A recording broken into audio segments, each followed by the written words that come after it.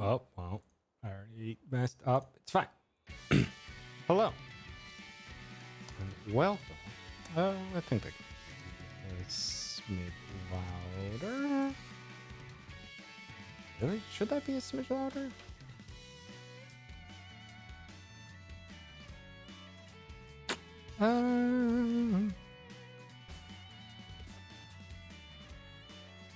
No, I think that's about right. Okay.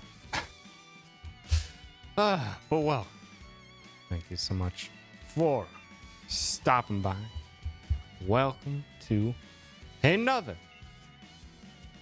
shiny hunt. We haven't done one of these in a while. Just gonna be a chill time, running in circles, seeing what we can find. We are currently on a shiny Pichu for Queen? I think the Queen is for, or the Pichu is for Queen? I think. I should probably remember. Or look it up, because it was months ago.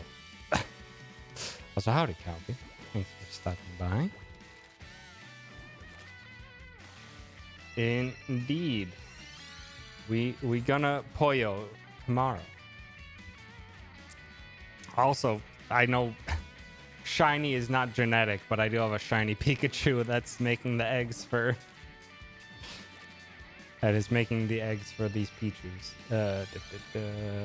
Where is dashboard? Yada yada yada. Manage. Shiny Hunt. It is Queen. And then Aroc has put in for a Rookity.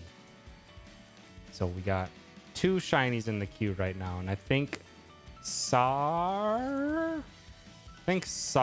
is the one who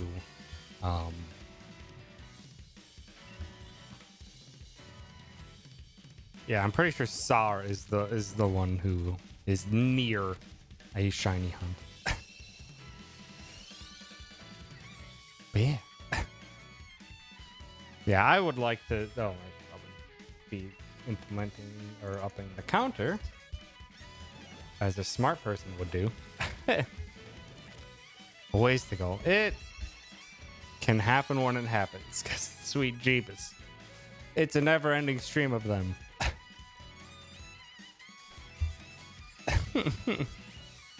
And you'll slowly gain those points as I keep doing streams and as I do extra streams here and there when I'm feeling it. Heck, gamer, thank you for the 200 bits. I appreciate it. Oh boy.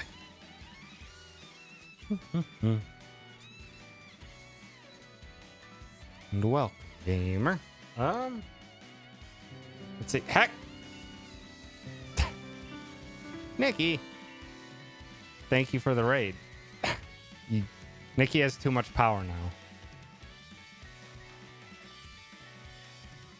Nikki starts streaming and immediately is abusing the power of raids. Unbelievable. But also acceptable. Howdy, Nikki. Thanks for stopping by.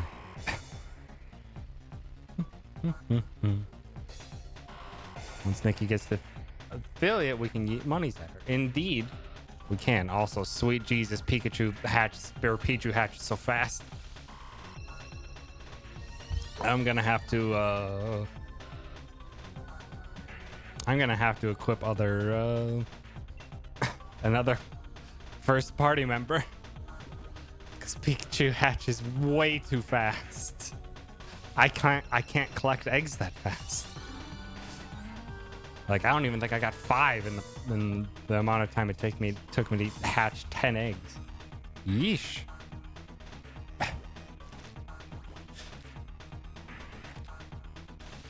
Is that? Oh, that is yours, Calvi. That sparkle is very nice.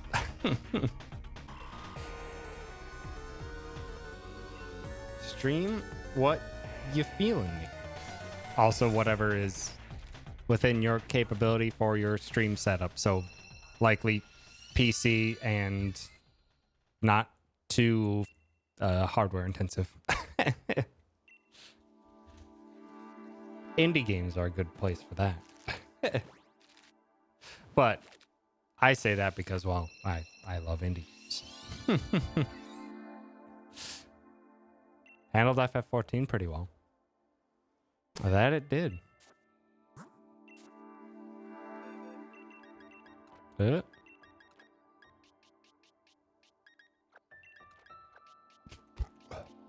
Oh yeah, I need to...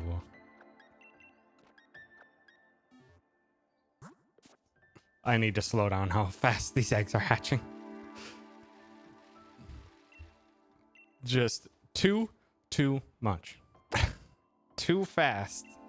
I literally got 5 eggs in the span it took me to hatch 10. That is way too fast.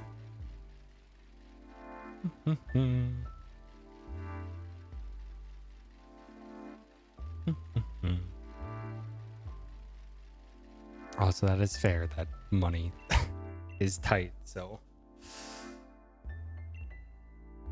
yeah, that definitely limits options. To either what you already know or what's potentially free to play.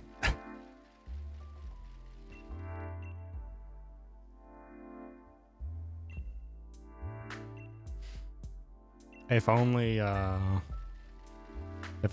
Pokemon Unite was playable on PC. So I'd be down to play some Pokemon Unite every now and again. Just need the proper excuse for it. Why wouldn't you stream Pokemon Unite? You are not bad, Nikki. You are good at Pokemon Unite. I can say that with confidence.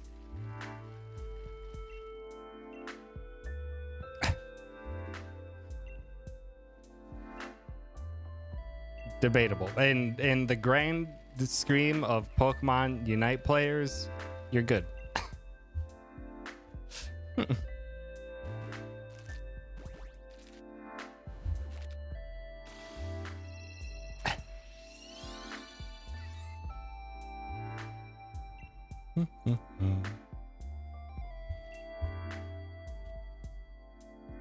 Not.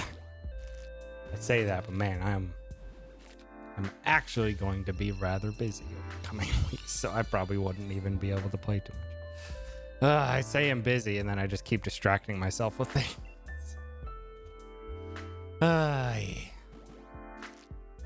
So I started Salt and Sacrifice on Tuesday when that came out. And I was feeling okay on it after the first day of playing it. And then the second day of playing it, I'm just like, no, I can't keep playing this. Yeah, it's been a while that I've had that situation where I've been really looking forward to a game coming out and then it just being like, meh. It happens though. But yeah, they really tried to change up the structure of how you play through that game or that style of game, and I am not a fan of the changes they made. The more I think about it, the more I'm just like, no, this is not. I'm not enjoying this. Too much wandering around a single map, going backwards and forwards to hunt bosses across the map. A map you've already explored to beat one that's a quote-unquote named one when you can fight unnamed ones that don't give any progression, and it's just trying to rack my head around what they were trying to go for for that type of structure and the gameplay loop they're trying to get, and I just, whatever I keep coming up with, I'm just like, I just don't mesh with what they're putting down. But then, because I had seen a couple people, or a few people, give a crack at it, I got Rogue Legacy 2, and I can't stop playing it. It's so much fun. It is very much, here's Rogue Legacy. That's not an evolution of it. It is very much, here's a crap ton more Rogue Legacy, which I am perfectly fine with.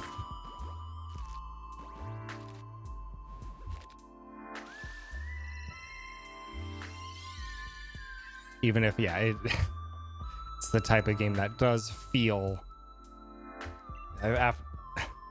very much, I'm just like, yep, this is how I felt when I was playing the original Rogue Legacy. And it is both good, and I could understand people not being the biggest fan of it. Just because it does really feel like it's just a lot more Rogue Legacy. Not really like a huge evolution or anything like that. It just feels like, yep, you've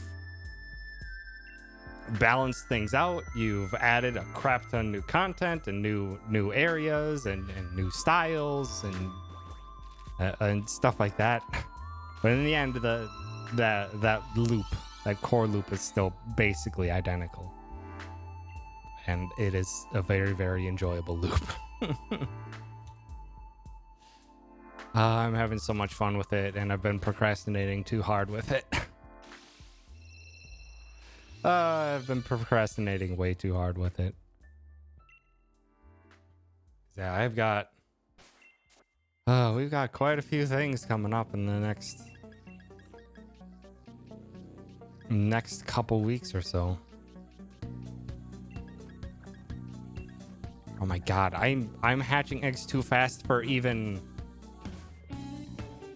a non-flame body Pokemon. Jeez. Also, howdy, Greg. That's perfectly fine. Have a good work. Yeah, that came up just... He's just like, oh, well, we're doing this now. So yeah, because tomorrow we start our community speedrun.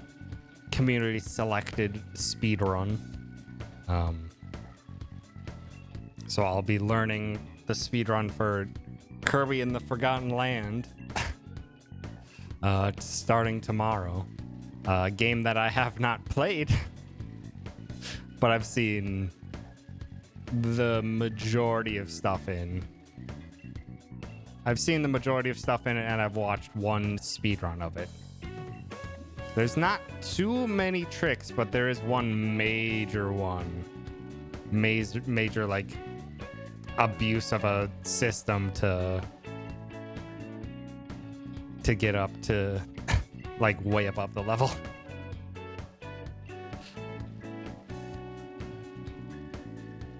Cause yeah, I'm excited though. It's gonna be a fun time. It's gonna be such a chill time. It's gonna be such a chill speedrun experience. It's not gonna be having to deal with all these complex systems or anything. It's like, no, there's gonna just move Kirby as fast as you can from point A to point B and beat some bosses as fast as you can. That's about it. It's gonna be such a chill speedrun compared to all my other ones.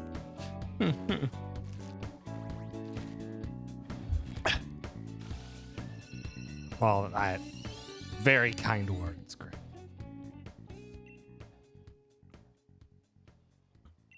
And then, what else?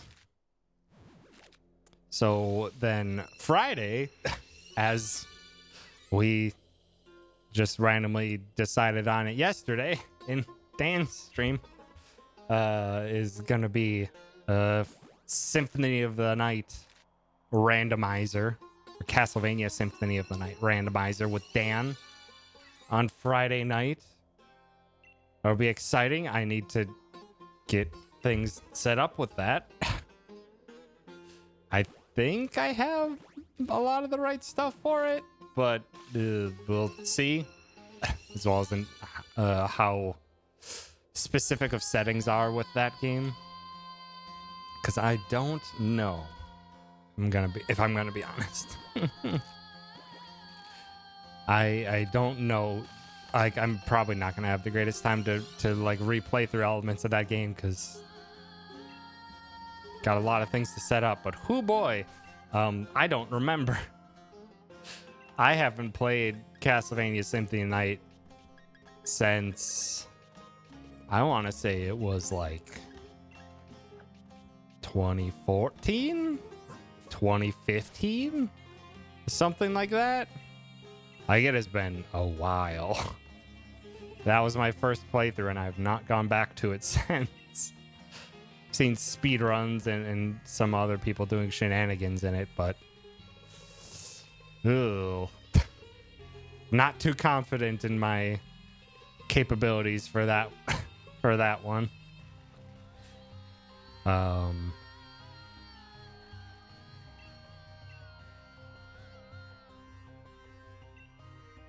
So I got to get that set up. Then on Saturday next week, I will be racing Will Shriveling Fire in a Pokemon Emerald every level evolution randomizer.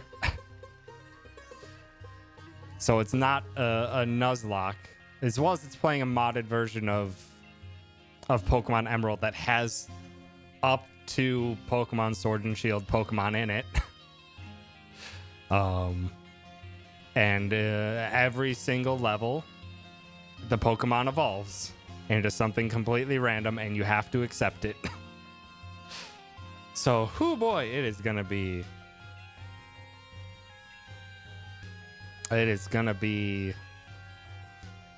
time. As well as because I don't remember Pokemon. I don't remember Gen 3 that much.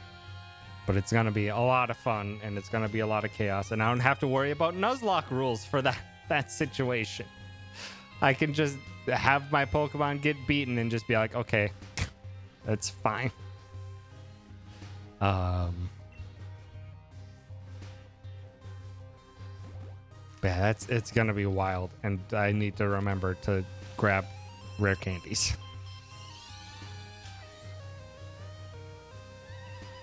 Wherever probably will randomize the items, and just rare candies are going to be lifesavers, because you have to accept evolutions. So rare candies are basically a reroll. They're going to be very important to find, because you could end up getting stuck with something absolutely terrible.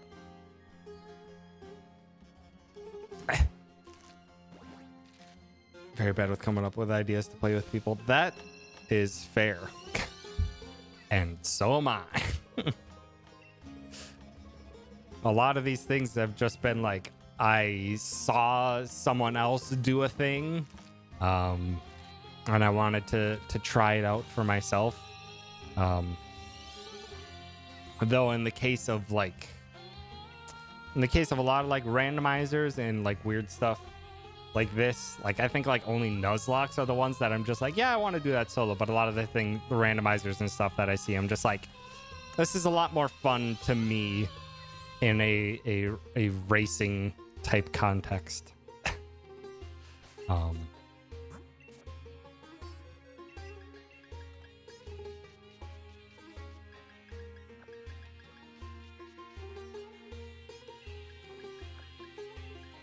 So obviously I can't race myself. So I've reached out to people, or I've gotten better at occasionally when ideas are thrown out in like conversations with friends, or or just if I throw out a random idea, to actually follow up on it. Because a lot of times it's just like, yeah, you're spitting ideas and stuff like that, or just randomly throwing stuff out while you're chatting with people or playing games with people, and just following up afterwards to being like, hey, let's actually do this thing. Has been the major impetus for me doing all these things, and I'm glad I'm doing that, because I'm having a lot of fun doing all these things with everyone. And if Calvi, you come up with an idea that you want to do a thing, you can always shoot the idea over. And I would probably be glad to do a stream with the Calvi.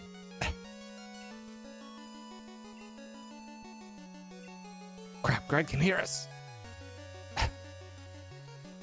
So you're not. I was just gonna say, there's probably GameStop's probably not the strictest when it comes to stuff like having streams on during work.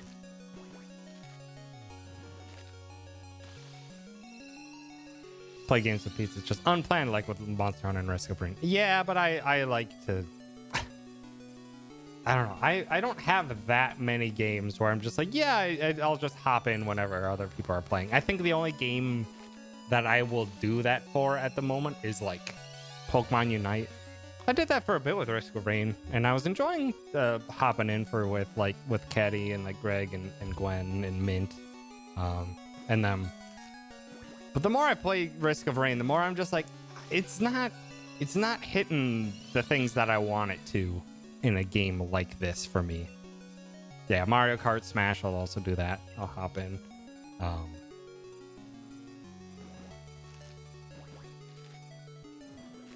But yeah, I think I'm pretty much done probably with Risk of Rain. Just because, yeah, every time I'm just like, I enjoy how random it is, but like, almost never are the deaths that I have in Risk of Rain ever anything outside of being one shot. Like, but the problem is that you can get one shot by kind of anything in Risk of Rain, and whether you could have done anything about it is also up in the air. It's just those types of things, just they get on me over time.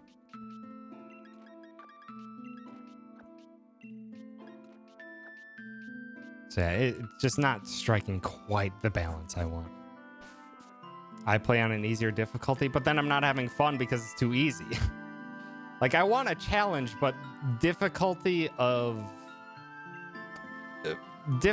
in one-shots from random monsters or things like that is not difficulty that's enjoyable to me.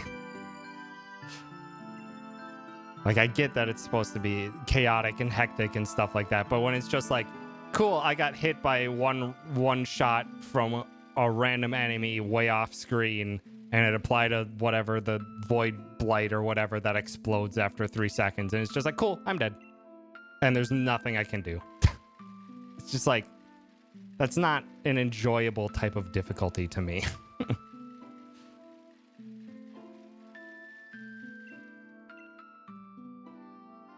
It is very chaotic, but it is...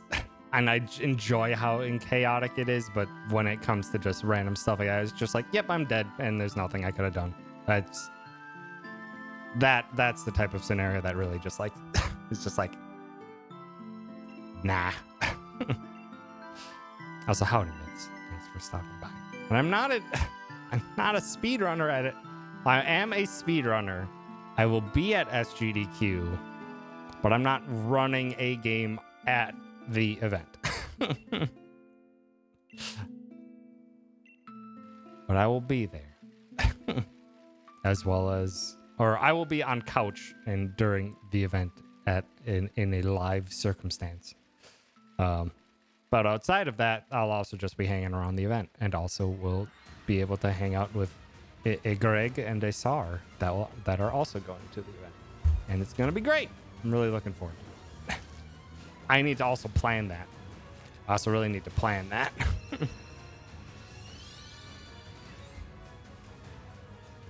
I need to book my travel and stuff. I was working with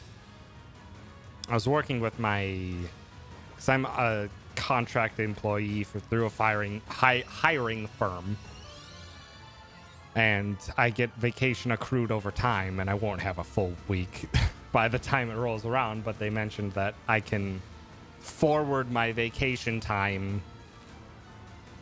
I can forward my vacation time up ahead of when I get it, with just the understanding that, yeah, don't abuse it, and if you're negative by the time you leave, you have to pay it back.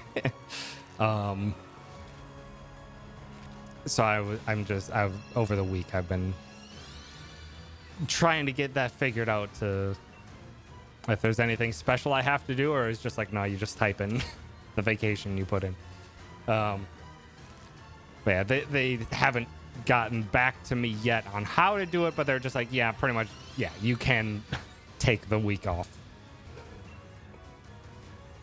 So I just need to actually get the travel side of things figured out. The hotel and the flights, as well as pet hotel for Riza. I can't forget that. I can't just drop Riza off at the parents or leave them off with some roommates when I was living in Minnesota. She's gotta have a place to stay.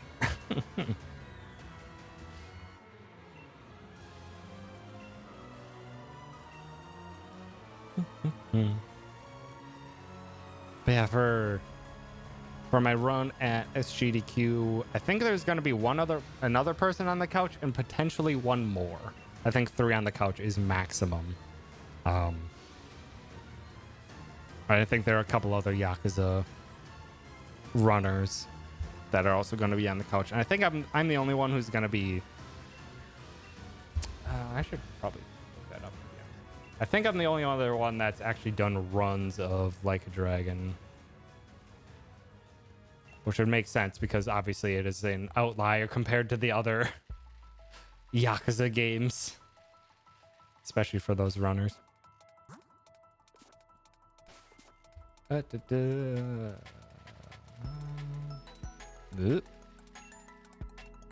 Yeah, I'm not seeing the name of the other person or the other 2 people that are potentially going to be on the couch on the leaderboards. What's a couch? I don't know if you're being sarcastic or not. Greg.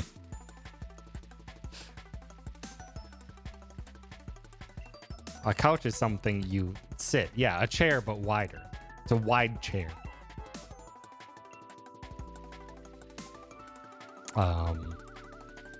Yeah, so I'm excited. I'm excited that I'm gonna get to be on the couch during a run, even if I'm the backup runner.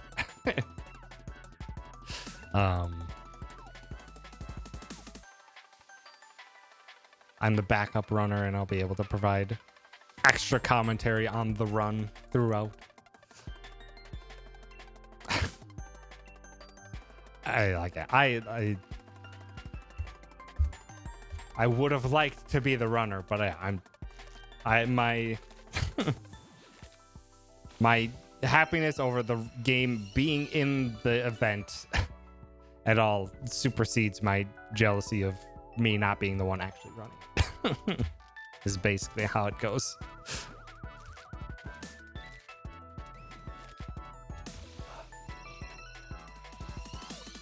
And I just need to hit up Froob at some point to be like, hey, how do you want to handle commentary?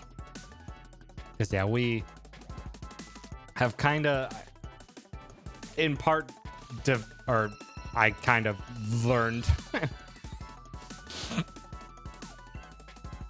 the run by watching Froob's streams and runs. So guess I kind of absorbed the commentary style through osmosis. So I just want to make sure that I'm not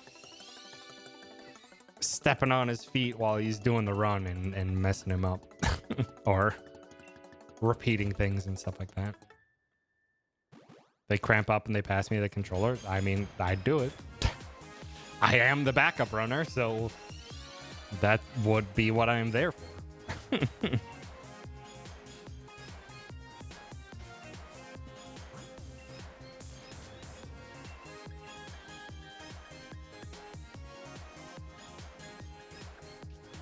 Also, I think all of their incentives were met. Pretty sure all of their incentives were met, and one of them was to sing Bakumi Tai.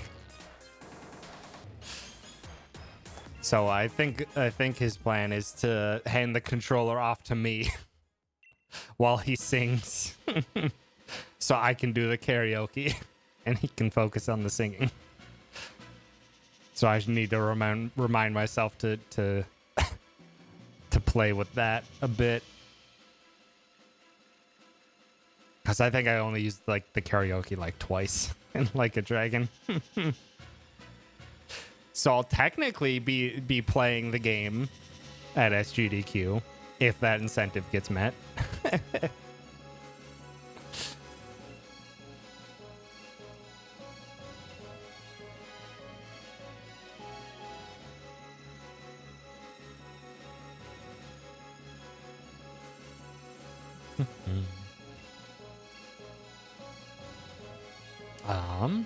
Oh jeez.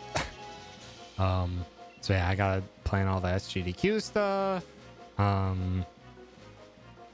The weekend after, so 2 weeks from now, it's gonna be Soul Link Stream 4.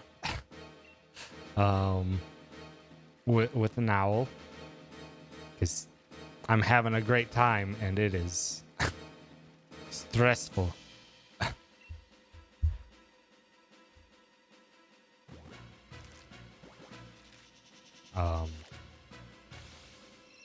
But yeah, so we're gonna keep pressing on through that. Hopefully getting like another couple gyms in. And hopefully find a goddamn fishing rod. A fishing rod would be huge. It would get us so many more checks.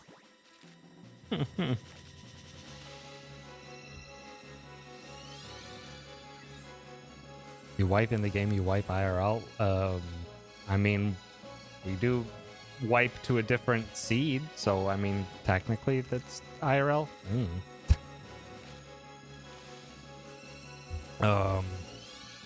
Then the weekend after that, 3 weekends from now,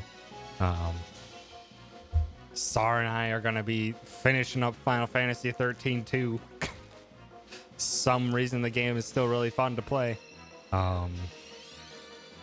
And we are within spitting distance of the end of Final Fantasy 13 2.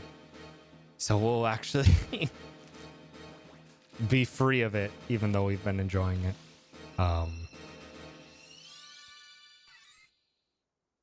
So yeah, I got all that stuff that I need to do. This next week I need to actually, as much as I really want to play more Rogue Legacy 2,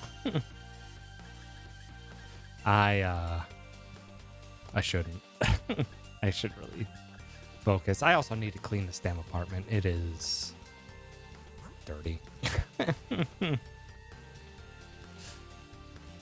Oh, nice, Greg.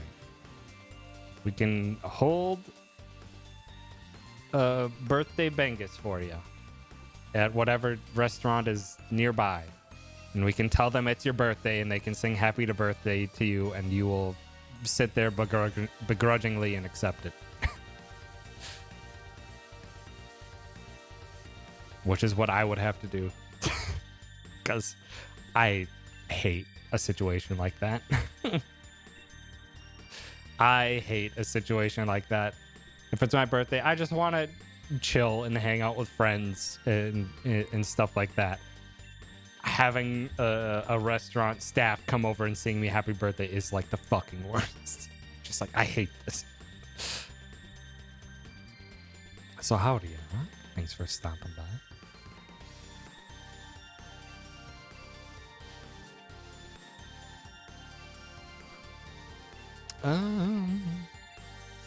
What else? Jeez, it's been a hot minute since the last shiny hunt.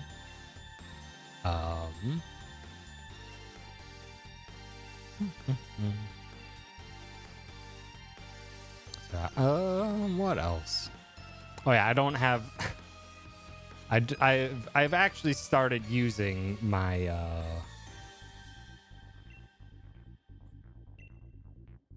my work benefits. So I'm actually have set up appointments and stuff to go to. Howdy, Steech. Thanks for stopping by. Ever be against a friend singing happy birthday in person / stream? I mean, that's fine. I'm still not the biggest fan of it, but it's more acceptable than random strangers at a restaurant singing in front of a crowded or in front of other restaurateurs.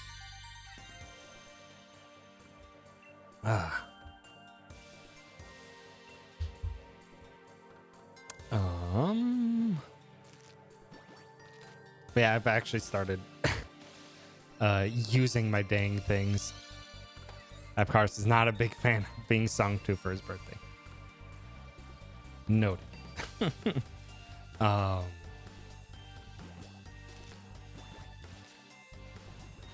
But yeah, I've actually started using my benefits for once. So yeah, geez, I've done a lot over the past few weeks. I went to the eye doctor, which basically they were just like, yep, you're a couple things we want to keep an eye on, but LASIK is still holding strong that I can see well enough that I don't need any correction at all. But they did recommend me get some stuff for glasses anyway. So I don't have my glasses right now. I gave them my glasses that had no prescription, and they're gonna actually put some stuff on it. Mostly just blue blocker type stuff, because obviously I spend most of my time staring at screens. And then also anti-glare type stuff. So I think they said I have an astigmatism. What's an astigmatism?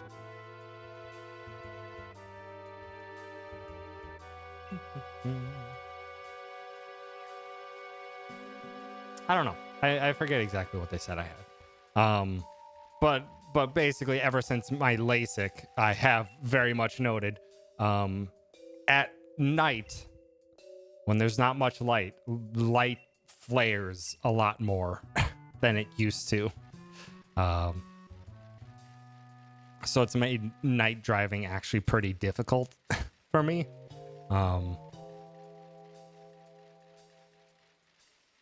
So yeah, they're also applying anti-glare or whatever that type of stuff is. So that will help greatly for night driving situations. And that also means that as much as I kind of just did, or I got back to wearing glasses for going out and for streams and stuff, I'm actually gonna be wearing glasses on a regular basis again. Mostly for work and probably pretty much most of the times when it's not day and I'm outside. So I'm basically going to be wearing glasses again regularly. LASIK and lights from street lights or a clock are a bit blurry, but better than when I needed glasses. Just don't use computers or electronics and we won't notice.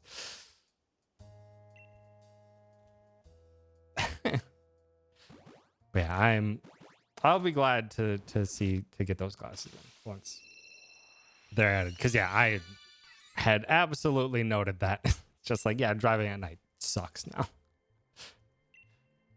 But that should hopefully help, as well as lessen the strain from staring at monitors all day, every day. So yeah, I got that done.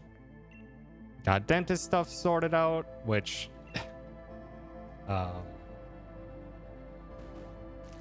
they were just like, dang, for not basically using a dentist in 5 years, you've been doing pretty well. They're just like, yeah, you probably could have taken a little bit better care of your gums, but other than that, nothing really to complain about. No new cavities. Nothing terrible happening. It's just like, yeah, just come back in for regular visits. It's like, sweet. I'm glad that nothing's really wrong there. We weren't designed to look at screen. We were designed to eat hot chip. Now I want chips.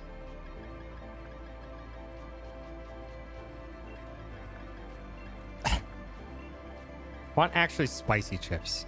I haven't. What were the types of chips that I got? They were. I'm not even sure if they make them anymore. They made Pringles chili and lime, I want to say. It's Pringles chili and lime. And I had to stop buying those. Because I actually did the Pringles scenario that the advertising wanted, where I would consume the entire damn can of Pringles once I started eating them, because I was like, they're so fucking good. They were pretty decently spicy, and I loved the flavor of them. And I want them again, and now I'm just like, I shouldn't get those again. Because I could not stop myself from eating them. Lime and sea salt tortilla chips. Tortilla chips are an interesting one for me, just because I'm like, does anyone, like, I used to maybe growing up eat tortilla chips on their own, but nowadays I'm just like, I have to have it with a salsa or with queso or something. It's just never something I have on its own anymore.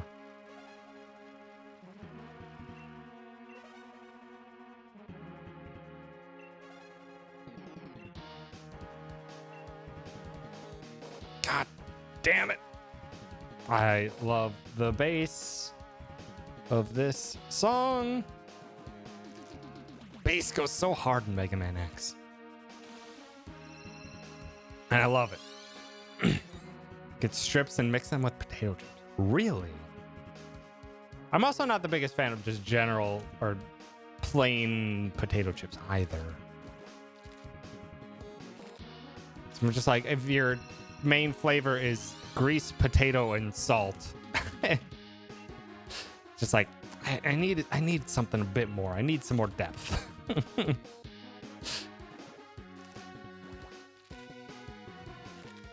Head out.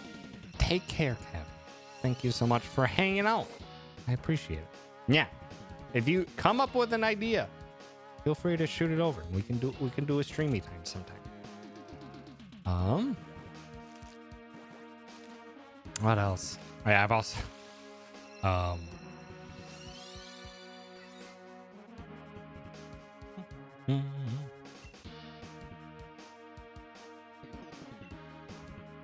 let's see. Excuse me. Also set up, did the thing that I should have probably done a long ass time ago, is I set up a primary care physician for regular checkups for doctor to just inspect stuff every now and again. And basically they did said pretty much what I expected them to say, which is, yeah, you're pretty much fine. You're pretty much perfectly fine, healthy. they didn't redo blood work because I got that done just offhandedly earlier in the year. They're just like, yeah, you're pretty much fine. And it's just like I brought up my upper back and shoulder and neck stress and stuff like that. It's just like, yeah, it's not really much we can do with that other than just, hey, pay attention to your posture while you're at a desk, because it's just like, yeah, that's the type of pain you'll get if you're sitting at a desk the majority of your days. So I'm trying to remember to use my standing desk's standing functionality more often. Because normally I end up just for whatever reason only doing it for stream.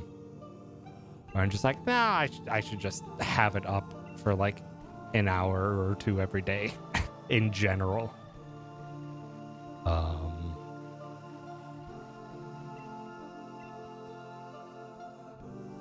Yeah.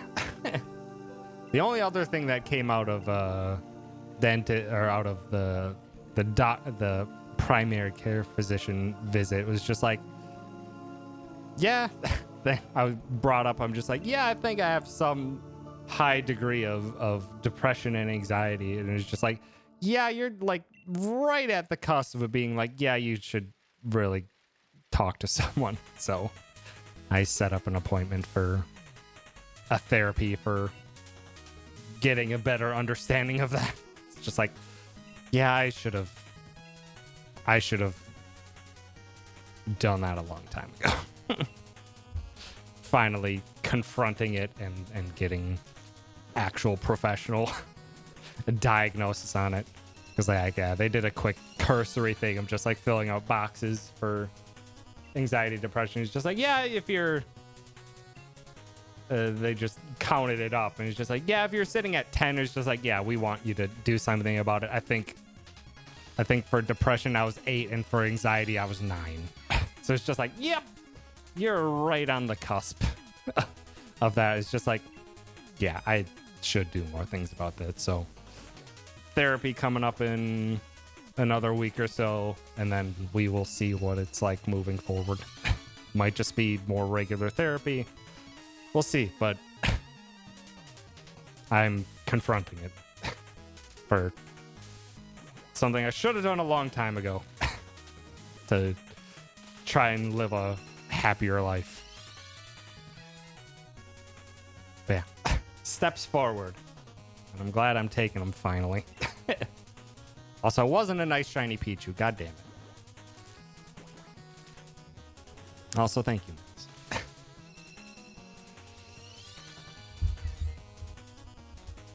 So yeah.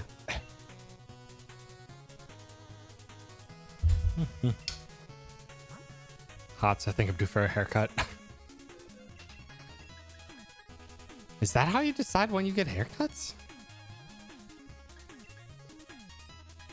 I don't think I've ever run into a scenario where I'm just like, yeah, I'm getting hot, I should get a haircut.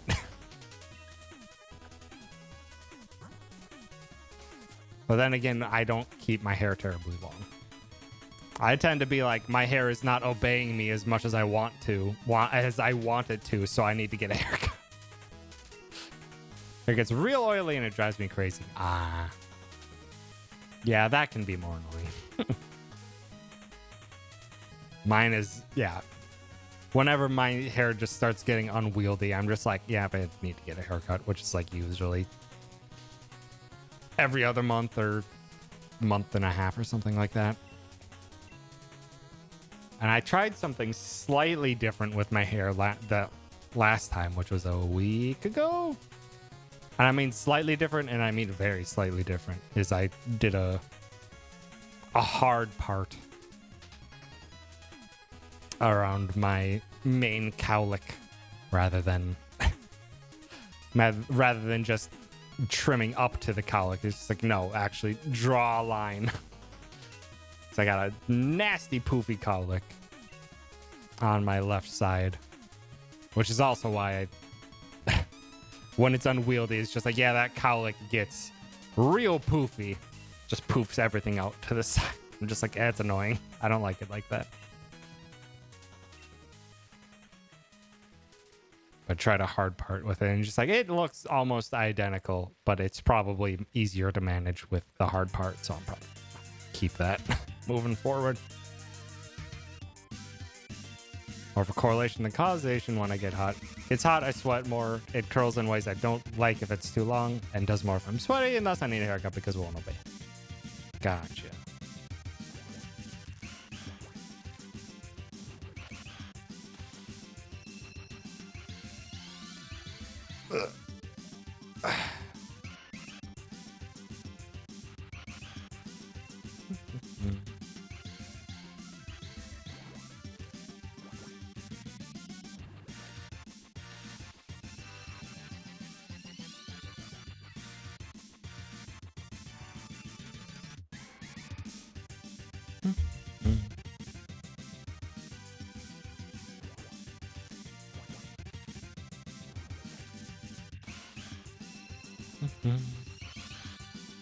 Growing yours to Edward Elric length, and the next week is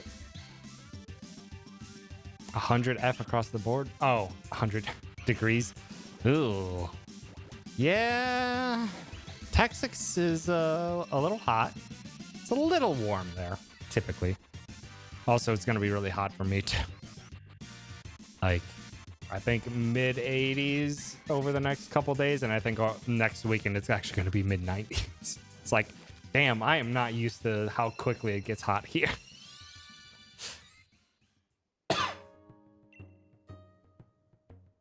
Much more accustomed to mid 80s starting in maybe June. Not in like April and now already hitting 90s in May.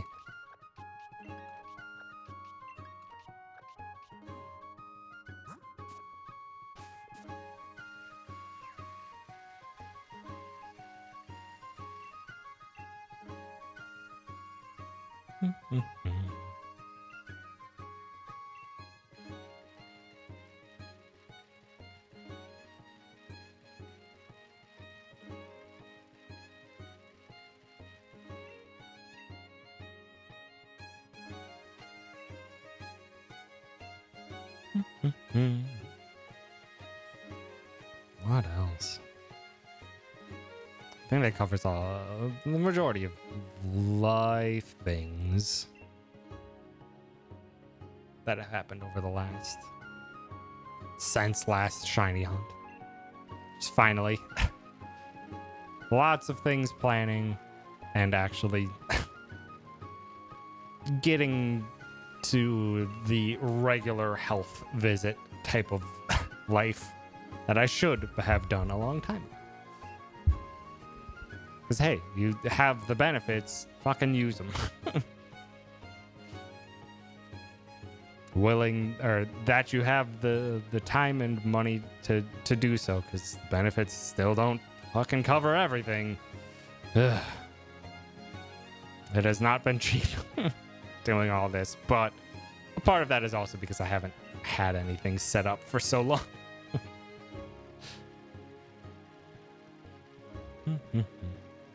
Your baby boards nesting above your front door. That's about it for me. Good that the baby borbs are there, or annoying that now they're chirping constantly?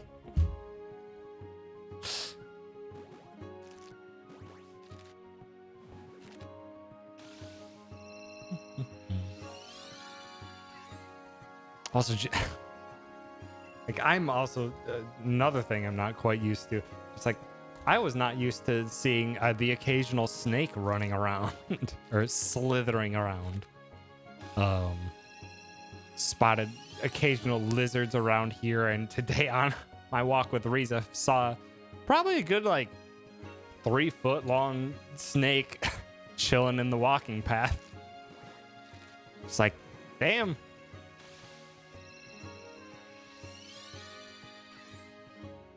Chirping is at a volume where it's always cute and not annoying. Nice.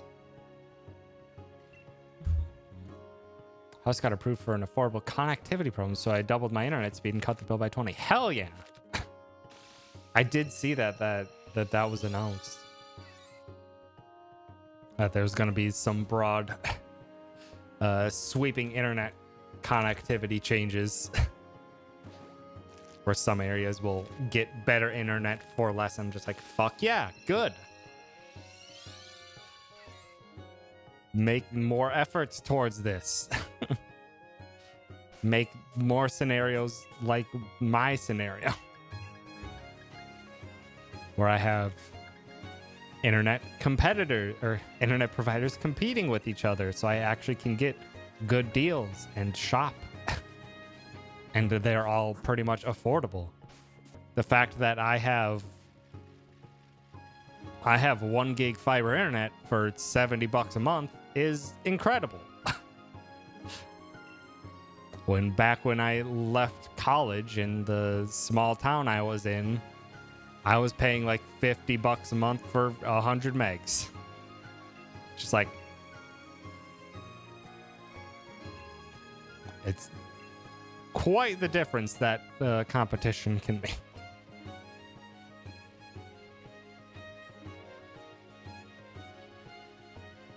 And even then, that was decent internet compared to the many shitty internets that I've heard. 38 for 500 megabytes and 50 up. Damn, nice. Pay $60 for 10. Oh, ugh. Thanks, Texas. Always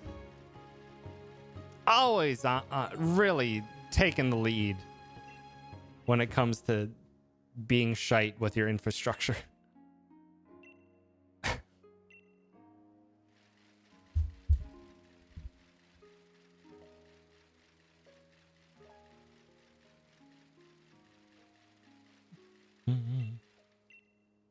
Have a good dinner, Era. Make yourself good dins and have a good lurk.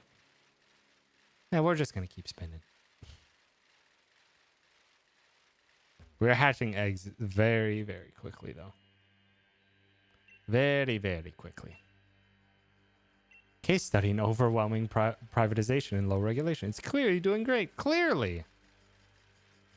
Clearly, there isn't a situation right now where Texas or the government is yelling at people to stop using so much electricity when it's not even that hot yet. It's not even into the summer for Texas.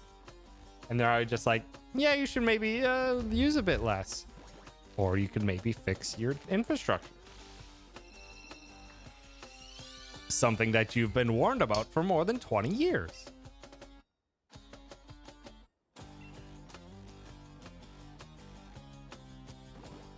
And still have done nothing about it.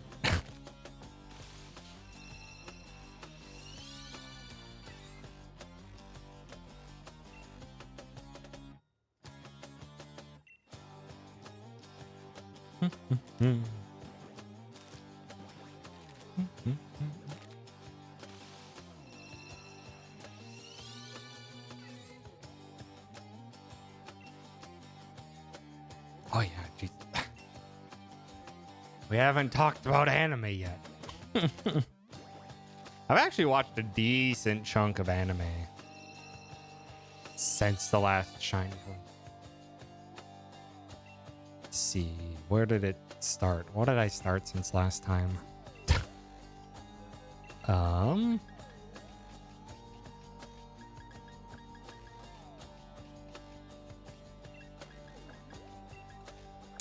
I watched all of My Dress Up Darling. I think that's probably the first thing I did after last one. And I quite enjoyed it. Show's fucking horny. That show is incredibly horny. The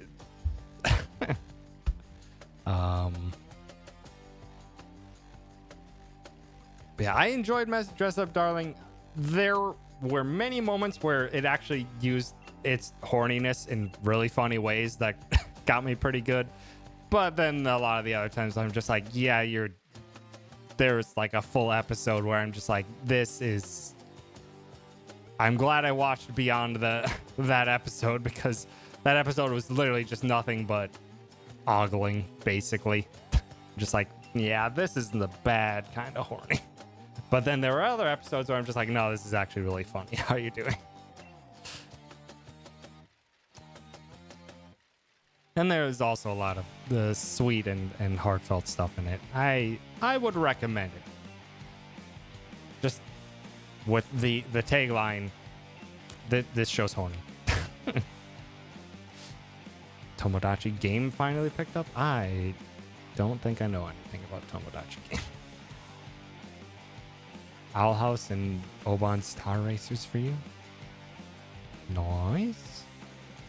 I rewatched all of Cowboy Bebop. I haven't watched it in like 6 years or so. And that was like the first time I watched it was like 6 years ago. So I decided to rewatch it and see if I feel any different about it. It is still a very strange show. I appreciate it more though. After more time and after more life experiences, I appreciate Cowboy Bebop more. A lot of the things hit harder when it decided, or when it starts getting into more serious things. And I appreciated and understood them more than younger Tom did. Might start Castlevania Odd Taxi this week. Nice. I know nothing of Odd Taxi. I think the first couple seasons of Netflix Castlevania, and I thought it was really good. Psychological game show. Group of friends has to clear games set up for them, or they get a huge debt. Oh. Interesting.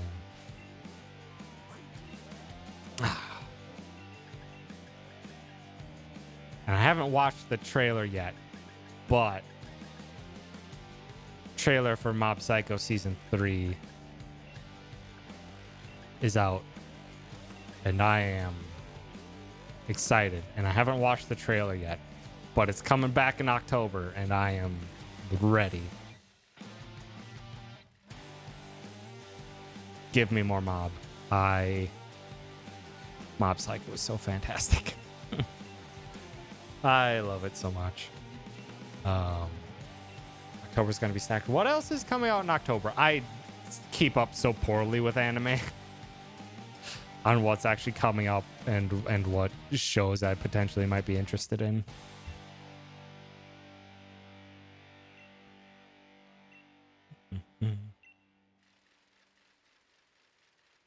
Spoken on here. More Spy X Family. There's already confirmed that there's gonna be more Spy X Family. Hell yeah. Last arc of Bleach.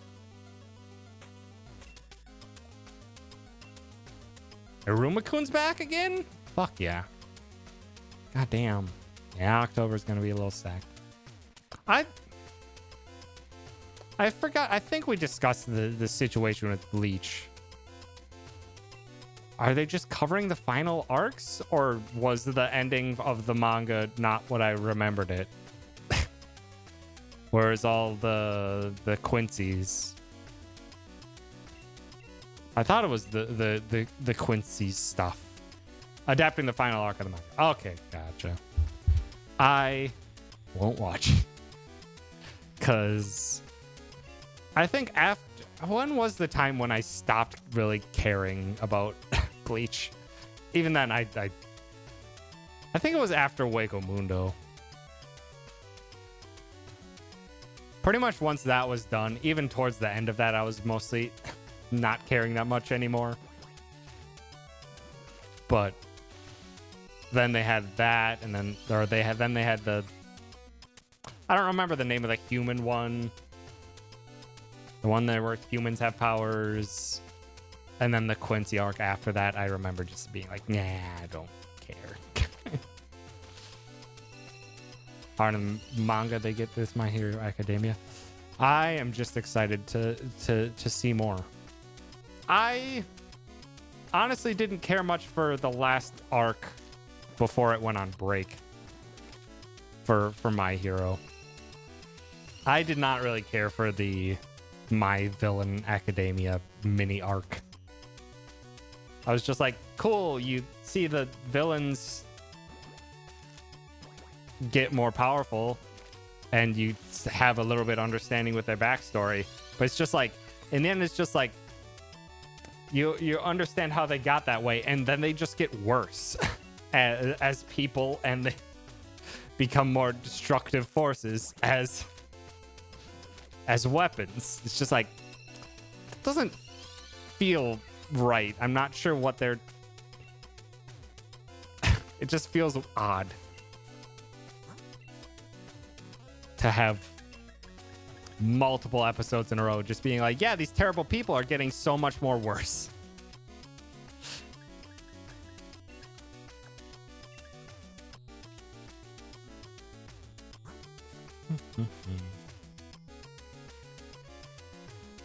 Said I binged the whole series one summer in college and regretted it. No. Bleach was an ongoing thing. Bleach was like one of the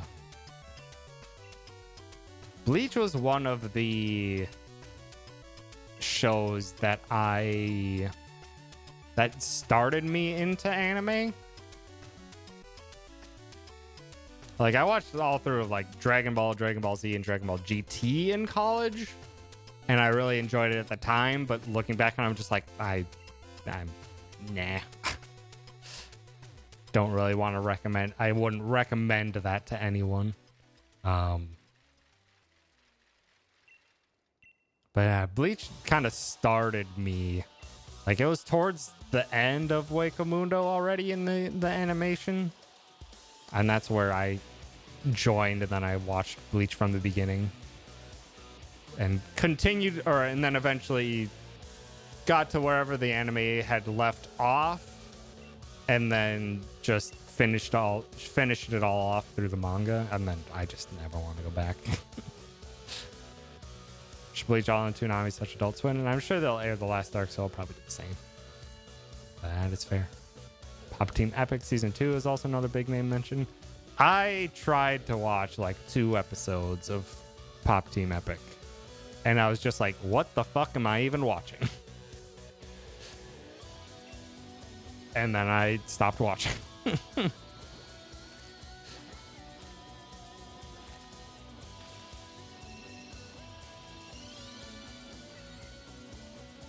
I'm glad Spy X Family is probably getting like 23 to 25 episodes then. And yeah, I was having a 1 season break in between airings. That is exciting because, god damn it, if you're not watching Spy X Family, you need to be watching Spy X Family. It's fucking fantastic. It's so much fun. It's so wholesome and sweet and silly. I'm having so much fun watching Spy X Family. It is a blast. Didn't watch To Your Eternity, but season 2 is also not covered. Oh, fuck. Yeah, that's another must watch from me. To Your Eternity, I absolutely adored. It is exceptionally sad. And it's an exceptionally sad anime.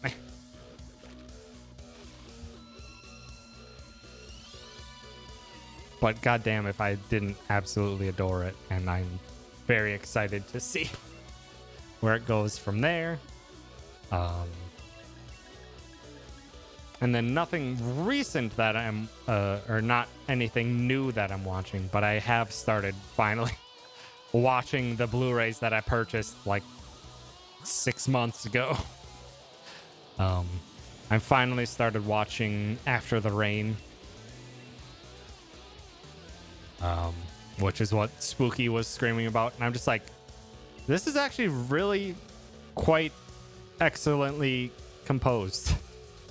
They're like After the Rain, like so much in a show that it's like all about romance and stuff like that, you like almost are constantly hearing characters' inner monologue and stuff like that. I don't think a single time inner monologue has been used in After the Rain.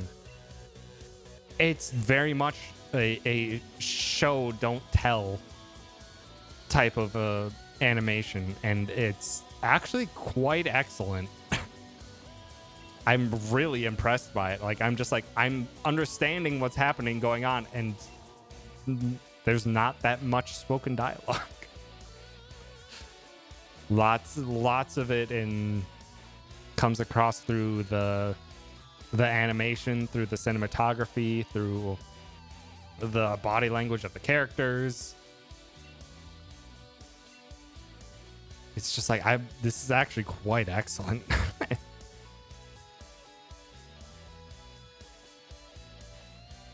Yes, Myths, watch Spy X Family. Do it. It's great. It's so much fun. Junji Ito is also an adaptation of Uzumaki in the fall. I've heard of Uzumaki, or I've heard the name Uzumaki. I don't know what it's about, and I know Junji Ito is a horror manga writer, which is not really up my alley. Though I've never particularly tried any horror anime.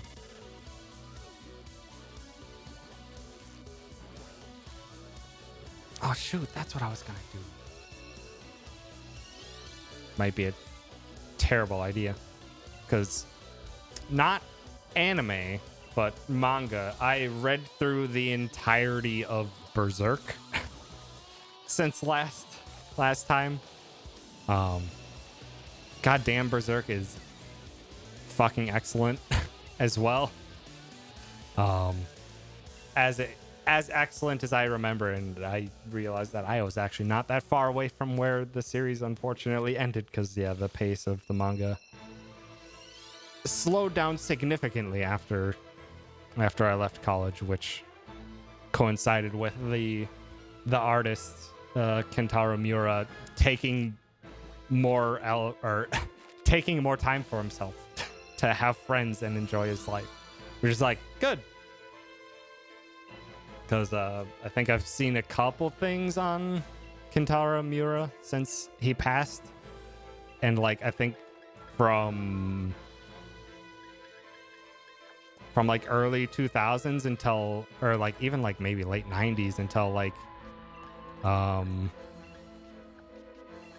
late 90s until like the early 2010s, like his life was manga, like through and through. He would literally like sleep 5 hours, wake up, eat, draw manga for 3 hours, take a break for lunch, draw manga for 5 more hours, eat more, then draw manga for until he went to bed. That was like his life for like 10-15 years. And then after doing it so long, he decided that he can get some of the work helped with and can actually take time to live and enjoy other people's company. It was a joke for a while that the characters were on a boat for several years because of the hiatus. Yeah. And it is a joke, but like I think the break was like when he first started taking more time for himself to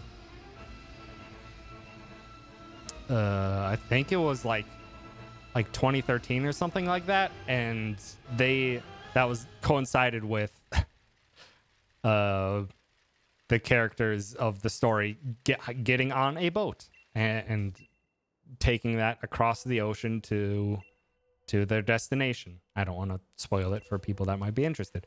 And yeah, by the time they landed, in chapters, it was like only couple or like couple chapters or something like that. Actually, no, it was like, I can't remember exactly. It might have been like a volume or two that they were on the boat. So probably like 15, 20 chapters or something like that. But by the time they landed at their destination, it was, I think, like 6 years.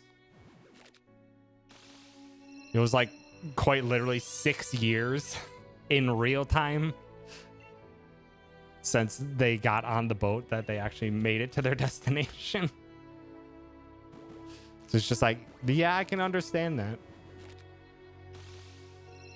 If I were actively looking forward to every single Berserk release, I would have understood that at the time.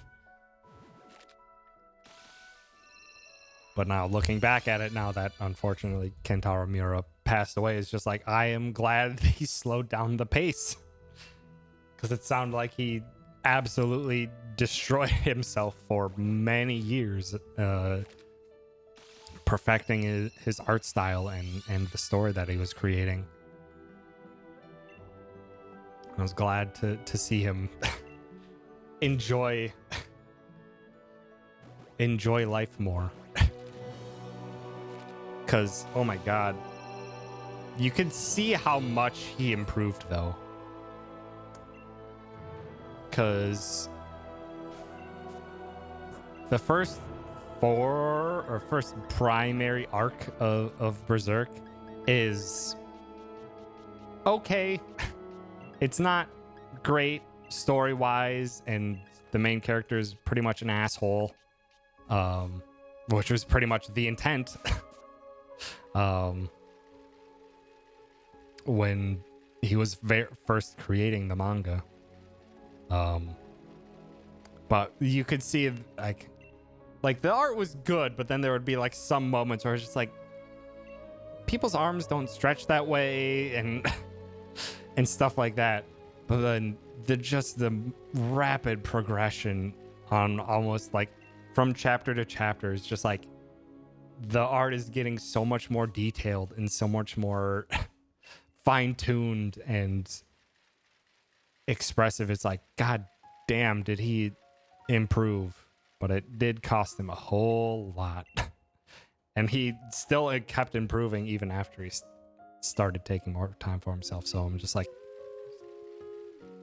good to see. And yeah, Berserk is really good. Again, if what I'm saying interests you, you can check it out. Again, always with the caveat, it gets really, really heavy and viscerally displays really fucked up shit. So always keep that in mind if you are not comfortable with seeing very detailed drawings of terrible, terrible things. You can feel free to give it a pass.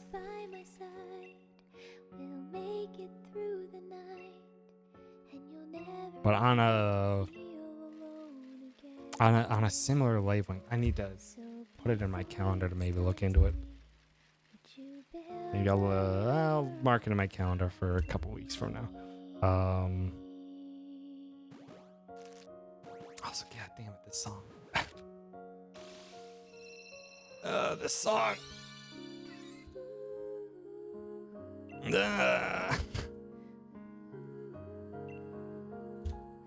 When I was playing through Rockwind, this song is where it really broke me. God damn it.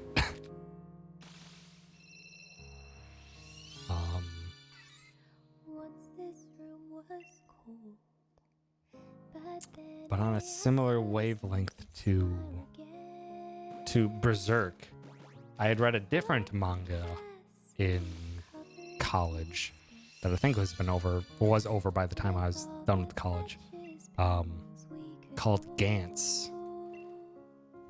And I remember it kind of being in a similar boat of just like, yep, it's pretty fucked up. But I think I remembered really enjoying it, and I don't remember the greatest amount from it. So I might try to reread that manga as well.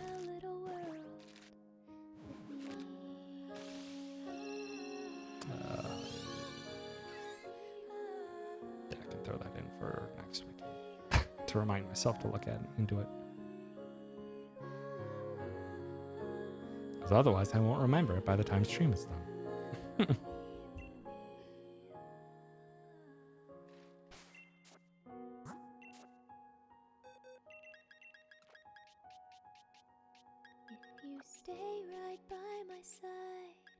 We'll make it through the night, and we'll never have to feel alone again. So before it's time to leave, would you build a little world with me? Now it's time for me to leave. I'm glad you built this little world with me.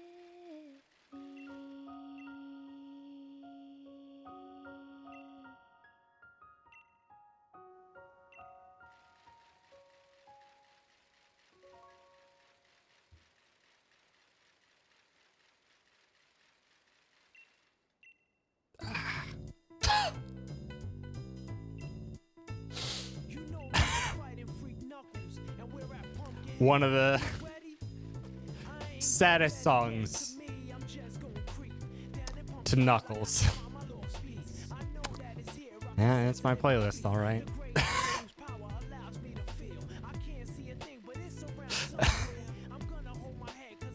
God damn.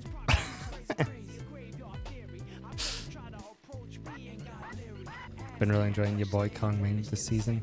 I have heard many people enjoying that one. I think it's on High Dive, so I don't have access to it, but I have heard many people singing its praises.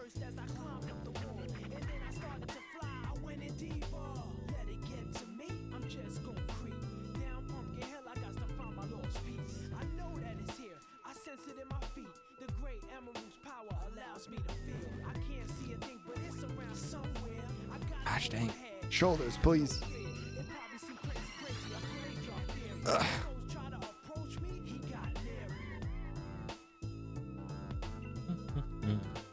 Yep. On 4, 7.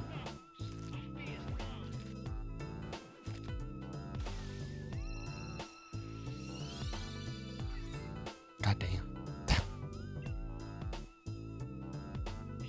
Yeah, the more I'm thinking about it, I'm just like, yeah, October is gonna be it's gonna be like 4 or 5 shows I'm gonna be watching as they come out. God damn.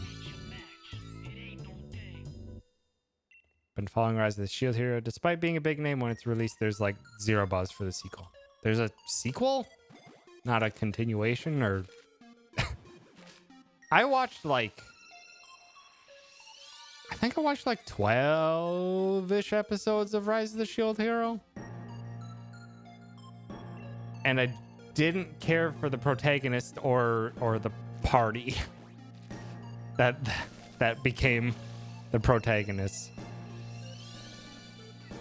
I have never actually experienced the setup of the quote-unquote villains where I'm just like, oh, I legitimately fucking hate these villains, and I'm so glad they are the villains because they're fucking pieces of shit. But I couldn't. I just didn't like the protagonist or the main party well enough to keep watching. I can't let my my actual dislike of the villains, like dislike in a good way, like they are terrible people that are glad they're set up as villains. But that's not enough to help or to keep me trucking through.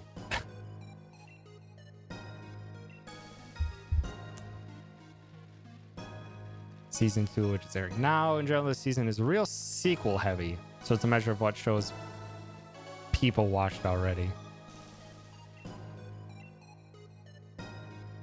Yeah, I suppose so. I'll have to take your word for it because I am not up to date. Kind of just checking stuff out as things interest me or as I hear people scream things. And then just whatever pops up on Crunchyroll for anime that are already on my list, and they just pop up as, hey, we have new episodes. I'm like, neat.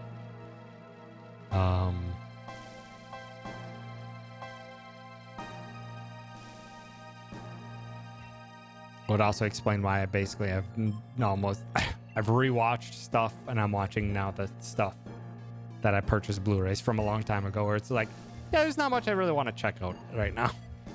Although I did add, or I took off Haikyuu from my watch later list, just because as much as people scream how great Haikyuu is, I just don't have it in me to watch something that's like more than 100 episodes right now. Even if I do really end up enjoying it, it's just like, I just don't want to be invested into something that long right now. But I added in... Crap. What's the name of it? What's the name of it?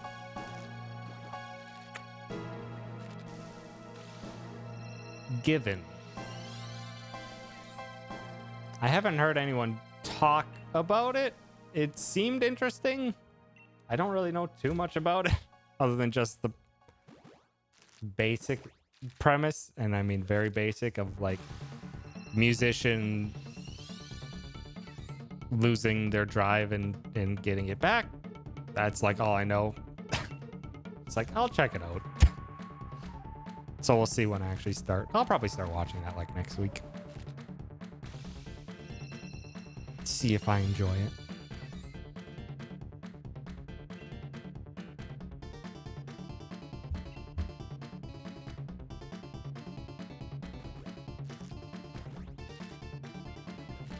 Oh shoot, I need to remember to have the iTunes overlay visible when I'm doing streams.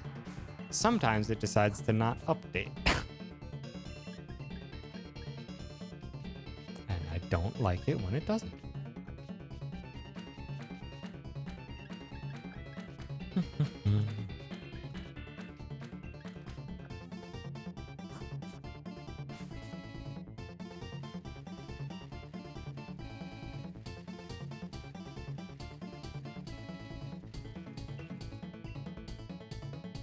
Also, I should probably sit. Has been hour and a half.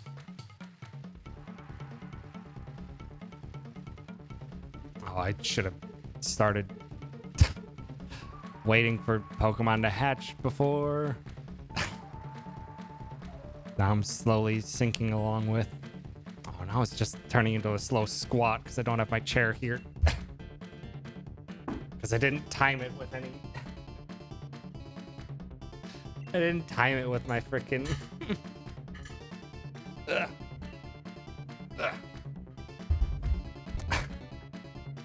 I didn't time it with my, with eggs hatching. Terrible idea on my part.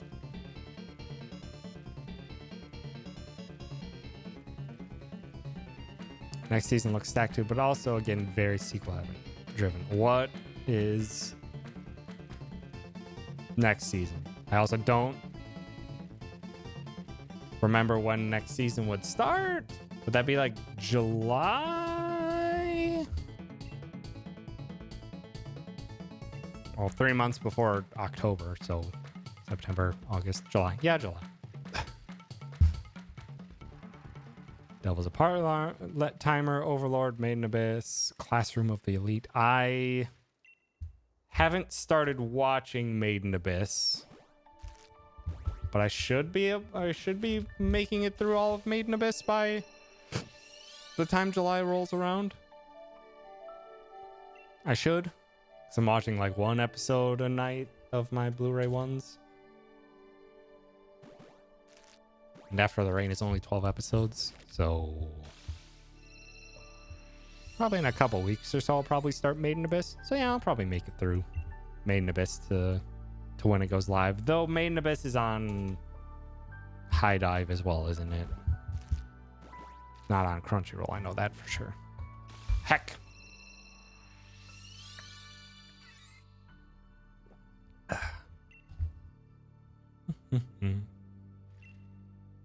Also, welcome back, Greg. We're to the anime talk section of the Shiny Hunt, which happens like every time.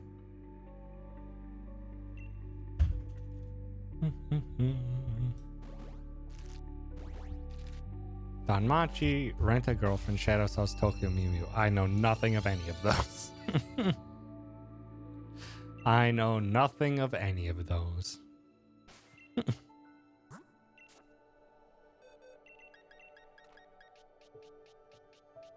I can't buy anything, Greg. Heck. Wait for it. Alerts? Hello?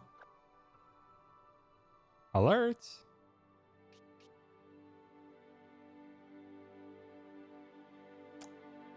Come on.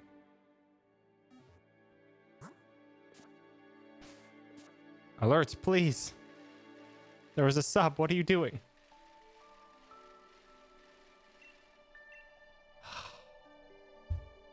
What? I swear I didn't mess that up.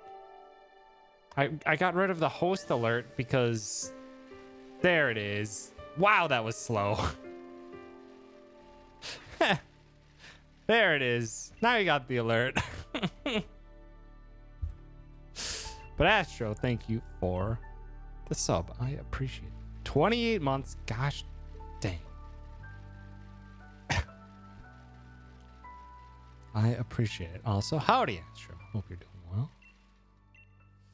Danmachi's full English title. Is it wrong to pick up girls in a dungeon? Ah.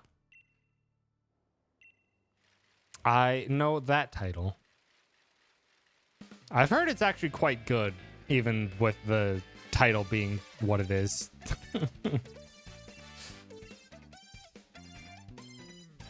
I don't know much of it beyond the title, though.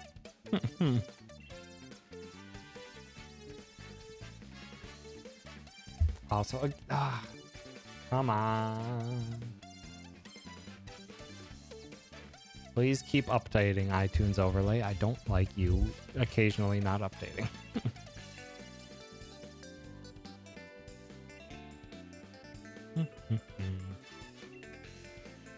I had a train of thought. Oh yeah. Like I need to stop buying shit. I'm about to start planning for my trip to SGDQ, for hotel, for flights, for foods for the trip, for dog hotel for Riza while I'm gone.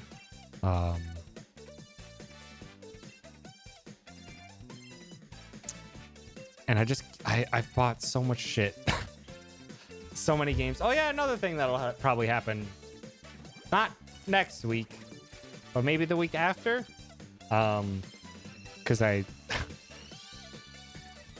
floated out the idea while people were talking. I think Rena popped into Dan's chat and started talking about Rhythm Heaven. And I'm just like, God dang it. So I bought Rhythm Heaven Fever for the Wii. So now maybe in a week and a half or so, we'll start doing some Rhythm Heaven, trying to get all perfect.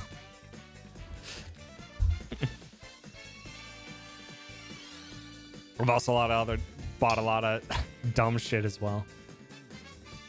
Danmachi's great. I will take your word for it. I could look into the premise, but it doesn't seem like a show that interests me.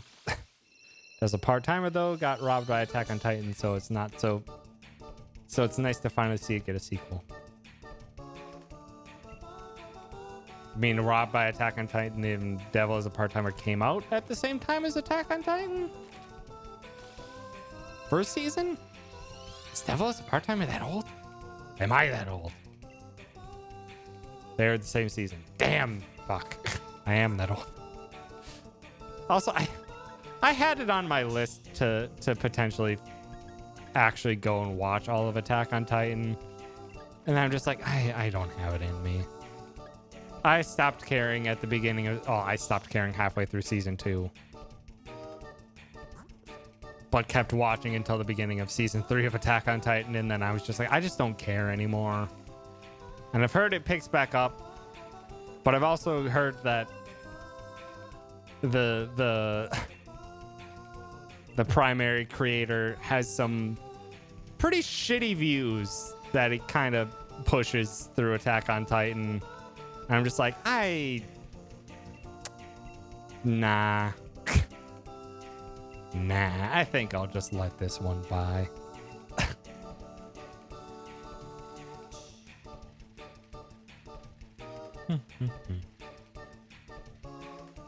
Stitch, if you're... I'll just recommend Spy X Family. Not because it's for people who are shy and anxious, but just because it's fun. It's very lighthearted. Spy X Family is just so much fun, and I am looking forward to it every single week. It's so much fun.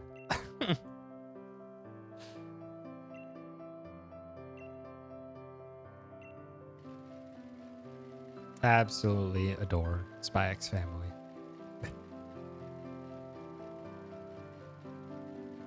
I'm tempted if I can think of a good way, because I think the only one who would probably fit an emote would probably be Anya doing something silly.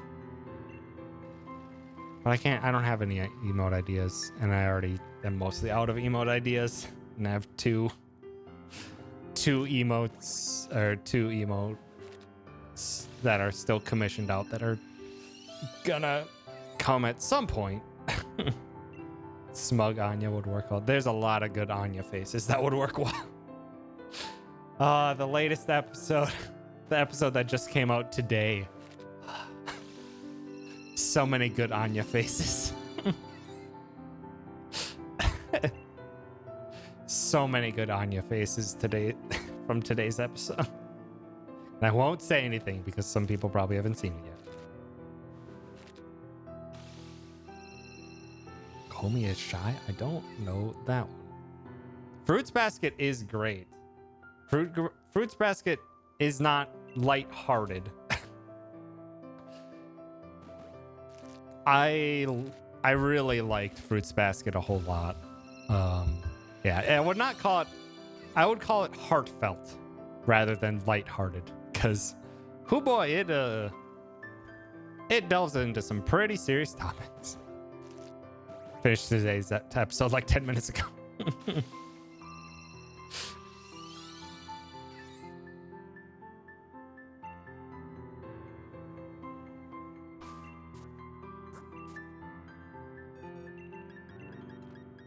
I should probably jot it in my notes for a potential Anya emote.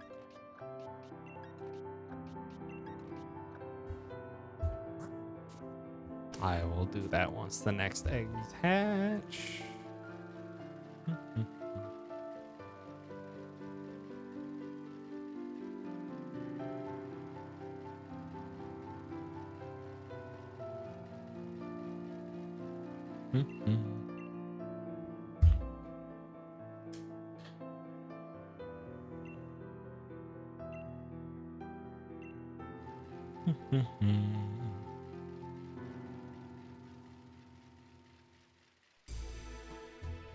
Trying to think what other makes you want to exercise. I mean, there's nothing stopping you from having a scenario like watching anime while walking or running on a treadmill. Trying to think what other lighthearted stuff I've watched. So I think I talked about it last time. I watched all of My Love Story. That's pretty lighthearted. It is exceptionally cute. My Love Story was exceptionally cute. I really enjoyed it. Other than that, I don't think I watched that much lighthearted stuff. Iruma-kun. Welcome to Demon School Iruma-kun. It's a comedy, so it's not, it's mostly lighthearted. I think that's like kind of it for like purposefully lighthearted stuff that I have in my main list.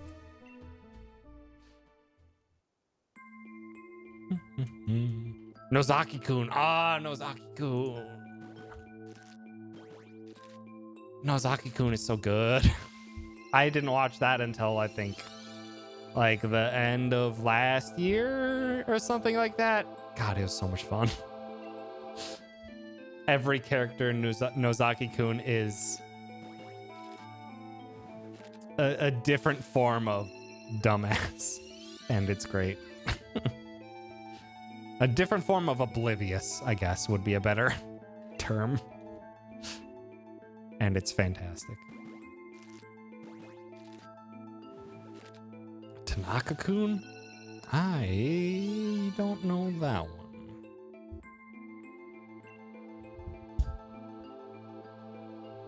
I guess if they have kun in the title, that would tend to put towards the more lighthearted or casual feel.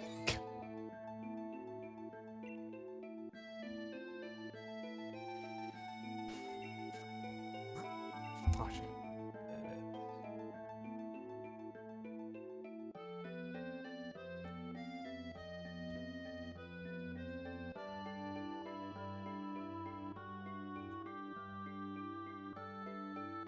Okay.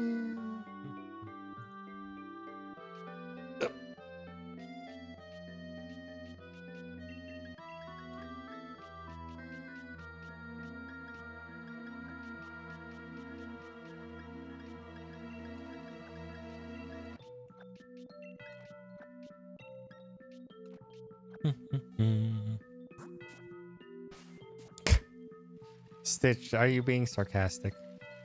I would expect that to be sarcastic. Madoka's pretty infamous at this point. In what it is. Maybe. Just maybe a little sarcastic.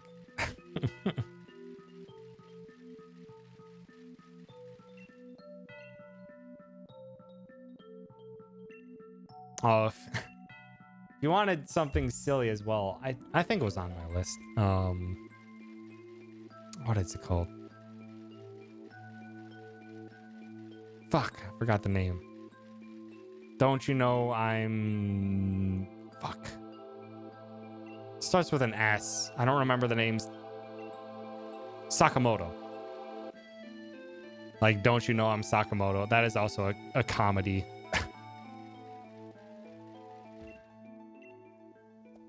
A comedy over a character who's just too perfect in really silly and ridiculous ways. I enjoyed watching that one.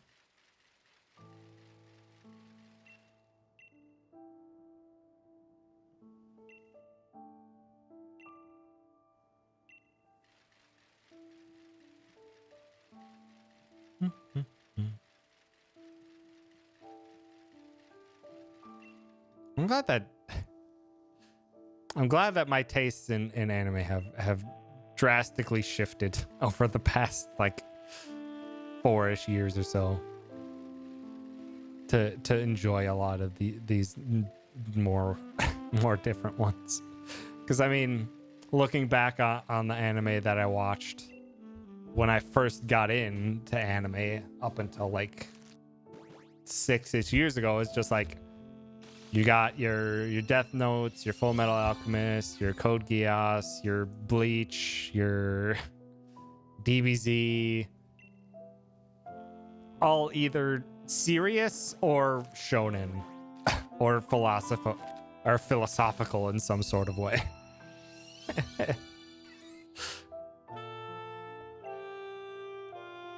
But now, over the past few years, I've really branched in terms of which ones I'm checking out, and I'm glad for it. Didn't like Code Geass, to be honest. That is fair. That is perfectly fair. Because it is a similar situation where to Death, well, it's very philosophical, just like Death Note, but like of the main character of Light and I forget Lelouch in Code Geass, they're they're not protagonists in that you're rooting for them.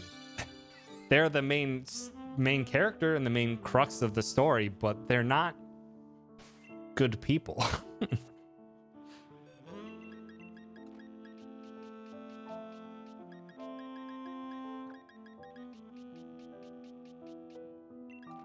So that makes it a very different watching experience. Over the top mahjong? There's a over the top mahjong anime?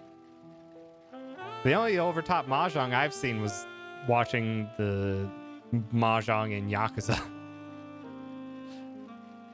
That shouldn't surprise me, considering how much I loved Chihaya Furu. And that's a sports anime about a very obscure listening to poetry and matching versus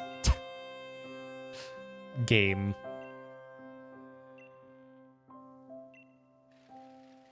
So it's got 3 seasons. God damn. Yeah, I love Chihaya Furu.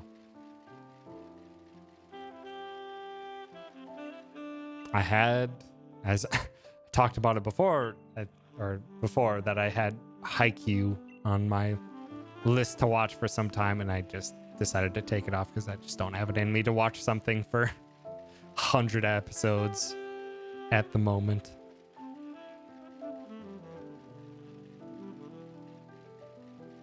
So I'm making it through my Blu-ray anime at the time, or at the moment. But if you want a sports anime and you haven't seen Haikyuu, I've heard nothing but people screaming how good it is.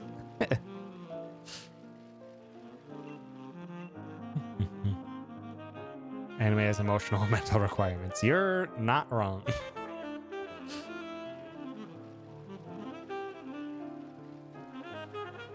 Have to always be in the dialogue with yourself of what am I willing to, or what am I willing to get invested in? Because it's all an investment of some sort with your time and your emotions. That's why, Jesus, October is gonna be an interesting time. Oh, October is gonna be an interesting time, given what Gamer mentioned is all getting new seasons. There's so much that is so across the board. Got My Hero back, To Your Eternity is back, second part of Spy X Family. I think there are more, or Aruma-kun is back. It's like so many vastly different anime that I'm just like, I want more of all of these, but they're so different. It's gonna have to be like every single day is a very different genre that I'm watching.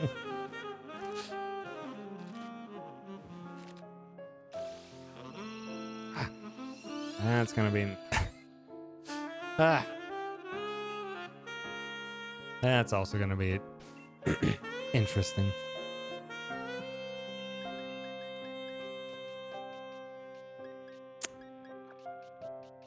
Have fun doing all the lovely, I wouldn't call it facing, but I guess just prep. Store prep. When I worked in a grocery store, stuff like that would be called facing, or something similar to that, where going through all the aisles and bringing all the things to the front of the shelf so that they're easier to reach for people.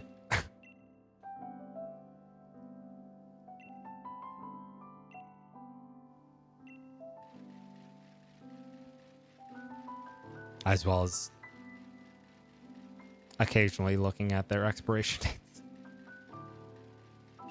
to make sure you're not accidentally finding something that was secretly hidden back there on that shelf for far too many months.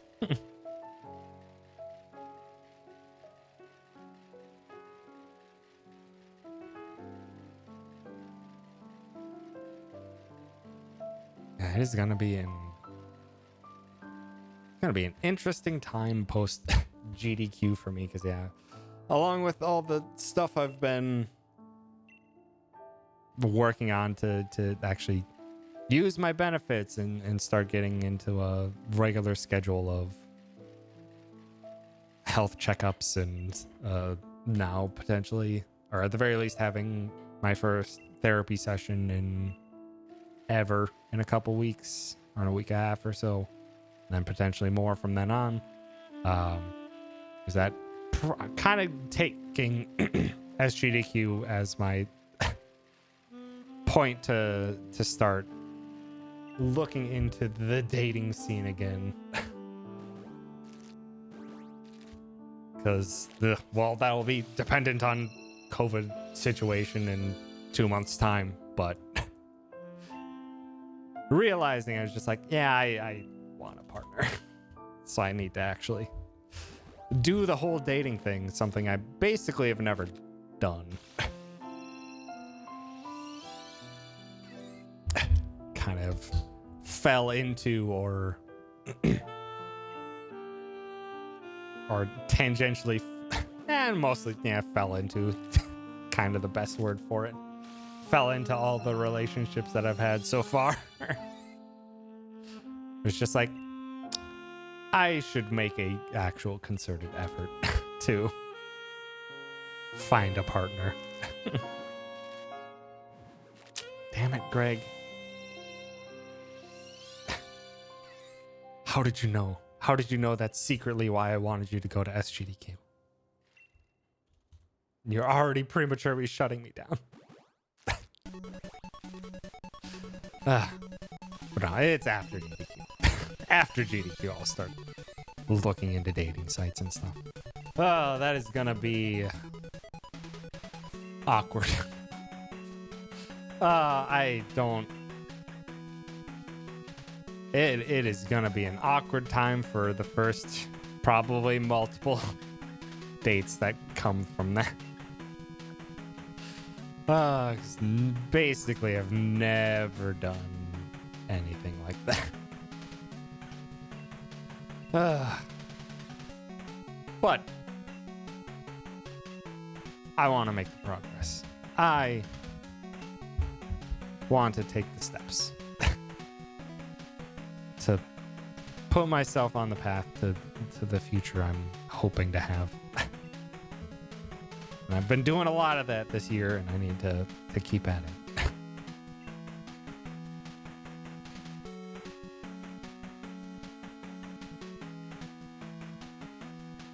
It also means I should probably do actual social things with IRL people.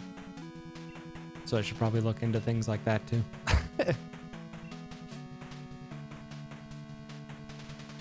I will always have the streams and my healthy assortment of good friends online, but I need to also figure out situations for hanging out with people in person.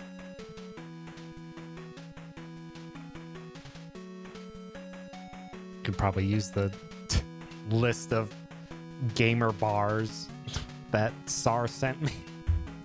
I think SAR does this to multiple people, mostly because a lot of us are rather loners in our respective areas. That when a conversation comes up like this, he ends up sending us links to gamer bars and near where we live.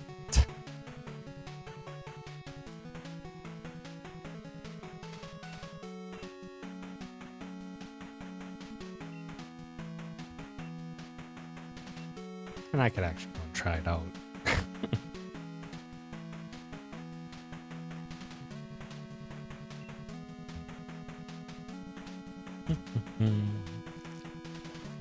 Although we'll see how that experience is. I have no idea what to expect there.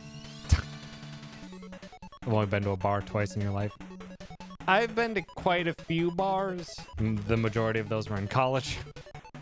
And the only other bar experiences I have is like with family, where we're just going out to eat, and well, in rural Wisconsin, pretty much every restaurant in the area also has a bar.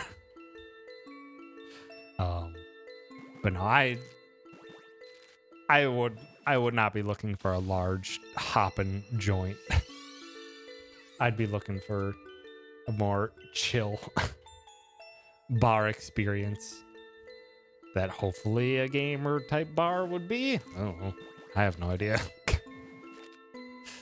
Stuff to look into. Or look into maybe board game communities or something.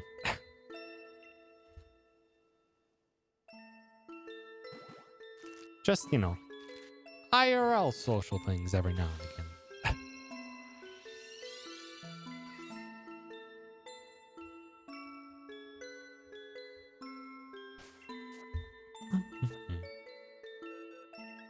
And I probably wouldn't even.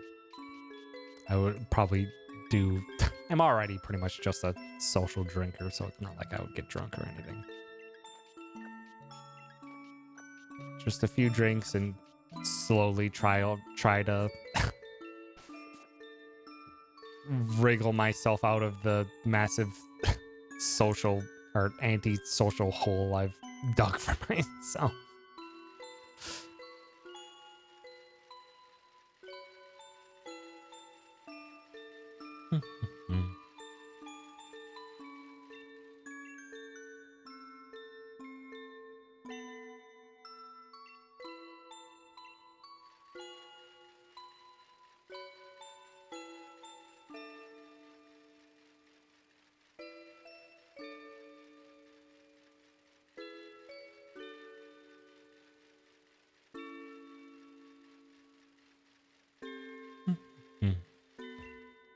Why is all the rum gone? Why is there rum at GameStop, Greg? What are you doing at the GameStop that involves rum?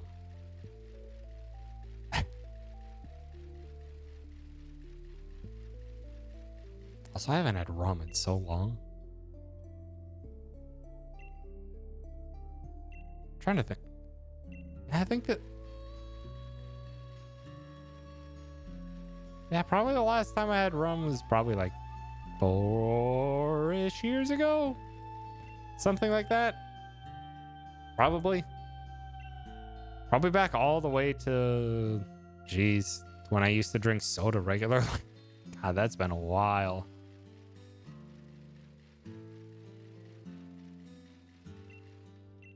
I need to...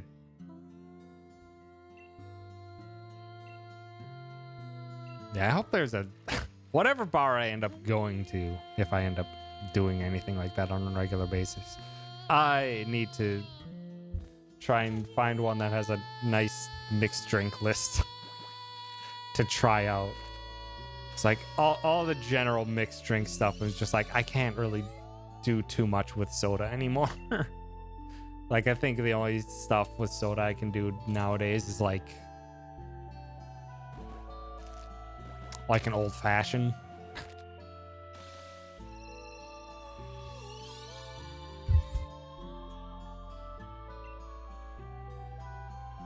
I've lost a lot of my taste for soda over the years.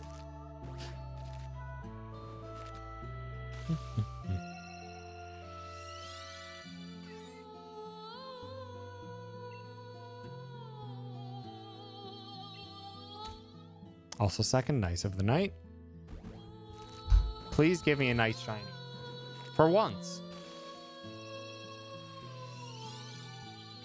God damn it. Pichu, I'm breeding you from a shiny Pikachu. Just be shiny. How hard is it? How hard is it? Also, I'm curious what Pichu's step count is for hatching, because it is absurdly low. The fact that I am not...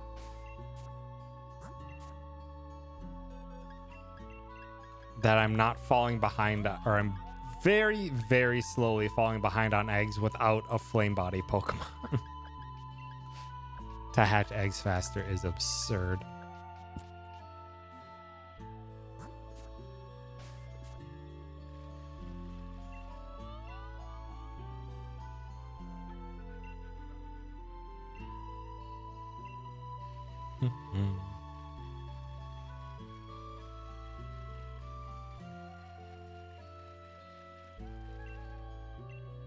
Because it has to be like the lowest step count possible. It is literally a baby Pokemon, so its stats are crap. So probably has that pool of egg hatching. Probably like 2,500. Probably like 2,500. Just half of the normal egg hatching steps.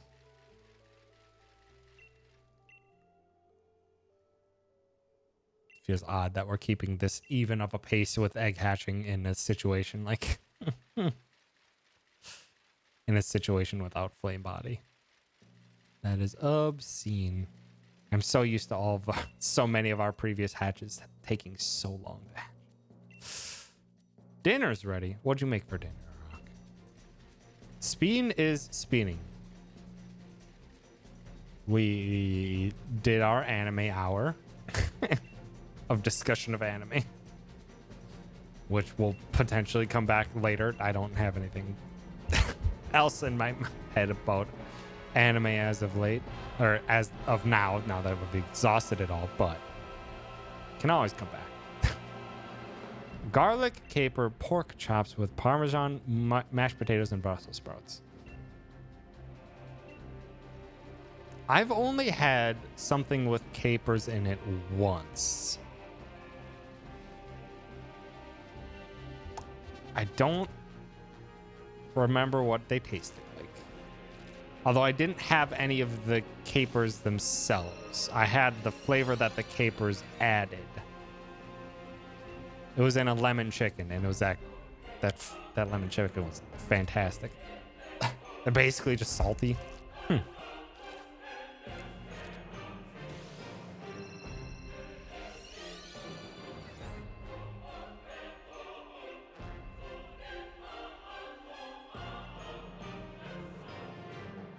They had a briny sort of taste, at least you. Interesting. I was like 2 years ago when I had that.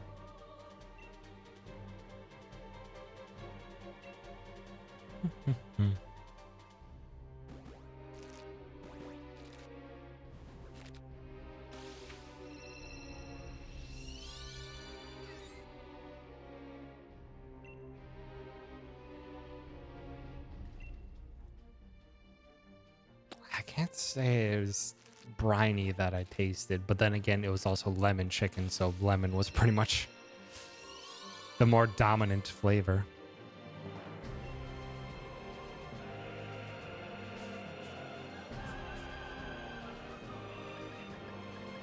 I just remember it was a gigantic pain in the butt to find capers. At the very least, it was in Minnesota at the time.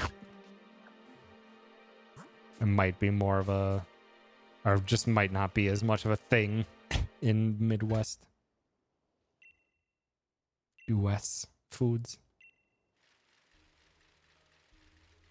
Goes well with lemon and garlic.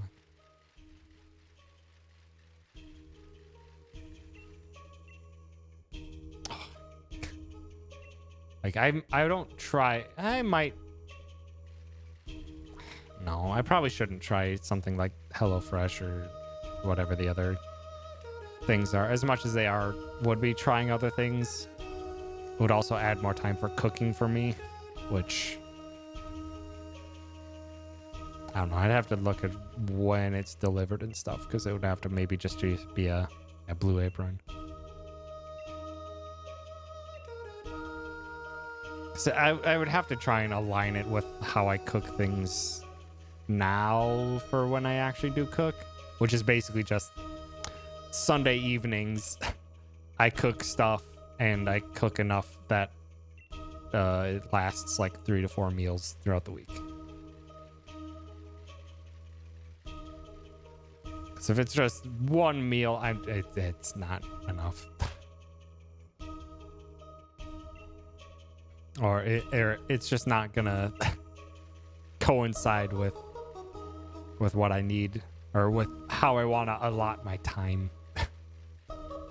And I'll just stick to trying to deliver restaurant places in, or once hopefully COVID is in a better spot, actually try going out to places and getting stuff.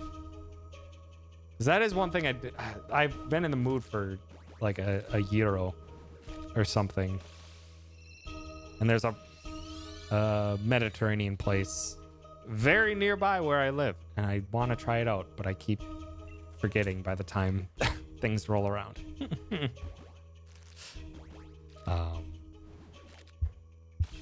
One recipe is supposed to make 2 servings, though that's not true for me. I'm also a bigger eater than I should be, though. It would probably be one serving for me as well. When I put that much effort into a meal, I tend to eat too much. Or I just make too much and my portions are large.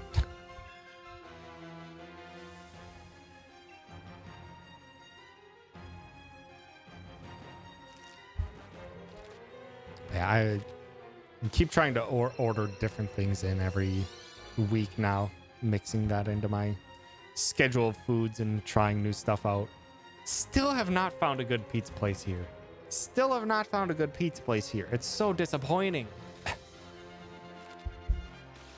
Like, there's so many where it's just like, yeah, it's passable. There's one that was so close. One that's so close, they end up making like some pretty thick / deep dish style pizzas. And they taste really good. But they end up putting like these massive chunks of tomatoes in there that are just too much. Too much tomato at one time when they're that large. And it just threw me off. I don't really want their stuff anymore. And then there's some pizza places I've gotten since then have been like okay, but not quite hitting what I want.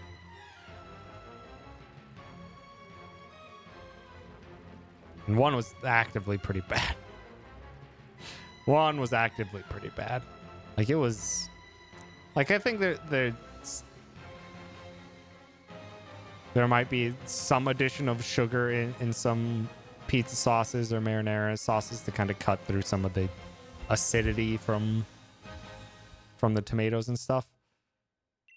It was like sweet.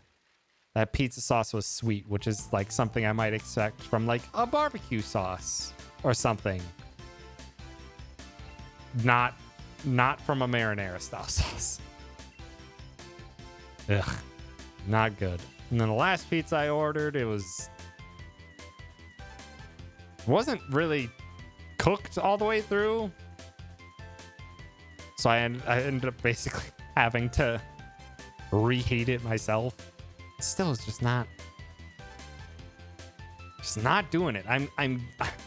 I'm actively enjoying my frozen pizzas so much more than any of the pizzas I've ordered in as of yet. And that's so disappointing. So I love the frozen pizzas I get. I should be getting better pizza experiences from actual places than my frozen ones.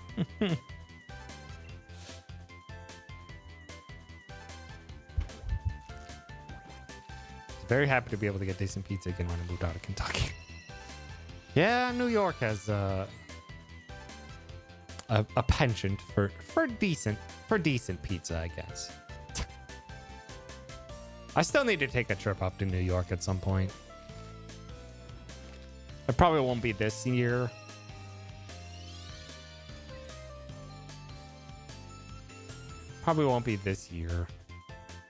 Because already half of my vacation time is going to be going to SGDQ.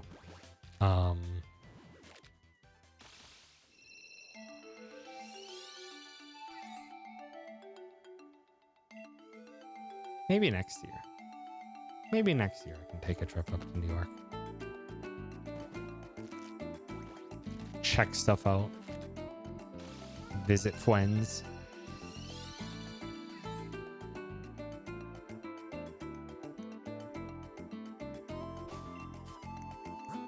Actually try authentic New York style pizza.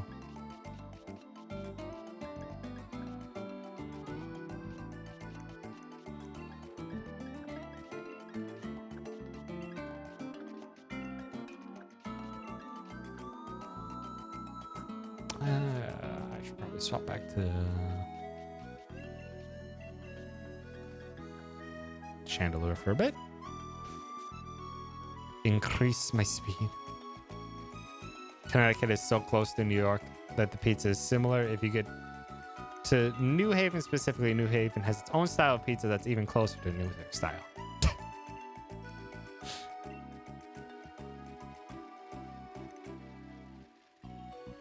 I won't be able to tell the difference, probably.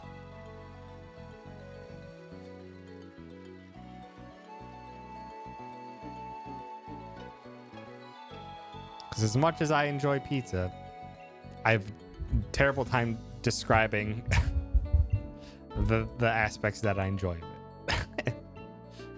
And I don't know enough of specific styles to be like, yes, this is what this style is aiming for. I can just be like, it's a thick crust or a thin crust or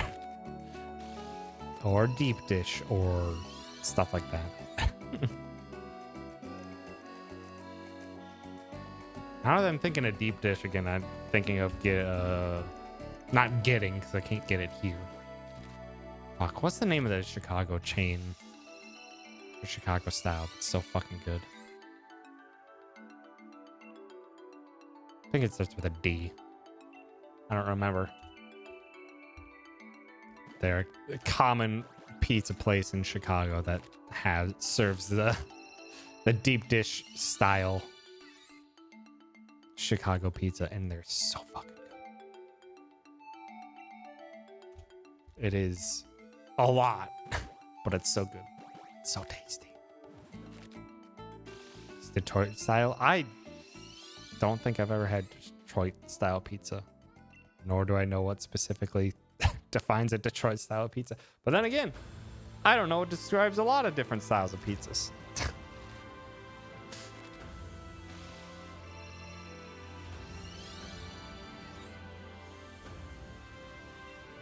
And now now I'm tempted to. I figured it out one day.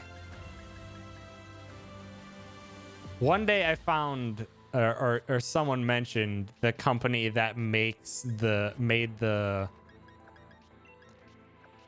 those square style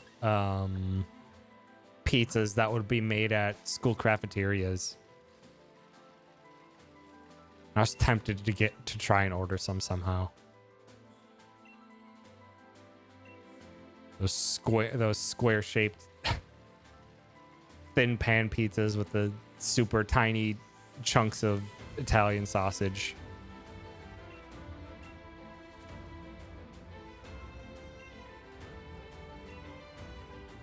I wouldn't define it as good pizza, but hell if I didn't love it growing up. Chicago style pizza once. It was very good, don't get me wrong, but it's too different from all other pizza. I've had to put it in its own separate category. That's fair. Because it is a fucking lot.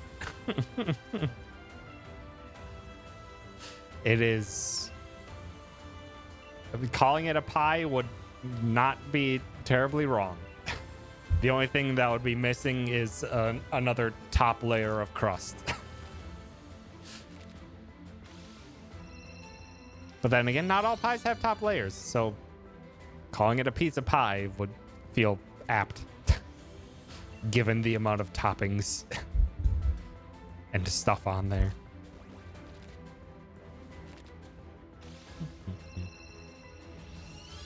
Sauce goes over the rest of the pizza pretty much in a deep dish. Is that Detroit style?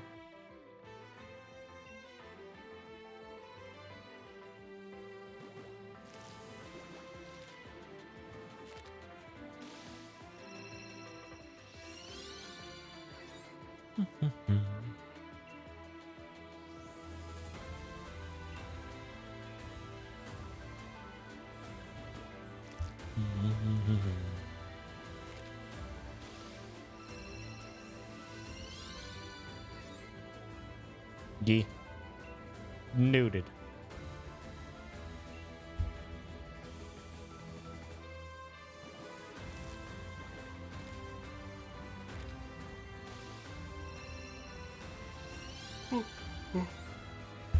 Name Elio's for the rectangular school pizza. It's maybe not countrywide though.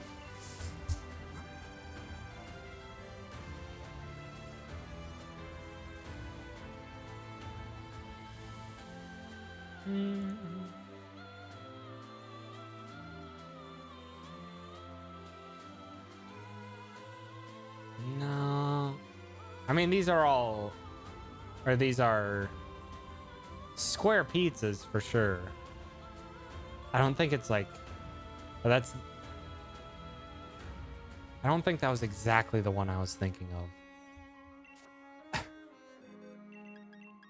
It looks similar, but I don't think it's exactly what I was thinking of. It was a howdy queen.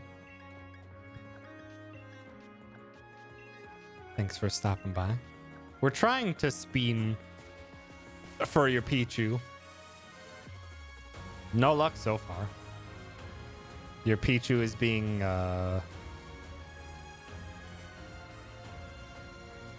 uncooperative. This is in fact the Pichu, your Pichu that we were trying to get. To no luck so far. I'm using a shiny Pikachu. I'm using a shiny Pikachu to breed this Pichu, and it's not giving me increased luck. Unfortunate. Also, Aerox one is after this for shiny Rookity. And I also have a shiny Corviknight that I'm probably going to use to... I'm going to use to also breed for that.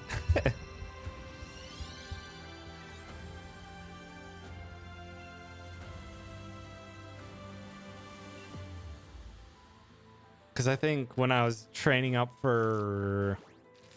I think the last Elite Four stream that we did, the game just decided to give me a shiny Corviknight in the raids while I was farming for XP candies. I was like, awesome. So I have a shiny Corviknight, and it's dope. What was the other shiny? I finished up. I did finish up that shiny hunt. Shiny count. I was getting a shiny for the next Elite Four event, which probably won't happen for a couple months. We need to actually plan it out, or like get people to sign off on date and planning off. But I have my team all set up, and I hunted for one shiny, just one shiny for my team. That one shiny took me 1,582 fucking eggs. The absolute bastard. Absolutely terrible. Absolutely terrible shiny luck.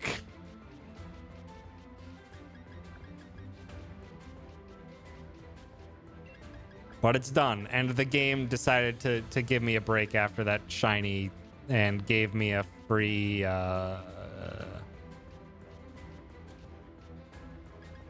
gave me a shiny Shedinja while I was doing EXP grinding. It's like, oh, thanks for the sympathy, shiny Shedinja. Even though it looks almost identical to regular Shedinja.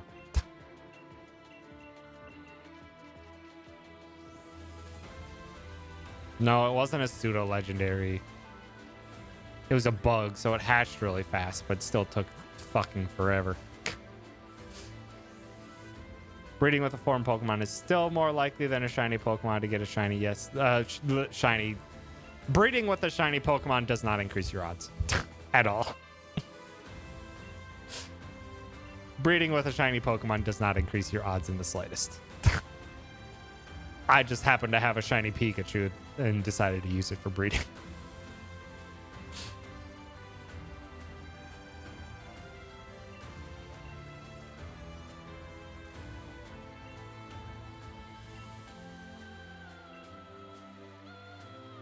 Yeah, I have a German Ditto that I'm breeding with.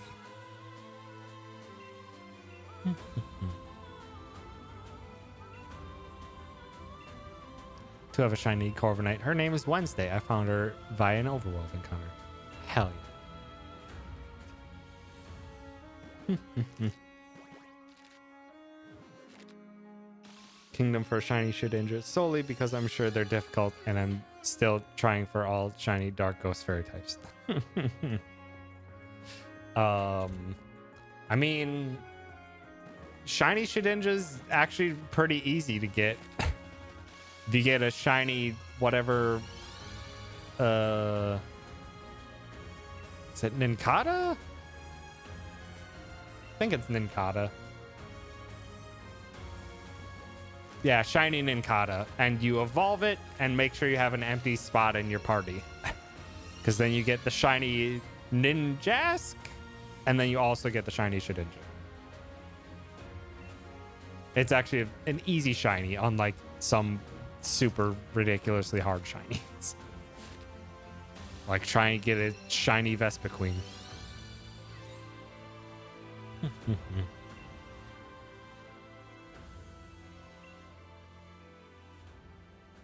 Because you just need to get lucky and get a shiny female Combi, and that's like 10%.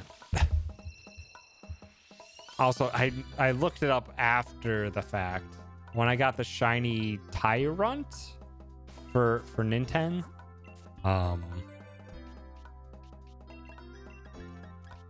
Nintendo made a point that it was a female Tyrant. And I was just like, oh, that's neat.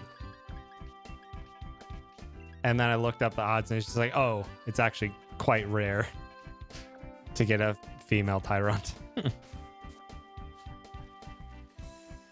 I think it's maybe 20% female, 80% male is the distribution. So neat. Got a rarer shiny Salazzle. Yeah. Which is even rougher because shiny Salazzle is dope. I like shiny Salazzle's color scheme.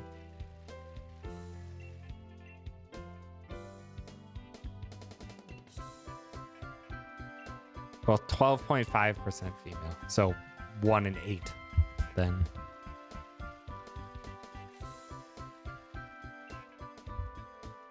Or I suppose it would be the difference between female and male. Whatever. Shiny Salazzle Rainer got her in a raid. Nice. Shalazalalalala. Also shit. This song's gonna get flagged.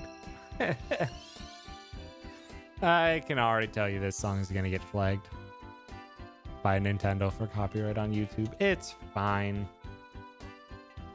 It's just demonetization on a channel that on a YouTube channel that I can't monetize. So good. Enjoy your half a penny, Nintendo.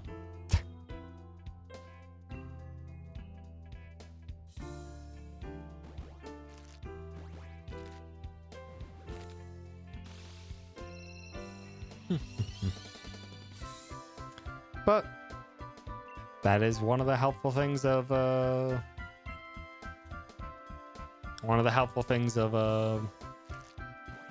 doing shiny hunts is playing through all of my stream playlists to figure out which ones remaining are still gonna get copyright flagged.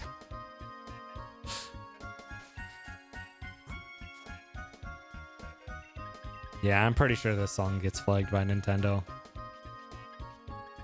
The credits for Super Mario 64 of all things.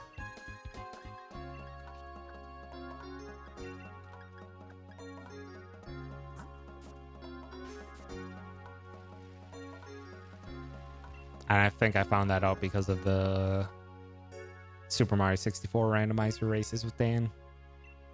Uploading that VOD had copyright flags for the credits.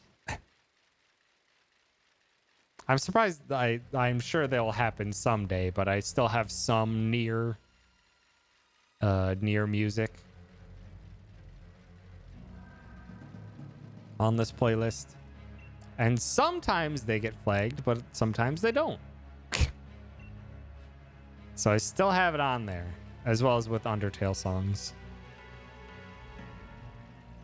Deltarune songs haven't been flagged so much, but a lot of Undertale songs were getting flagged by the distributor. I think the Materia Collective or whatever handles the distribution of Toby's music. And they will flag stuff down. I'm sure Toby doesn't give a fuck.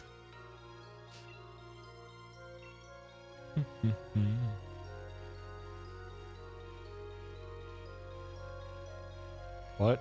Queen, what? Queen, what are you talking about? Why do you want to shatter your kneecap?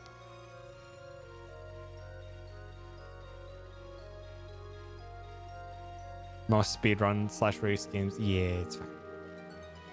It doesn't sound like Toby's style. Yeah. I'm fairly certain it's a thing on Materia Collective's end.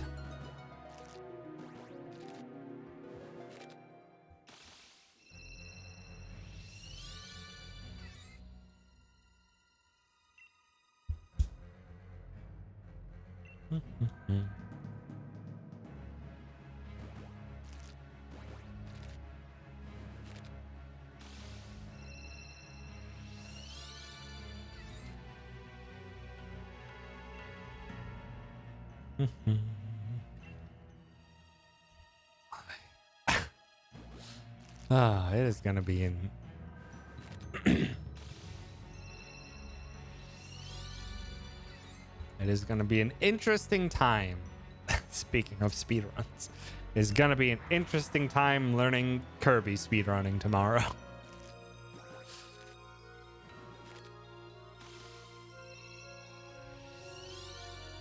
Trying to think of how I want to even go about learning the speedrun. I'm not gonna have splits for tomorrow. Probably just gonna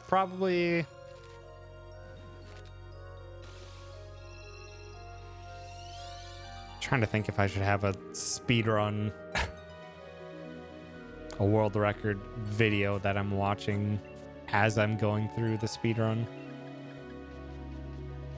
That we can pull it up as a reference. Or the splits. Those are the small time segments that we use for the speedrun tracking. You can split your timer up into multiple little segments for better determination of where you're at in the middle of a run at various points. There's lots of easy splits for Kirby. Literally the end of every level has Kirby doing a dance, so it's very easy to just set a split there. Been trying to do splits for years. I want to increase my flexibility in general. Being able to do the splits, not so much.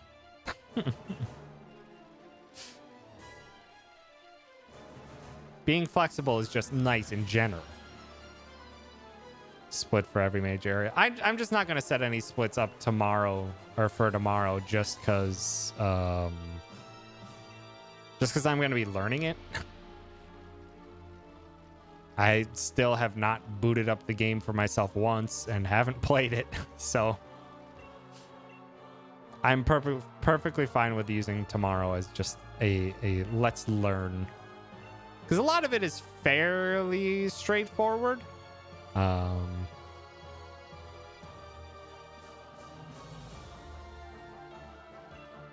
lot of it is fairly straightforward. Lots of just either using an ability to dash or Kirby has a slide in this game, and just doing that throughout most of the levels, dodging of places and trying to get optimal movement lines. But then there's a couple sections of large tricks, which those might take me some time to try and figure out. Well, now we'll see if I even do. We'll see if I do. We'll see once we get to it.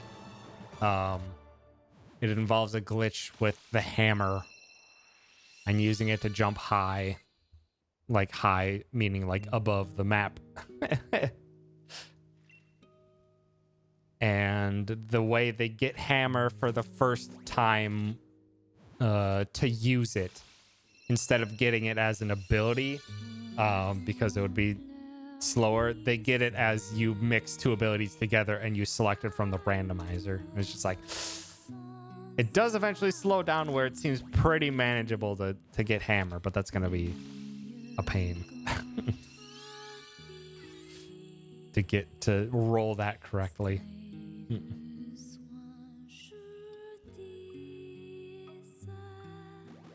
Can't do a proper split. I have to bend at least one knee to the side. Yeah.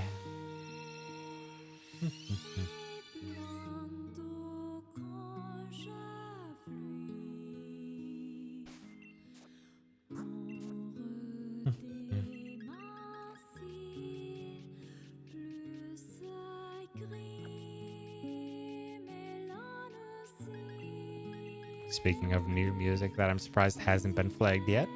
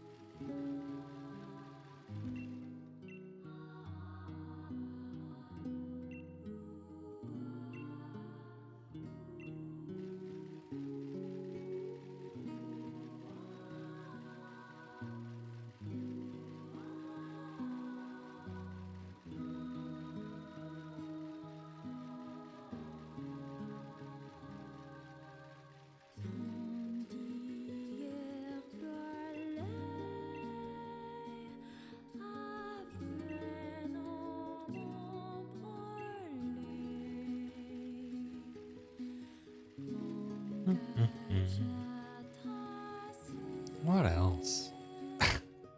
What else has happened over the past couple months or so since the last shiny hunt?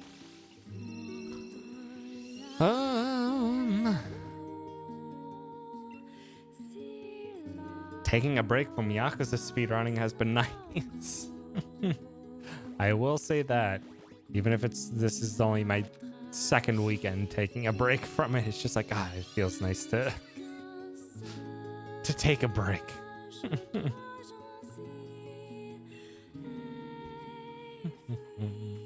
I still have world record currently.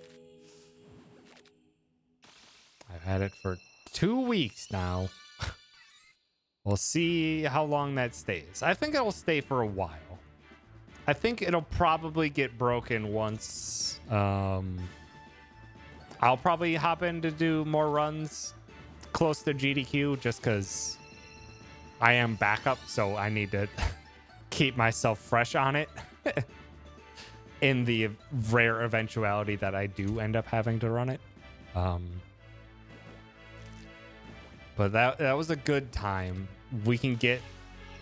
I got 250 or 355.31. I think we can get the sub 355, but it's gonna be tough.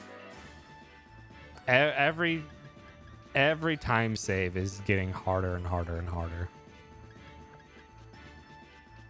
And it's getting very much to the point of we need RNG to align. We need RNG to align. Which is when I start to be like, I'm seeing the end of me running this speed run. Or it's just like I love the RNG aspect of it, but when it gets to this point where it's just like, no, I need all the stars to align to save more time to the next goal. I'm just like, starts to slow down my drive to keep running it. But it's been really nice. I think there's been a couple runners, or a couple new runners, that have been asking questions in the Yakuza speedrun Discord, and it feels neat having new runners in there, potentially bringing new ideas and thoughts about things. Hope they stick with it.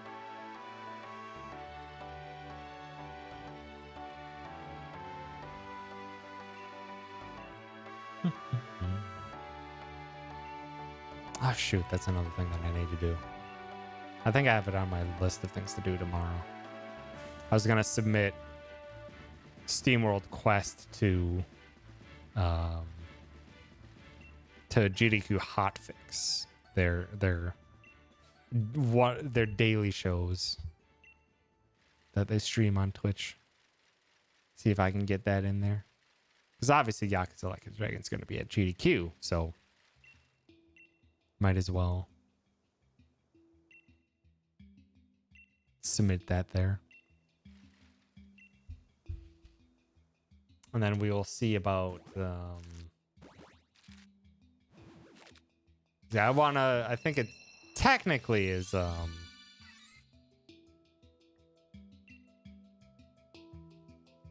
part of that charity incentive is submitting runs to marathons to actually get it on. I'm not on the Daily Show.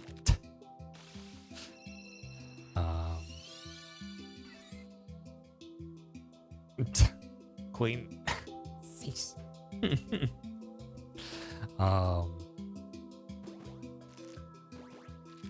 yeah, if I think it's probably October.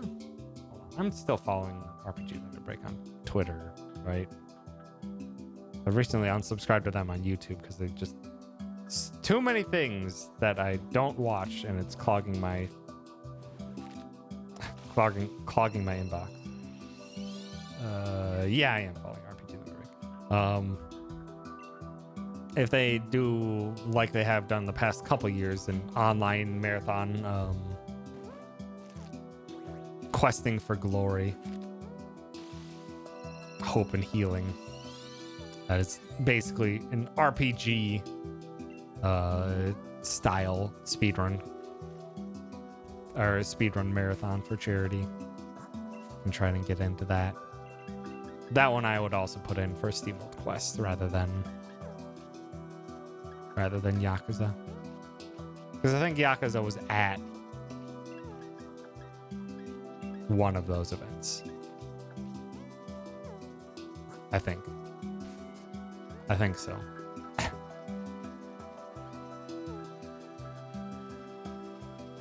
And although we've made improvements over the past year, I think I'd rather put in SteamWorld for that one. Oh, oh, that's happened. The other SteamWorld Quest's 100% runner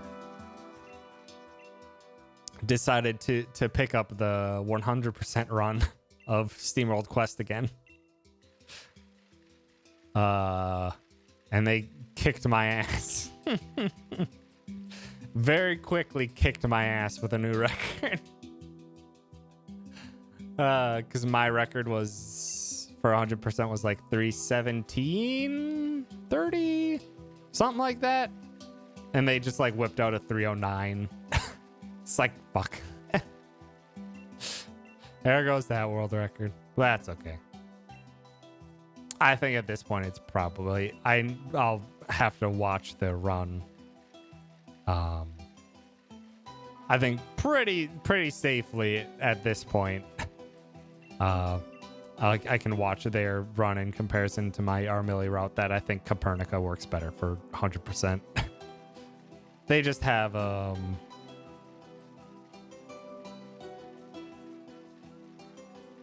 so much broader AoE capabilities for the arena that I think it's just so much faster. So much faster to use the twins and the twins in Copernica for dual typing or both AoE wipes of the arena fights, rather than me almost entirely relying on Armilly for it. Seeing Pichu makes my brain. There's the baby. I love them. Pichu is very good. Also, howdy, Calendro. Thanks for stopping by. Pikachu's popping out eggs every 10 seconds. They sure are. Although, what's Pokemon's? I think it's described in the Pokemon games that the eggs just appear one day. They don't come out of a Pokemon. They just there. They just spawn into existence.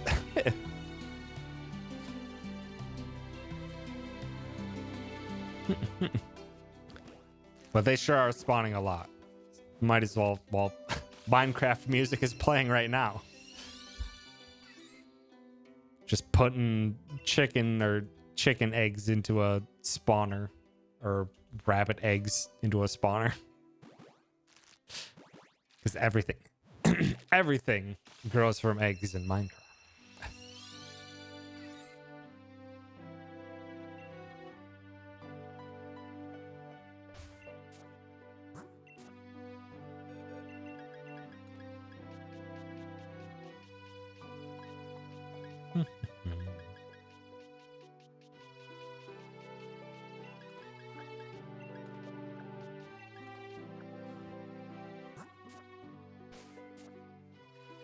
I was really hoping that Pichu was going to be better shiny luck.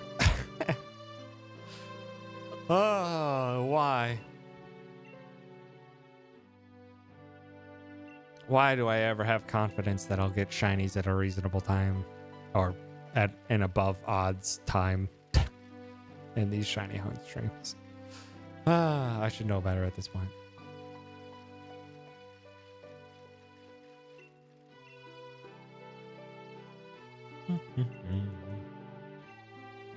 Can't be the champion. What's your job in the Pokemon world?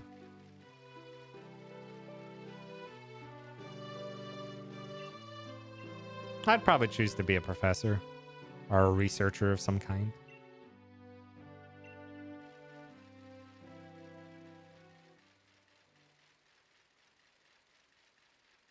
I think so.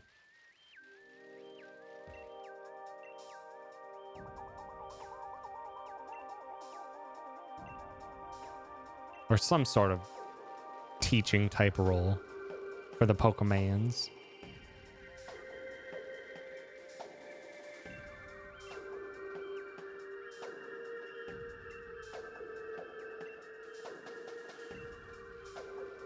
I don't think they have that type of role really with any characters. Or the type that's coming to my mind where it's just like a post-game competitive teacher, basically. Person who is not the greatest at playing competitively, but likes to think competitively and likes to teach and help people understand competitive Pokemon.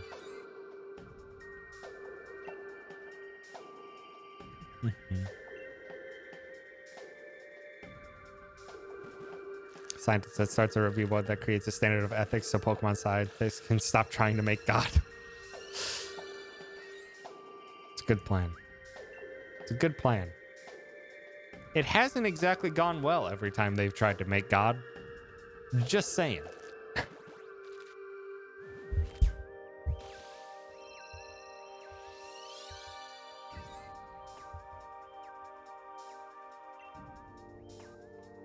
Oh. The person in the Game Freak office.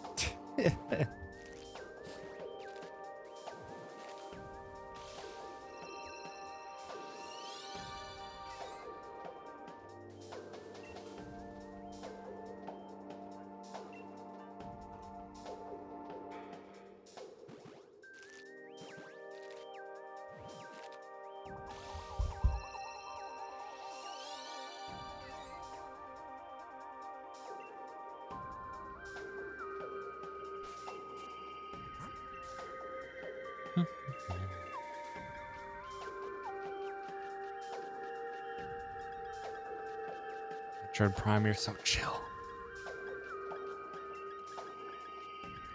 And I love it. Every time scientists tried to recreate a Pokemon Dia, I'd have 2 nickels, which isn't a lot, but it's weird that it happened twice. It's weird that it happens more than once. Have a good poof, Queen.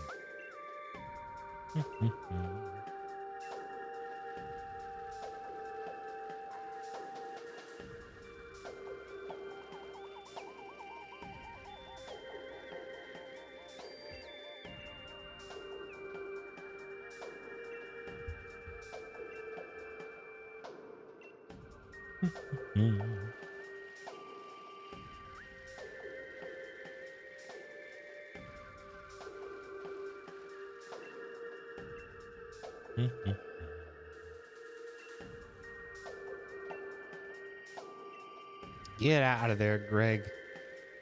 Get out of work. Get done. Get home. Chill.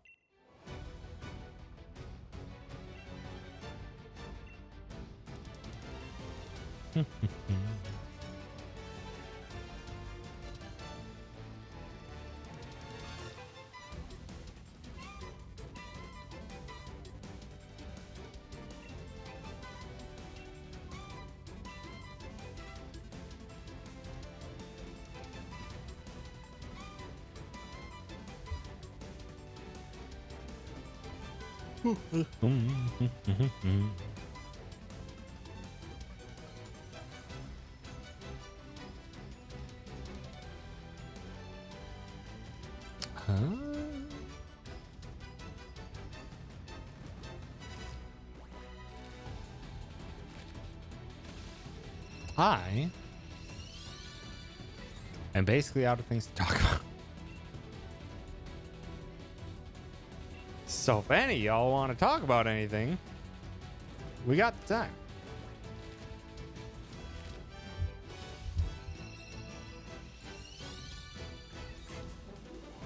I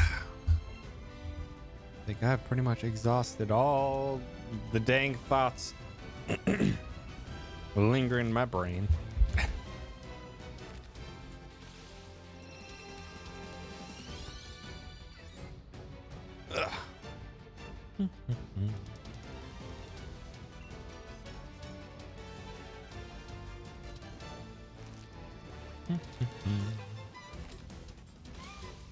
Get a bit of Kirby Superstar.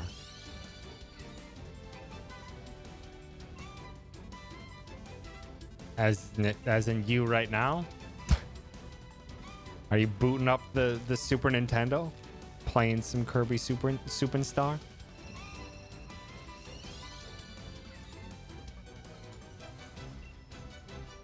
It's a good game. It's a fun time. I think I've only really played 2 Kirby games. Pretty sure I've only played 2 Kirby games. 2 or 3, I don't remember. I know Kirby Superstar. Kirby Superstar I have 100%ed multiple times growing up.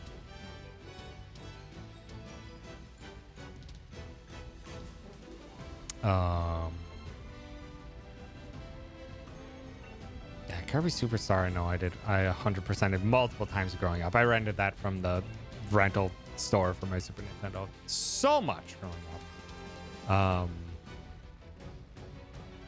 Then and then I think I played either 1 or 2 of the Game Boy Advance games. I don't remember which ones. I think it was maybe in The Amazing Mirror. I think that was the Game Boy Advance one I played. But then I have not touched the Kirby game since. And that will change tomorrow when I play Kirby in the Forgore.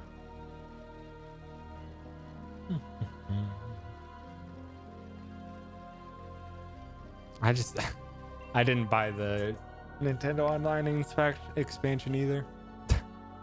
I just bought the DLC for the Mario Kart tracks. When are the next Mario Kart tracks coming out? Has that been announced? It's been 2 months since the last batch.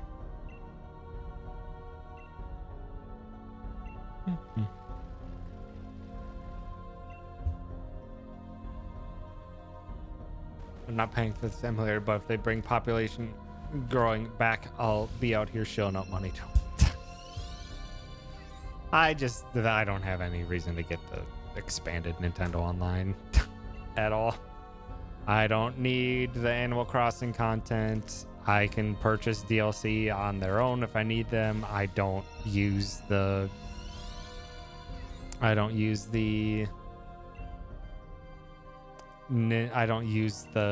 Nintendo Online or the NES, SNES, and N64 games. I just wouldn't use them. I just don't really have any drive to play any of those games anymore. And the ones that I do want to play, I think I own the majority of them on Wii U. And I still have my Wii U around.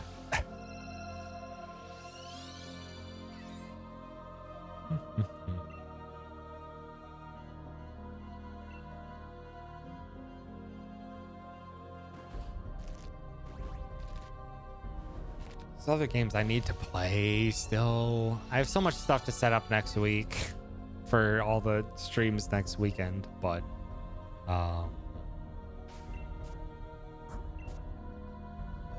still need to play through the games that I have soundtracks for that I still haven't beat. Still need to do the Crosscode DLC from more than a year ago. I need to finish Haven. Need to play through Chicory. Need to play through Wandersong. And need to play through Chrono Cross. I think I'd probably start with Chicory next, probably.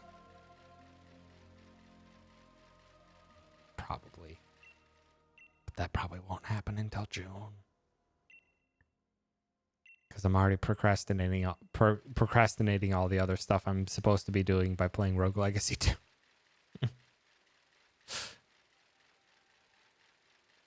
If I beat Majora's Mask and Kirby 64 in the next year, then I've justified my cost. Fair point.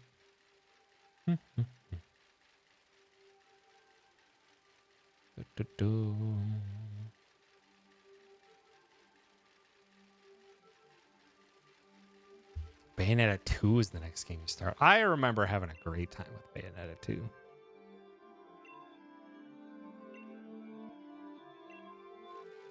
I remember getting that on the Wii U, which also came with the original Bayonetta.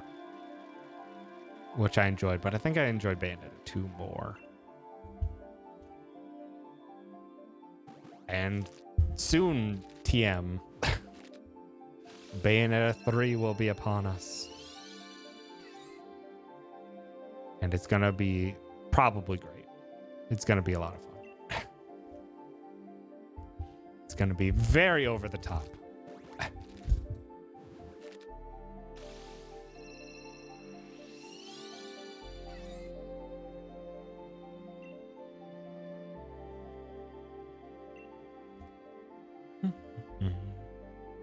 Also, god damn it, the fact that that now that they showed more off of Bayonetta 3, that they did it with a fake out to an Astral Chain 2, I'm just like, fuck you, I would have enjoyed an Astral Chain 2 as well.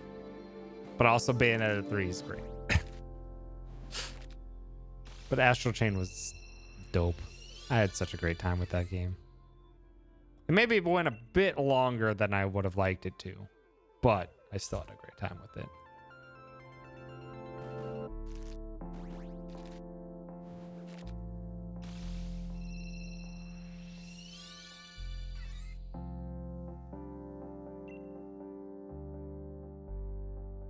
Should take Astral Chain out of the shrink wrap. But it'll be a collector's item one day. Nah, it probably won't.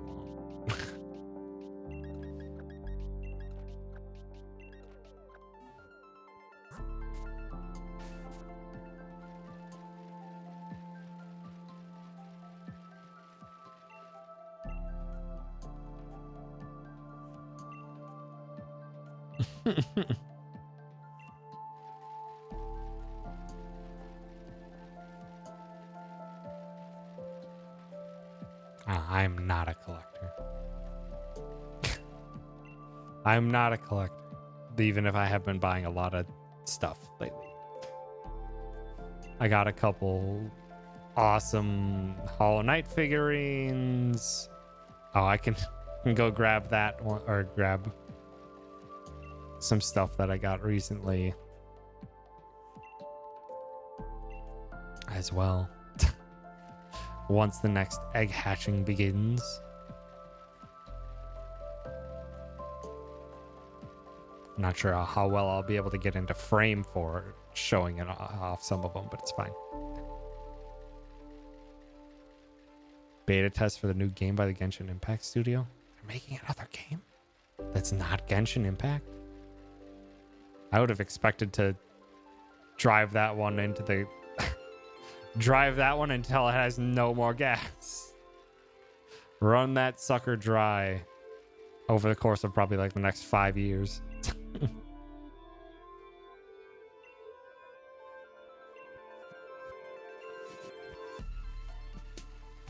Gen 9 starter?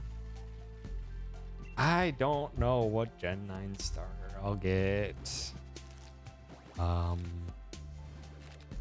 It'll be either fire or water. I am not a fan of Sprigatito. Because it's just a cat.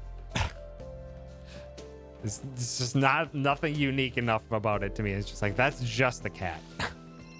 Like Litten had some different unique like design in the hair and the spiky cross thingies and its thing. It's just like, nope, Sprigatito's, that's a cat. Sprigatito is a great name. But so is Poikoko. And forgot the duck's name.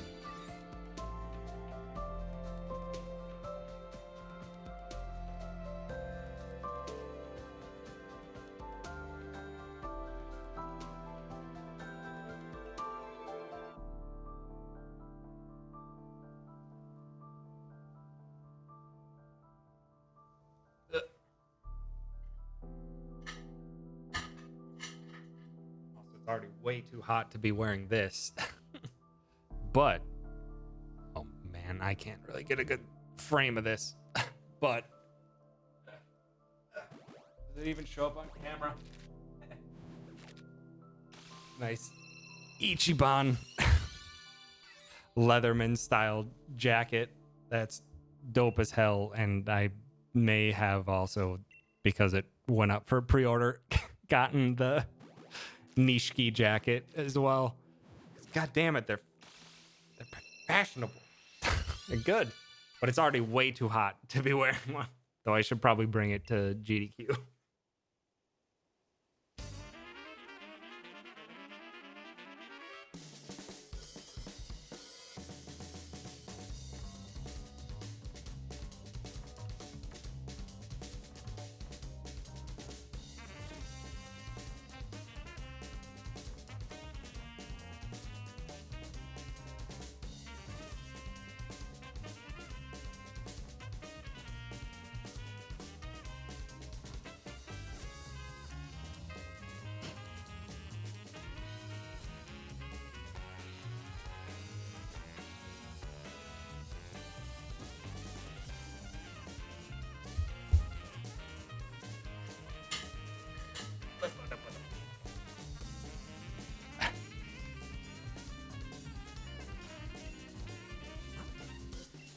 Oh, damn, I missed the beginning of the song.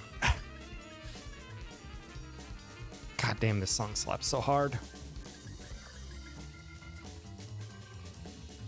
Also, Onsta, I think, got the Ichi jacket, and then I didn't... Onsta was the one who notified me of the Nishiki jacket going back up for pre-order, because it was out of stock when I ordered the Ichi jacket. And I'm just like, God damn it, I need to stop purchasing things. But just one more. No, it's too late. I'm not going to restart it, but what I can do is turn off the shuffle. Because I think it's the next song that also even goes harder. Because this is the Runaround part 3 of, I think, 5 or 6 parts, and they're all fucking jams.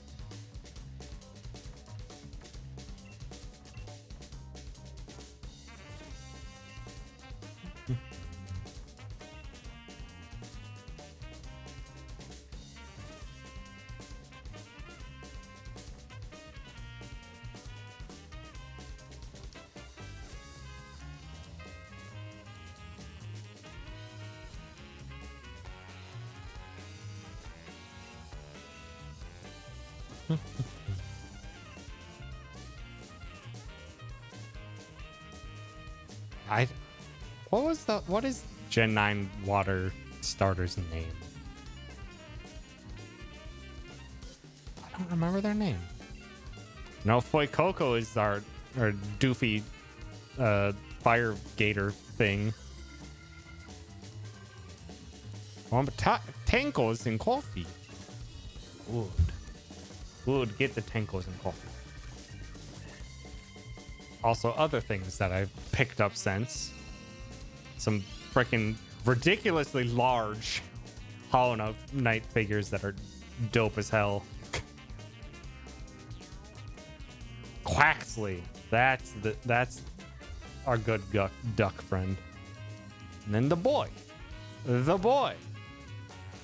Ready to get you with the nail. Coffee does sound good, but it's already 10:30 for me, and I probably should try to stay awake.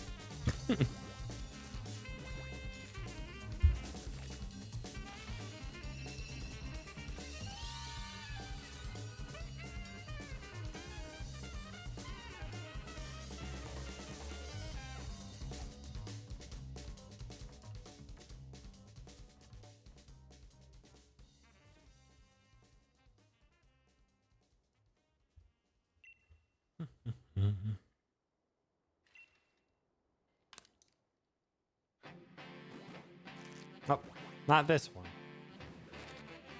Not this one. We can go to this one.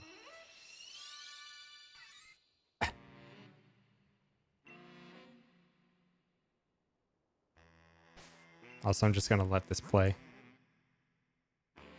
Because this song goes hard.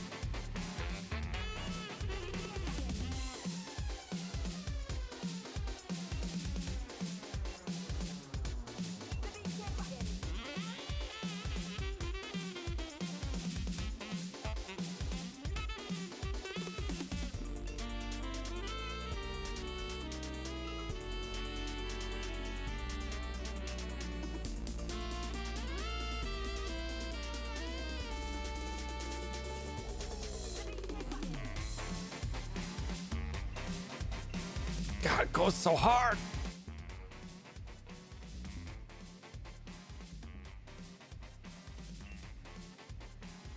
Goes so hard. It's so good.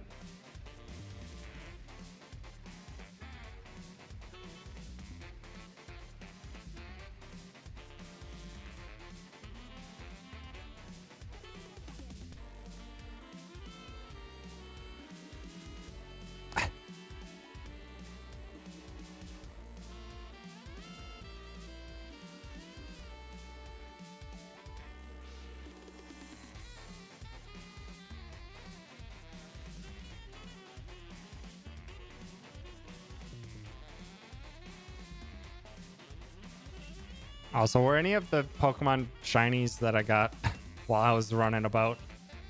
I don't think they were. I don't think they were. But I remember, I don't think shiny Pichu is that different than regular Pichu.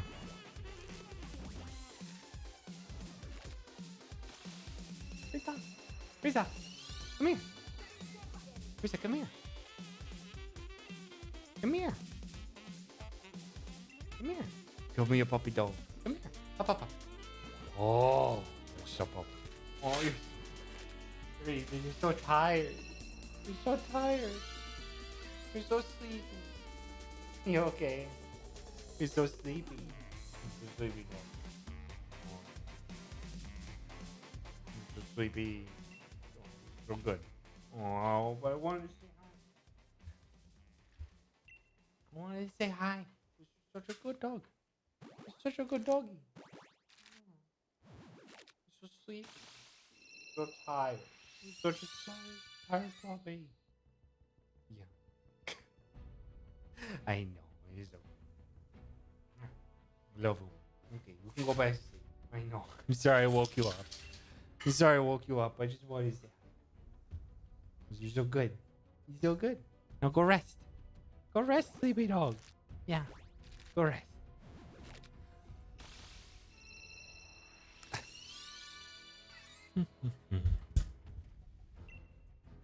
Oh, shoot.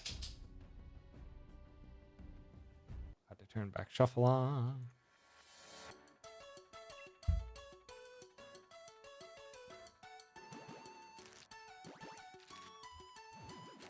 I need to play this game again.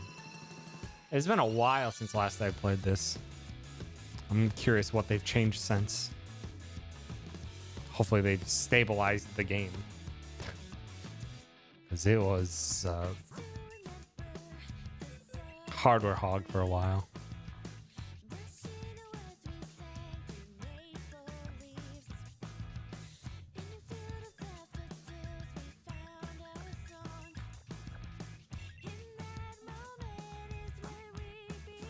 Not Sword and Shield.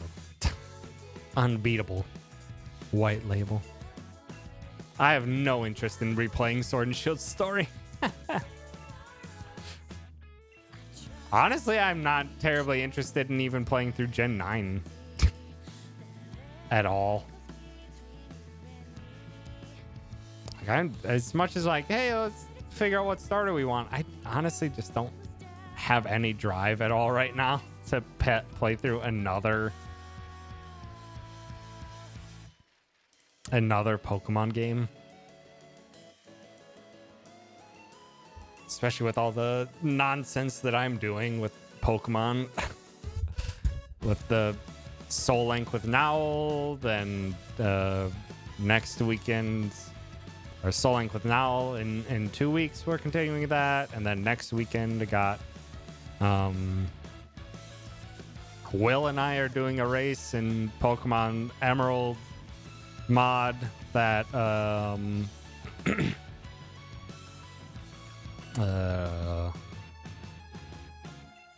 doing a modded Emerald run or race where every level the Pokemon evolves and you have to accept whatever evolution it gives.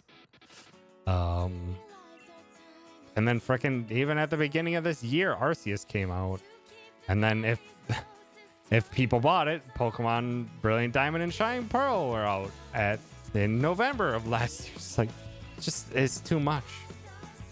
Just Slow down.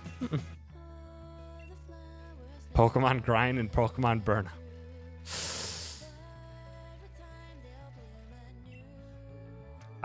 Did they name Gen 9 Pokemon? Did they have a name yet for the title of the games? Also, song is loud. So yeah, Scarlet and Violet. I completely forgot about that. Thank you, Greg.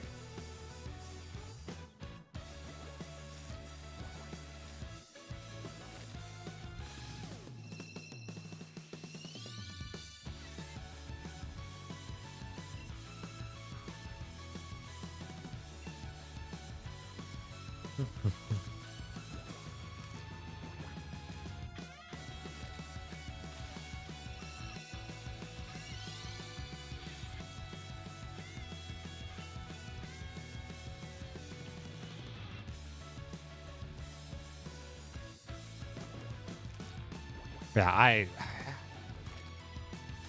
I just want I want more time in between Pokemon games.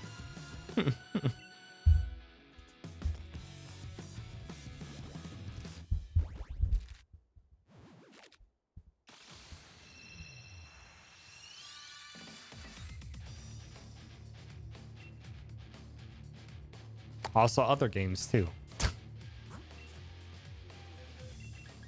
Bring back a game that I haven't even played. Pokemon Conquest.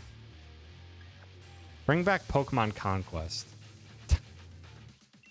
The Pokemon tactical RPG that took place in Edo period Japan. And I think Nobunaga was in it.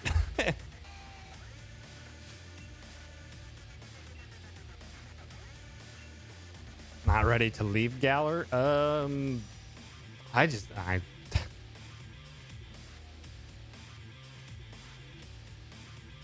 don't have the drive for it. Yeah, Pokemon Conquest. It was a DS game, I think. From what I've heard, it's actually pretty good.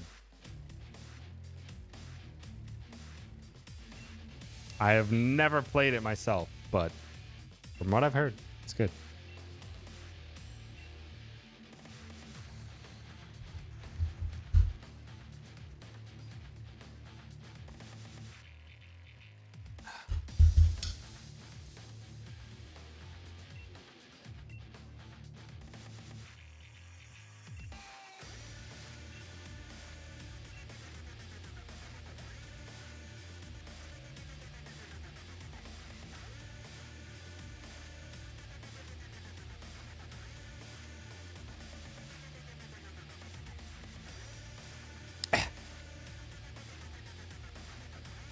That is fair, Queen. That is definitely something that ate away during playing through Arceus. It's just like, yeah.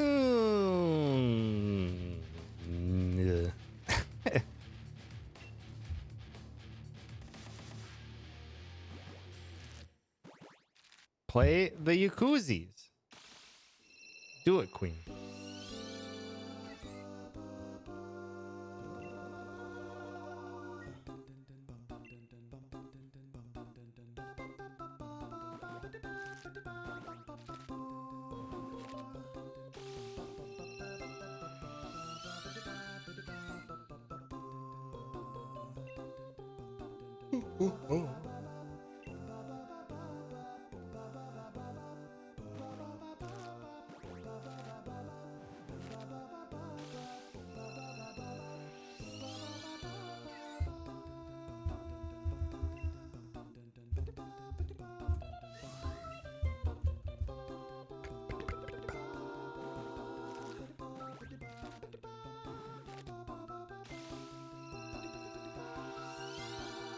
Jesus.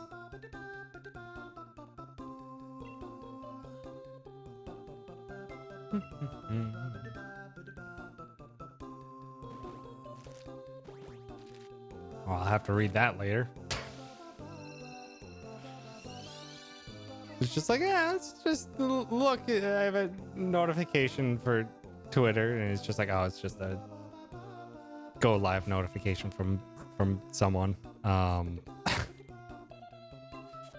then I was just like, oh, there's a thing from the Yakuza speedrunning Discord, and it's fucking like 231 messages. I was like, Jesus, y'all have been spitting hot fire over there while I was gone.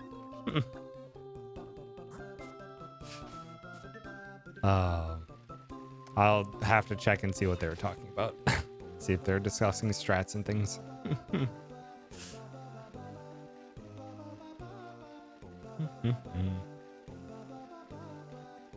At the end, they tried to make your character question your actions as much as they can in a Pokemon game.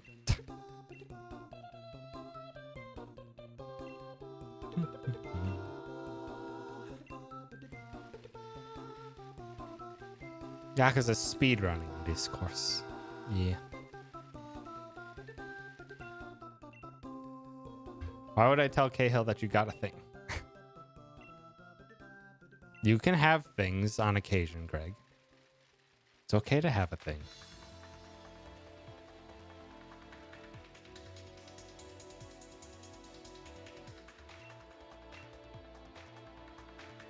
The Yakuza franchise goes on sale pretty frequently. I think I own Yakuza 0. I haven't played it. But I think I got Yakuza 0 for $5. The Yakuza franchise goes on sale pretty frequently.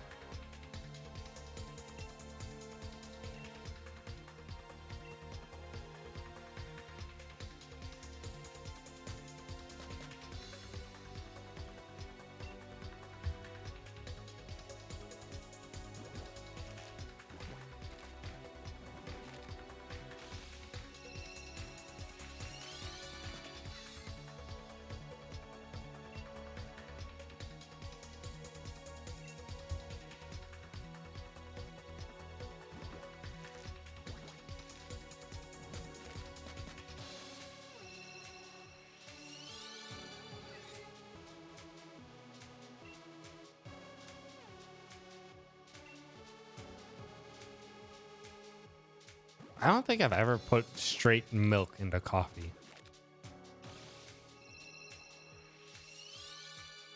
I tend to do a small amount of creamer and sugar, but I don't think ever straight milk.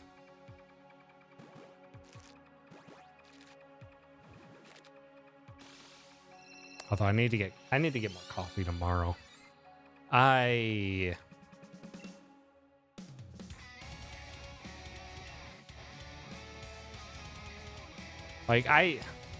have a it's not a bad penchant, but I don't like wasting things.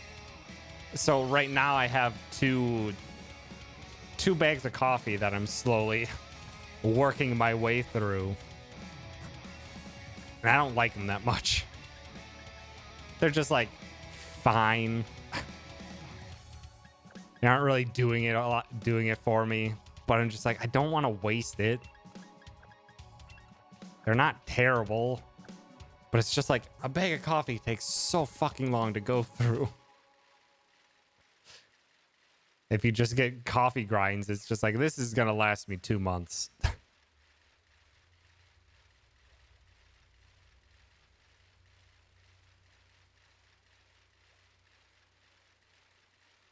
Honey? Honey and cocoa milk? Coconut milk? I mean, I do have almond milk that I could probably try putting in coffee at some point. Because I use almond milk for my smoothies. We are getting a lot of Minecraft music today. Also, I'm tempted to only go to 300 eggs and then swap over to Rogue Legacy 2 for a little bit.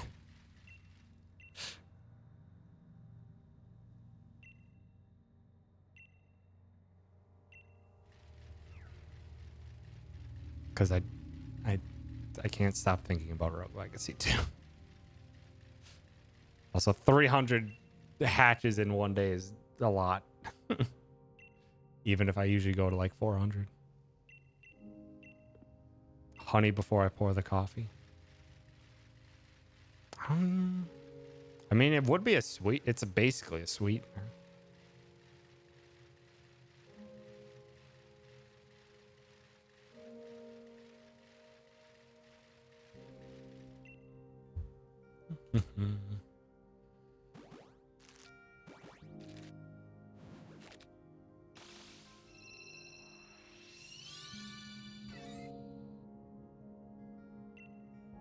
And you'll give me the Pichu.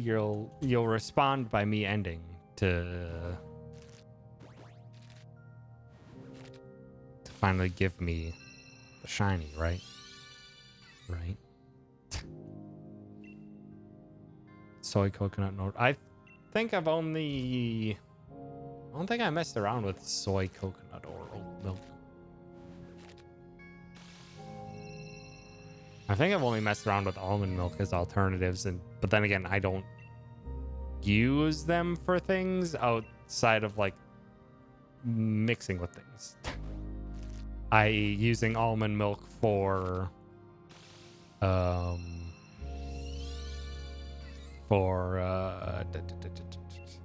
smoothies or things like that.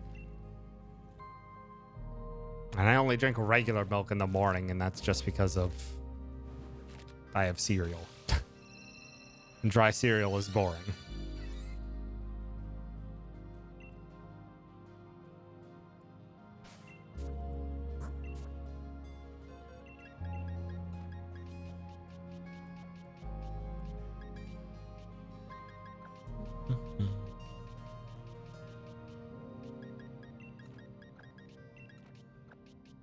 Oh, we actually got a perfect amount of eggs for 300.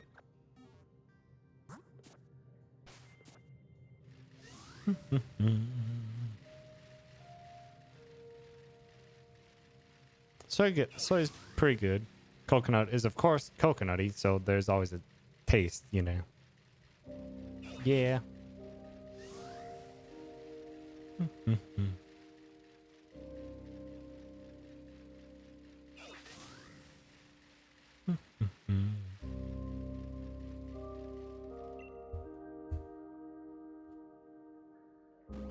Shiny Rookie was your shortest shiny hunt? I hope it's my shortest shiny hunt. That would be neat.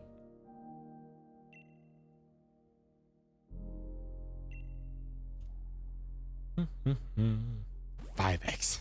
Goddamn.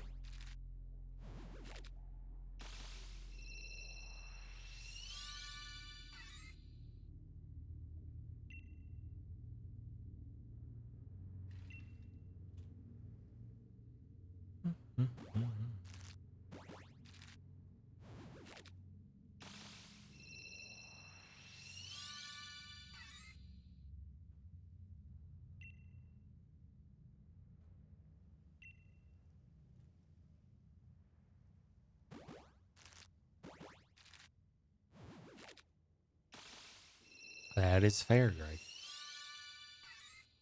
I don't really have shiny hunts outside of the ones I stream. Because I only shiny hunt with a purpose outside of stream. And I only shiny hunt with a purpose in stream, too. I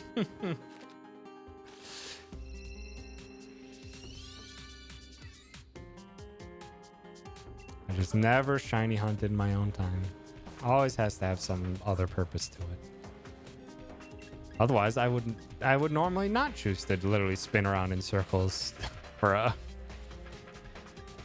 color variant of a Pokemon, as much as I like them.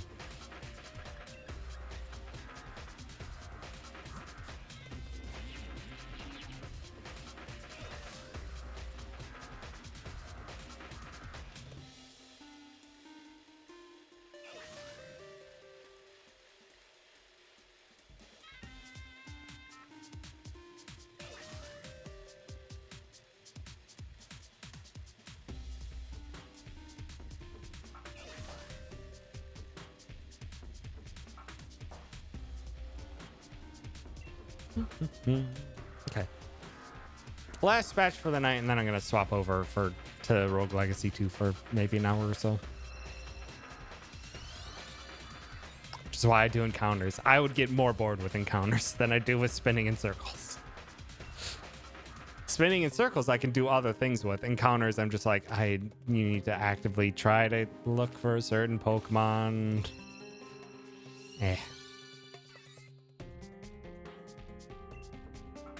Well, if it's on the 301st egg, well, then the next shiny hunt will have one Pichu hatch, and then lots of Rookidee ones.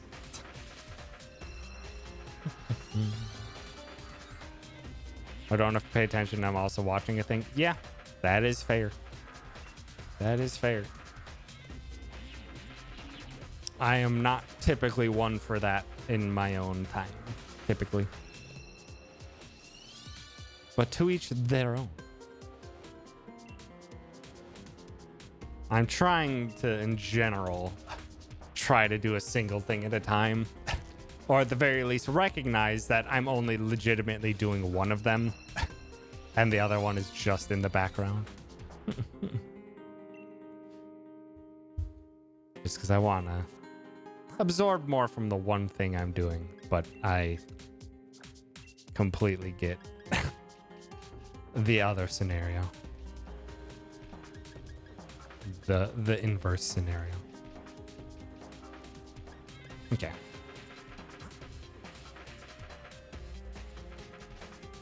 And I will get the rest of these later.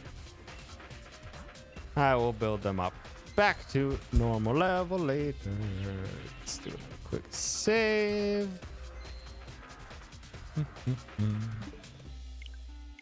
Look at Corby, and he forgore.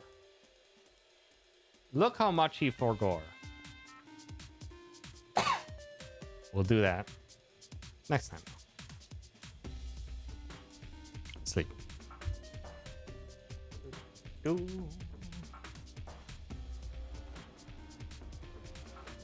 Swap over. And listen to music while I'm swapping things over. What's good? This song's basically over.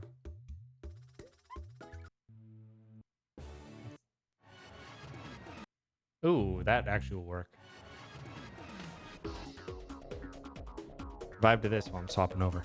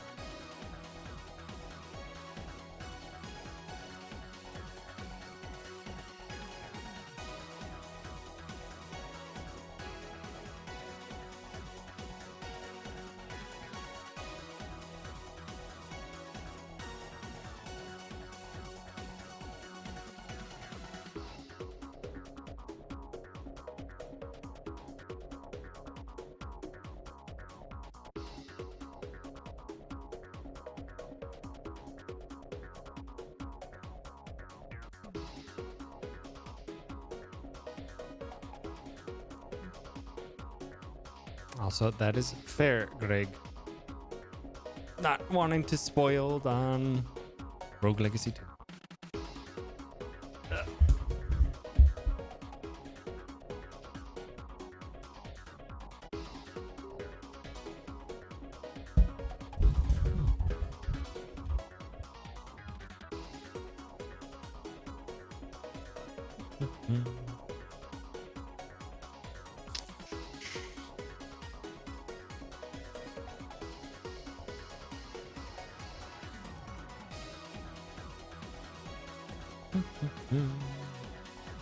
Swap out games.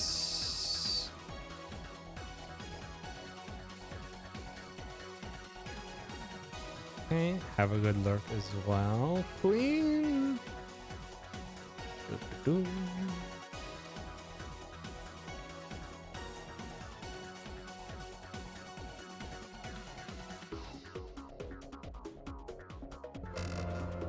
Okay.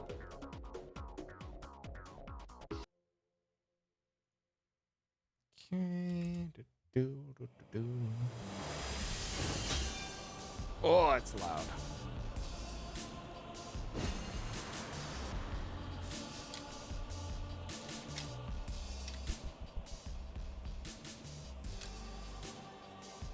Is that good volume?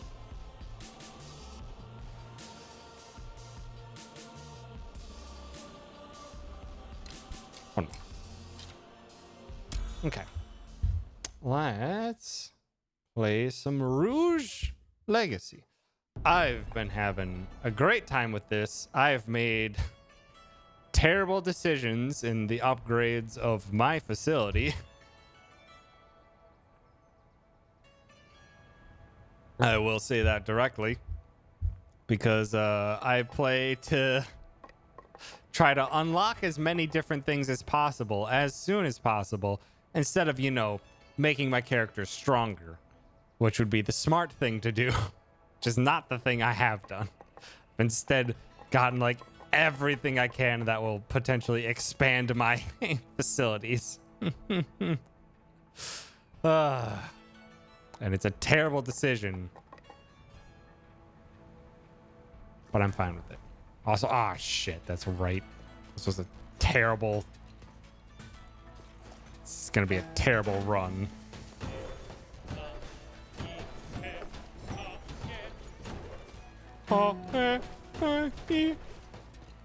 Bard. I have not really played Bard at all yet, so this is gonna be terrible. Enjoyed the 100 hours I put in Rogue Legacy, though none of it has been since 1.0. God damn.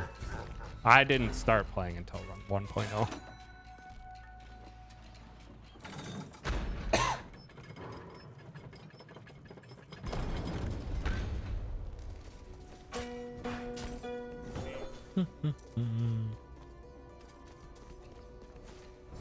Unlocking more stuff than is more fun than just getting some numbers to go. Yeah, but it definitely makes the things harder.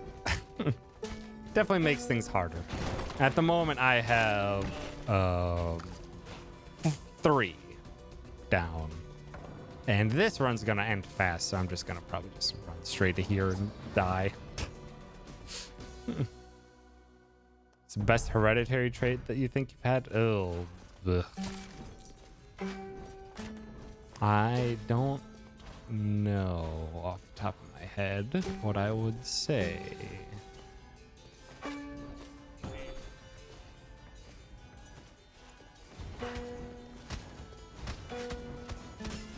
Oh my god. Oh, this is terrible.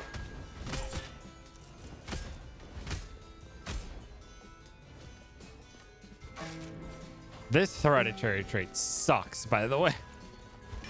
I haven't seen a lot of the traits yet. Fuck, I wanted to...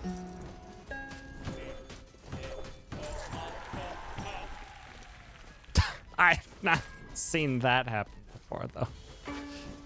I'm still at the point where I'm just like, if I see a trait that it doesn't tell me what it does, I'm gonna get it and try it out. Oh, hi.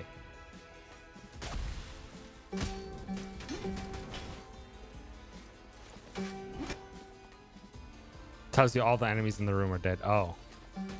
Okay, well, that room is not possible with my current bard.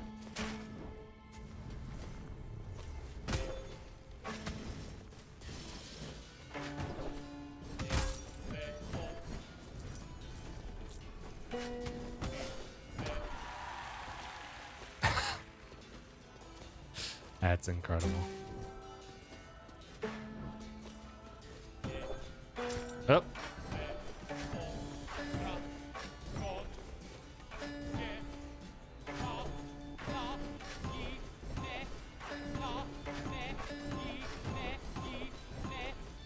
No, God. Had a rhythm. Oh, it's... What am I doing? What am I doing?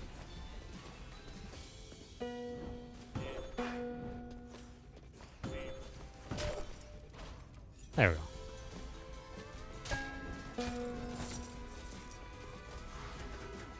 Also, this is not... This is like my first time going into this area, so it's terrible that I can't see squat.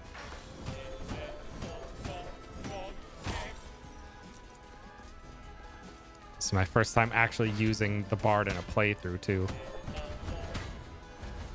It's going poorly.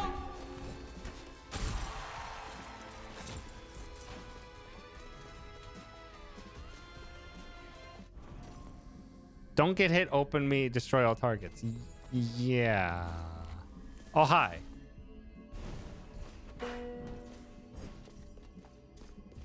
That's new. I haven't seen that before. Hey! That was rude.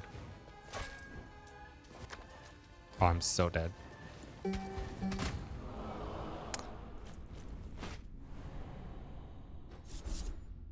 Yeah, that trait sucks.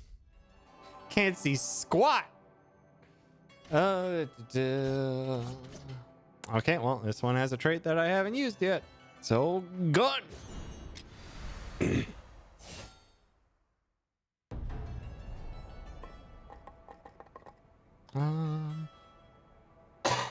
Excuse me. Regain 50% of your mana when hit, but can't regain mana from attacks. Oh. Ooh. That means I'm not going to be using much for magic.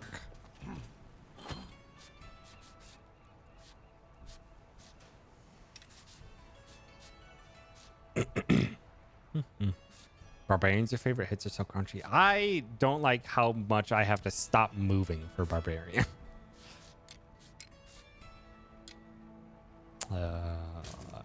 Just upgrade.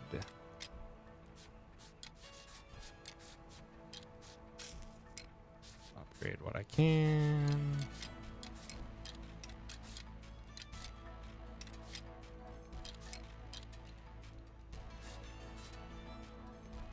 That should be good. 300, which is nothing. Oh, that's right. I need to try and do more challenges with different classes. Oh, it's gonna suck. Good time. So I like, ever since finding the pizza girl, the NPCs just occasionally have pizza on them. Gong hei fat choi, mortal. I heard others saying that many years ago I processed it into my eternal mind bank. It means Happy New Year, mortal. It is said by those who wish to anthropomorphize the orbitable trajectory of this planet. You mortals and your anthropomorphizations. We do it a lot. Thanks for listening to my story back then, stranger. You know, if you're down here long enough, you stop really seeing faces and start recognizing people's souls. Everyone down here can do it. Probably an effect of being by the Stygian for so long. Your soul is special. Glows like 1,000 small lights, almost like an asteroid, but different. Has a nicer glow. You're like a tree covered in fireflies, but you know, not made of bugs. Okay. Ugh. I don't like that this is the next challenge that I'm doing. This challenge sucks. It is hard. And these are terrible rolls. That's good. Give me burn. Ooh. Yeah, should get the boxer. The only thing I really... Okay, we'll take that. This is pretty good damage, but I hate doing this fight. Because another thing that I've grown to hate is haphazardly throwing two bosses together.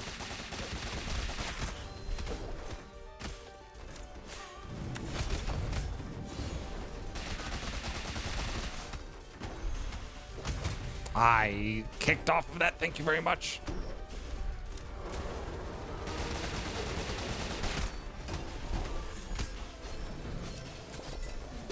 I disagree.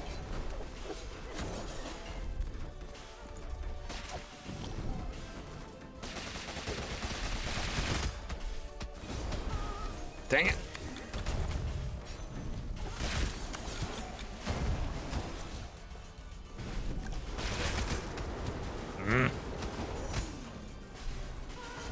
Reload, you fool.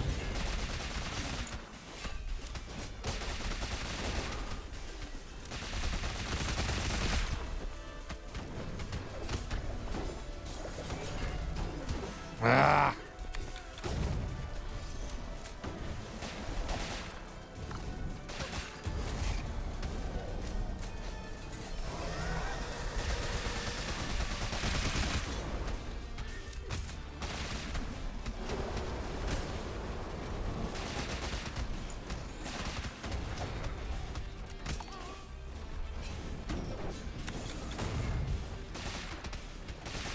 Ah.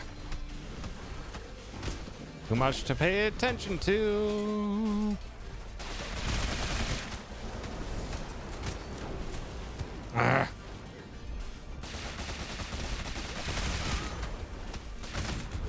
Okay, one down. Should be able to handle the other on its own.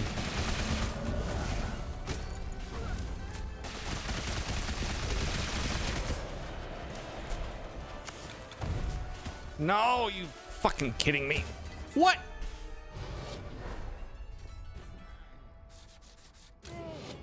Damn it.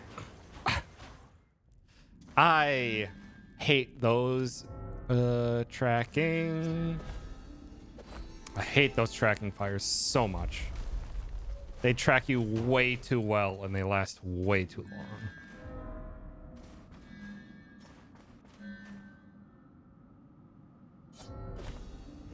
Bad. I would love something like poison. Okay, well, this sucks. Just gonna use this as learning. I beat this challenge with frickin' Dragon Lancer and Bard. Two classes I'm not good at. Ugh.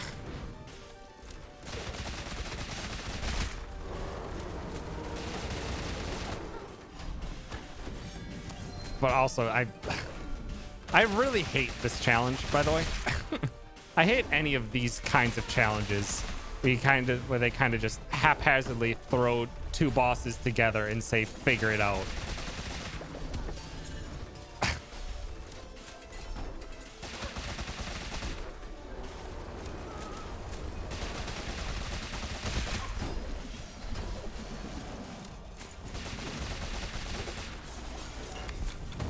Yep. I disagree.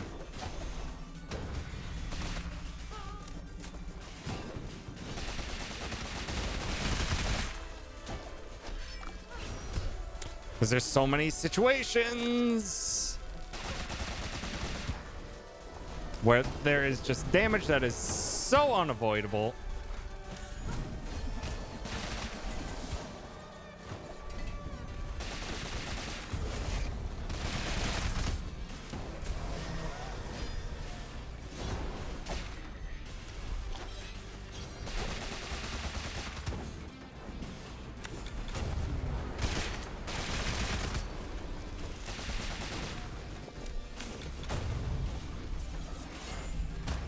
I kicked.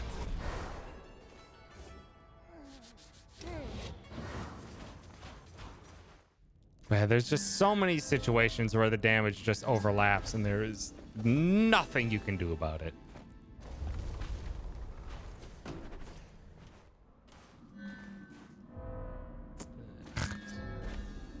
Again, not great. Hi, Juice. Thanks for stopping by. No. We got 300 hatches, no shiny. Good. Gave me the Stinger. Stinger is very good for Gunslinger. Yeah, we hatched 300 eggs, no shinies, and I just felt like swapping over.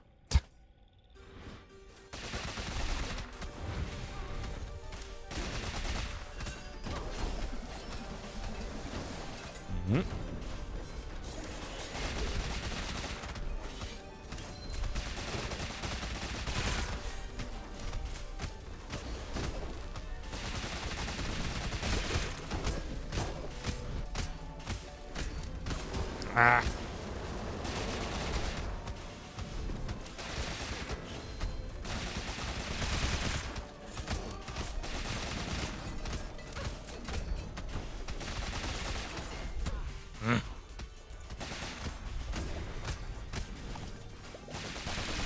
Dang it.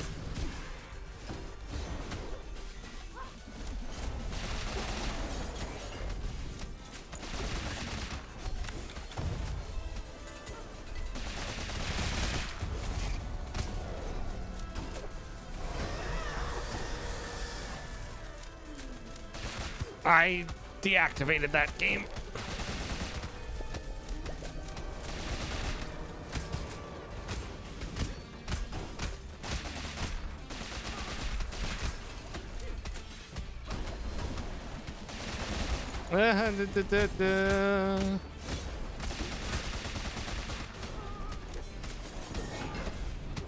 Dang it. No.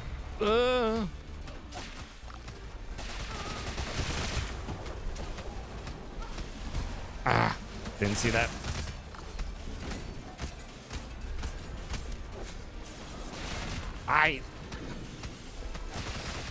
Go down.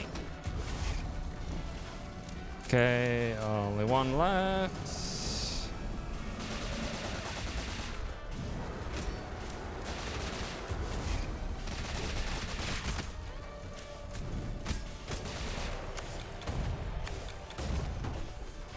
I hate how well these track. Okay, we're good. We're good.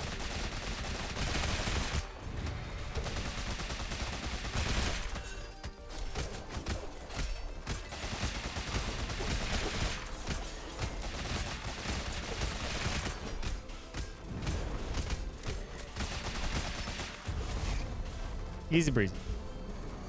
Ugh. Gunslinger is very good.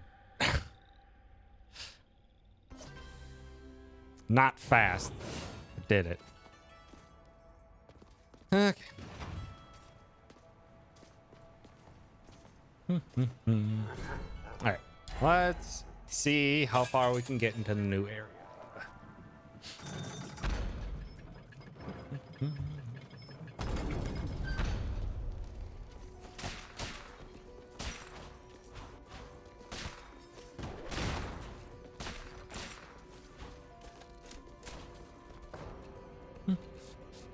Oh wow, the study is right next to the beginning of this one.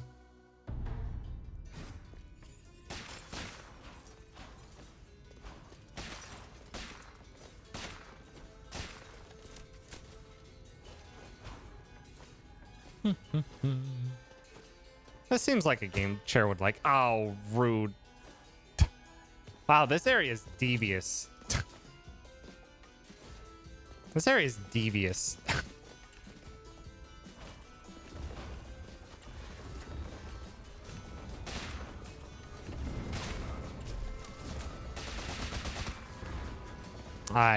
Nope. I'm just not gonna deal.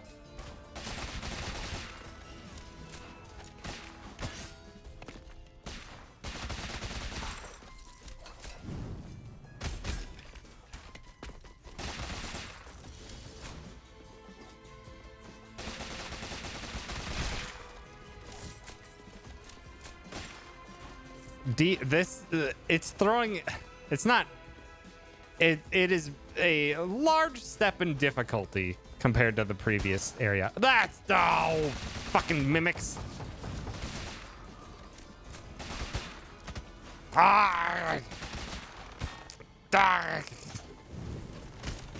This is all new to me, so it has a lot of gimmicks. This area has a lot of gimmicks. Fuck! So many gimmicks. And of course, that one's also a mimic.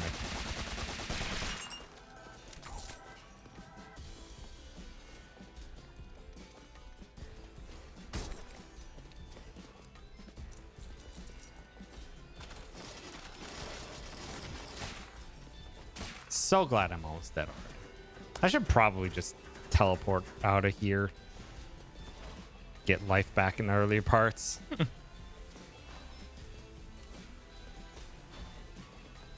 This is definitely a large increase in difficulty compared to the last area.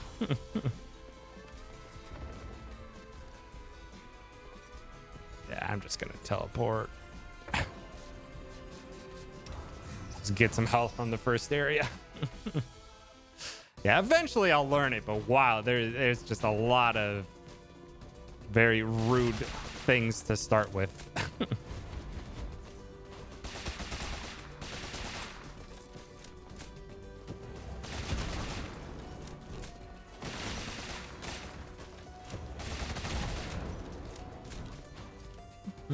Also, howdy MDH, thanks for stopping by.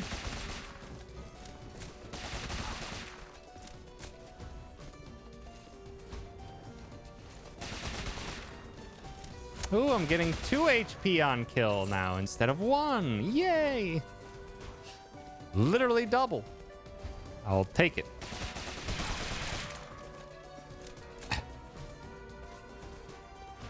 All right, what relic?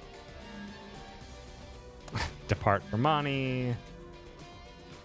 Mana pool. Neither of these are good. I'll do that. Okay, both of these I have not used. I know what Rage Tincture is.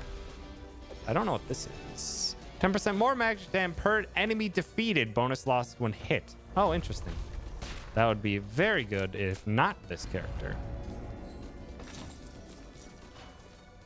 In the areas way more. I hated the snow area way more because of some questionable design choices. I started off annoyed by the snow area, but eventually I think I just got used to it. There's some health. Thank you.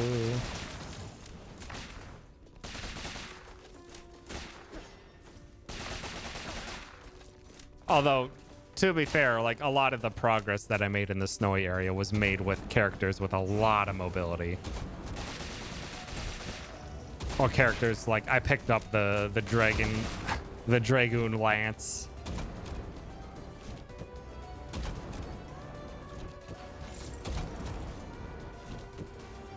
Picked up the Dragoon Lance with the Valkyrie or something and had like ridiculous amounts of mobility.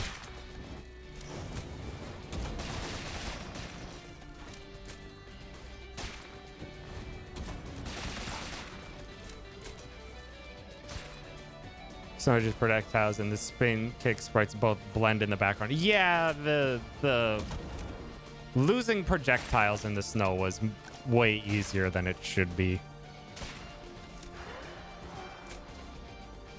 It was very, very easy to lose track of things in the snow.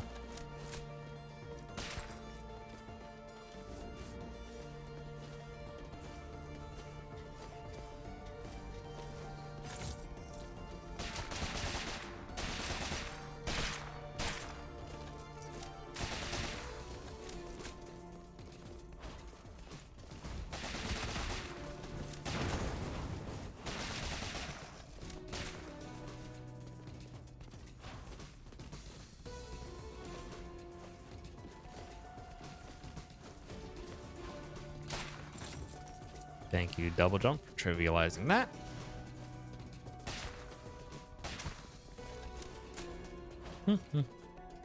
Boss there with a knight who had the chef ability.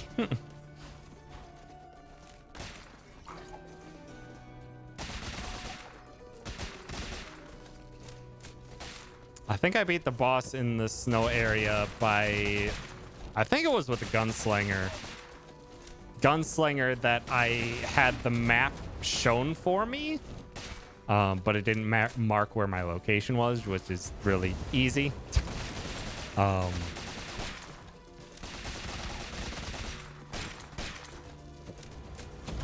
which is a really easy trait to handle. And I immediately went and grabbed a...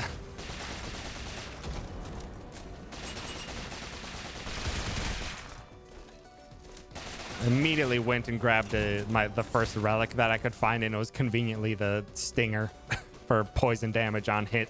Just like, oh, it's too perfect. Gunslinger and poison on hit is very good. How rude.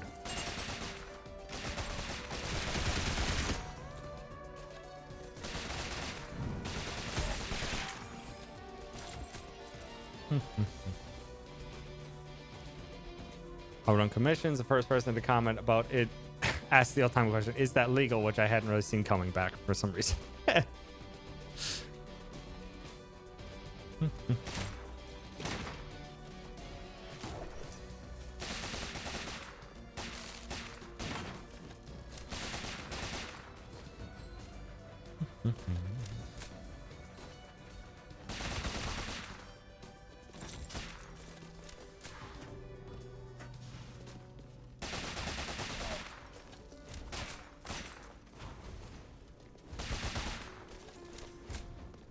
Still not that much health gotten back. That is unfortunate. Couple places. God, that is fine. Oh, dang it.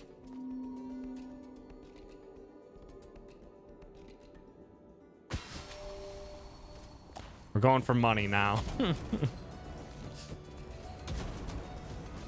just gonna go for money now.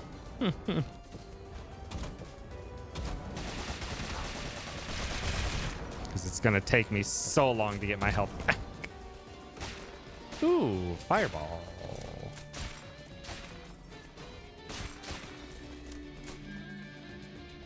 Why not?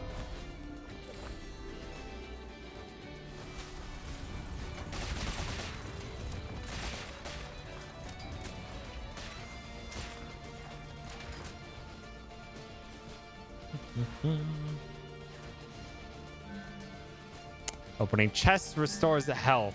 That's huge, actually. Defeat 6 enemies to prevent the next source of damage is also huge. These are both really good ones. I want to explore more in the new area, so I'm going to get the health board on chest.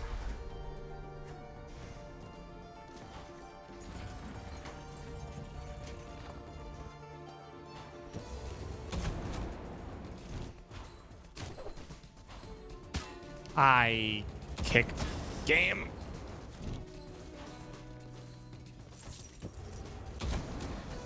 Okay, it's only 21 on chest. Need to note that it's not massive. Let's go here.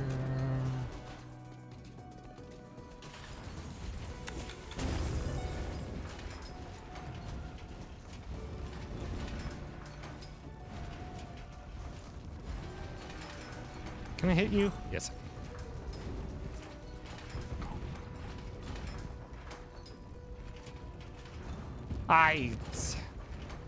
Thanks, invisibility.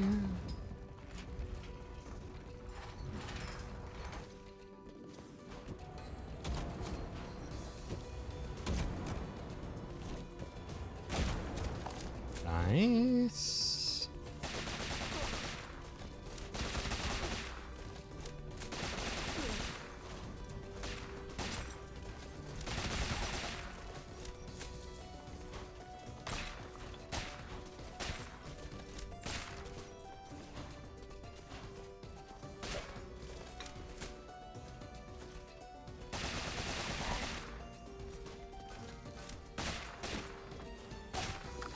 Oh, nice. Za.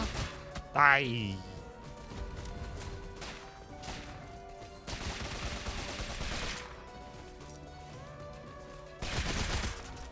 I'll reload.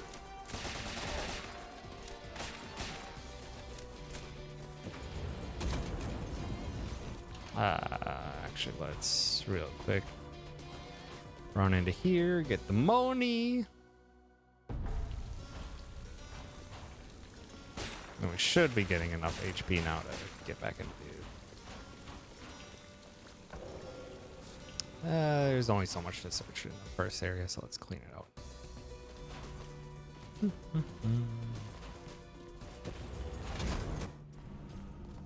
No jumping. I don't have the right character for this.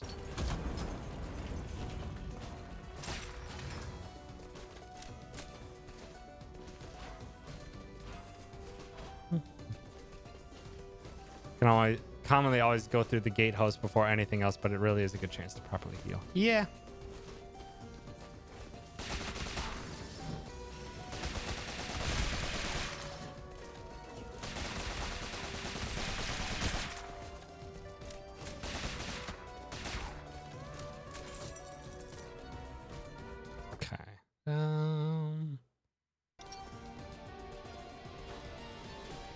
A little bit.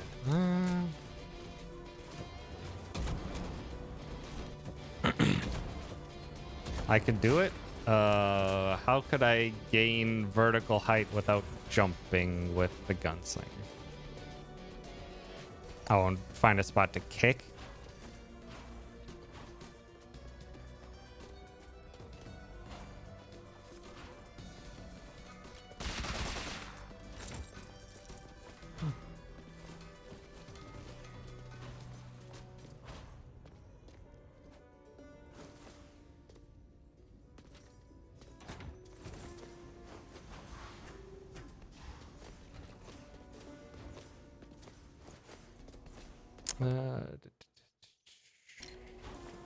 Pretty much cleared. Pretty much cleared, and we're back to full HP. Back to the study.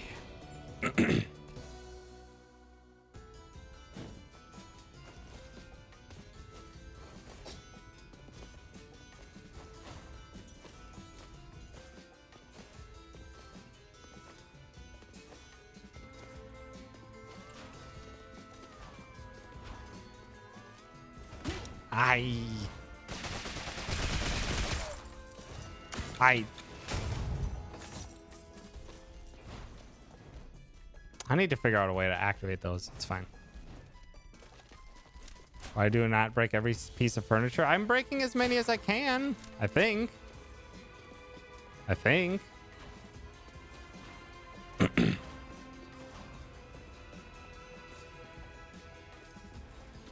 That's a mimic.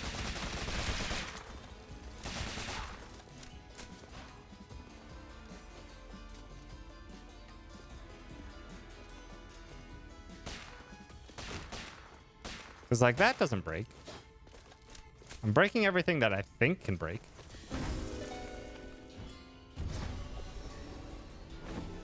Siphon absorb magical restored MP per hit. Ooh. That's also neat.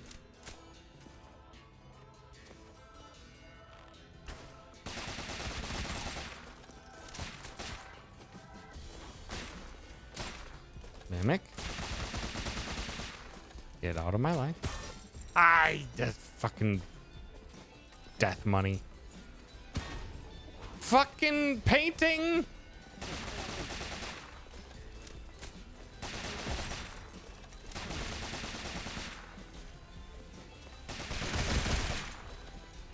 Pay attention for those.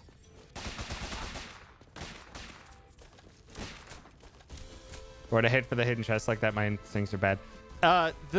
There's cracks in the wall. Some of them are very faint, though.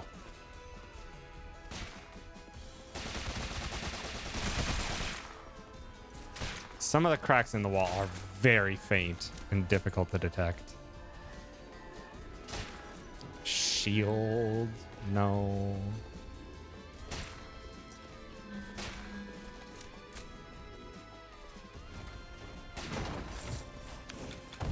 Nope. Fuck. Damn it. Also, yeah, sometimes it's just like there's one in this room. So you just know that this room has a secret here.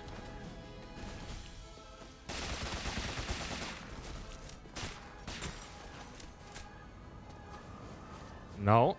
Could you stop? Really wish you wouldn't.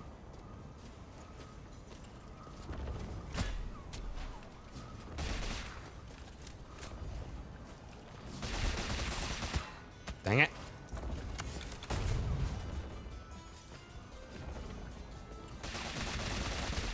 I hate you.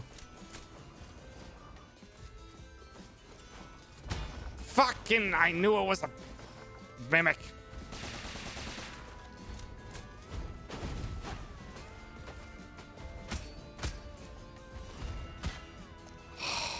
Fuck me.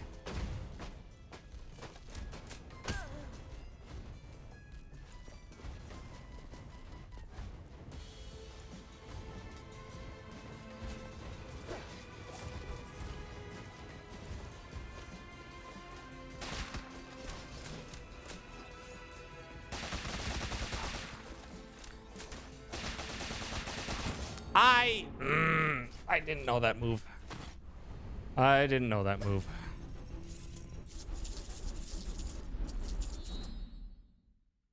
I didn't know that move. I didn't know they had the move that the first boss had. 1,000 years. 1,000 more. I know. That one, there was just like, there were 2 treasure chests. Pizza!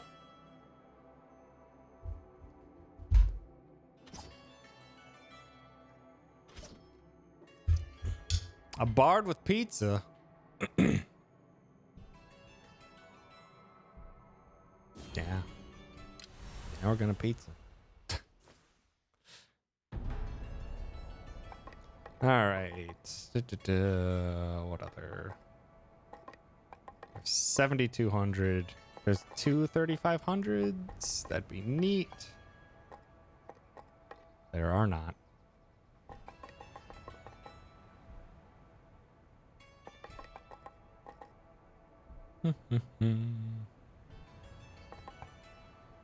The bard is interesting. I want to play with it more regularly, but I've not had a normal bard playthrough. I've either had a terrible genetic trait or some other nonsense. Chance for magical crits to become super crits. Nice. I'm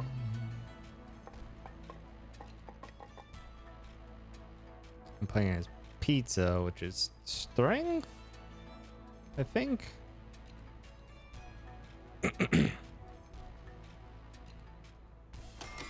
I need to just keep increasing strength so I can get more vampirism.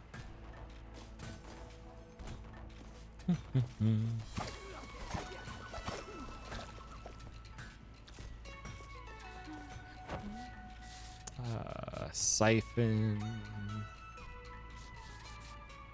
Can buy something. Do I want to, though?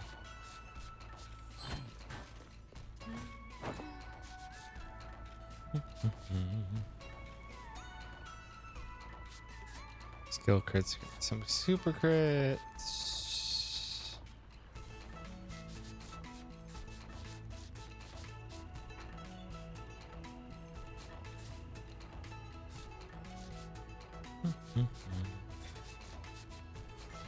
Just buy something, anything.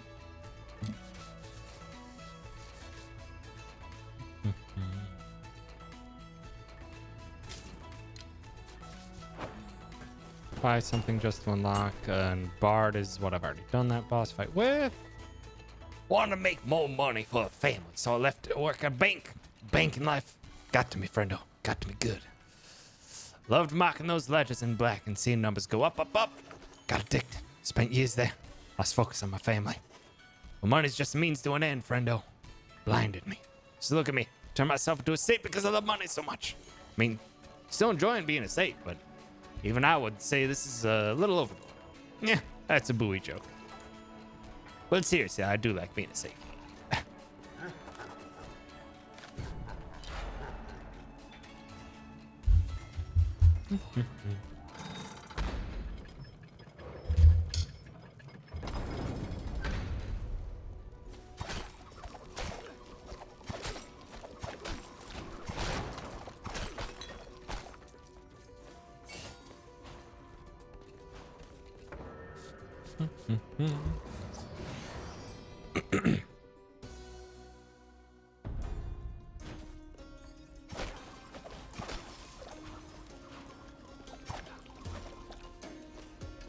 No, there's I think it's contrarian. Your weapon and talent are randomized. It's a trait.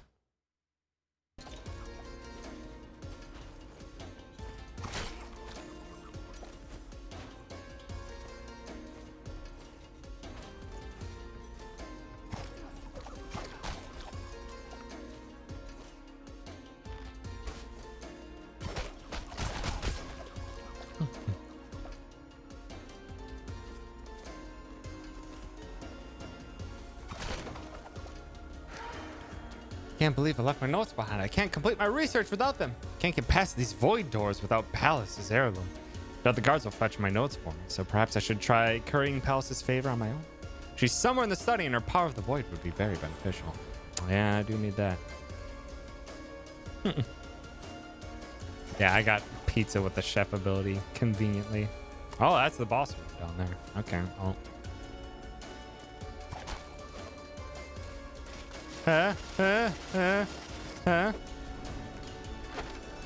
Warden trinket, that's neat. Jump! Fuck! I need the steel.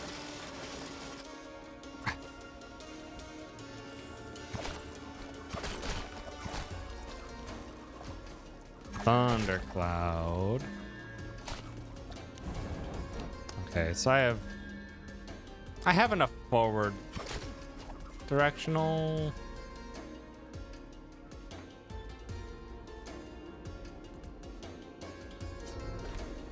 I'm gonna get this so I can have some upward damage. So I just have basically forward damage at the moment.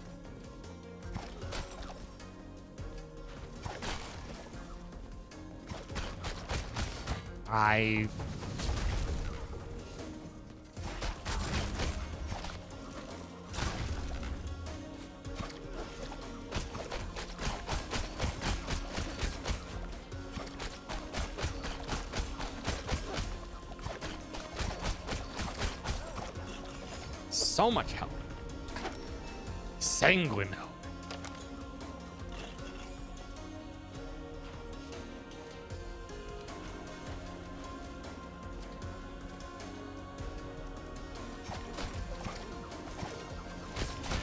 Ah, you curve?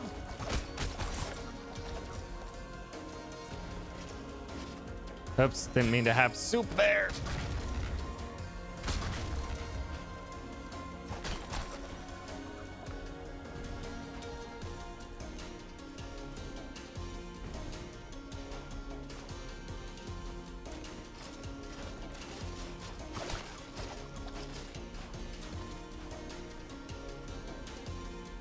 Ooh. Yeah, we're gonna take the sun. Give me burn.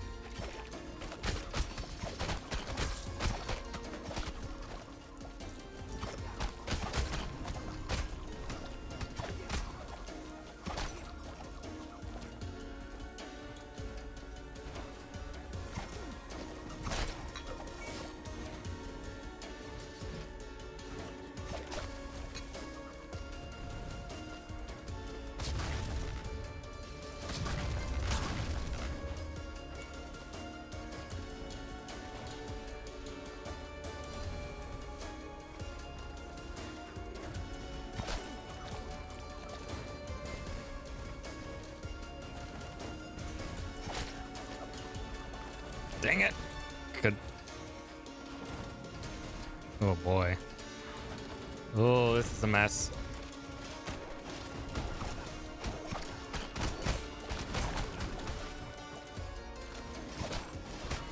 Dang it.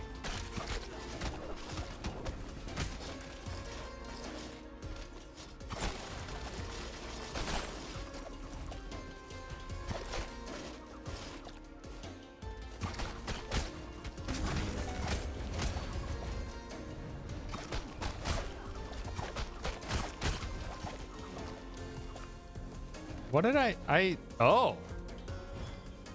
What? Huh? What is... Oh, I couldn't see the prompt because it was above the screen. Start out for every enemy defeated scales with intelligence. Ooh, that's good. To get that, I am not high enough HP to go for a challenge, though I do have soup. It's only 43. Nice level. Nice. Ow! I didn't know that that was their direction.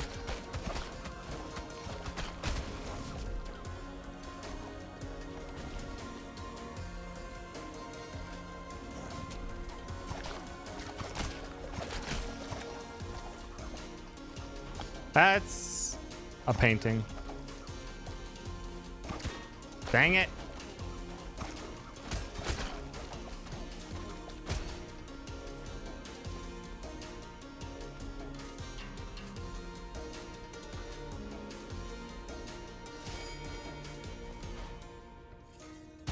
God, I saw it as soon as I fell.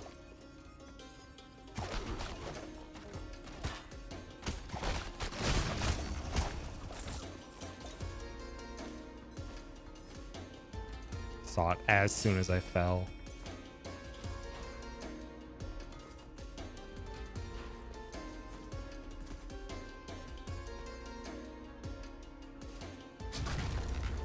I have no idea what that room is other than a trap.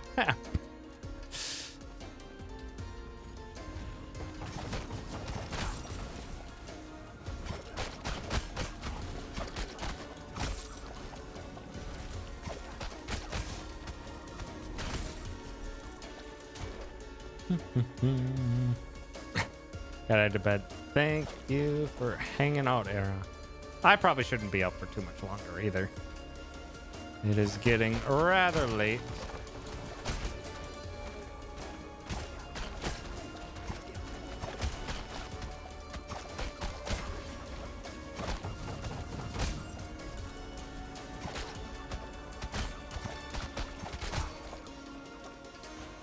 But thank you for the good luck. Thank you for hanging out. Come closer. Thank you.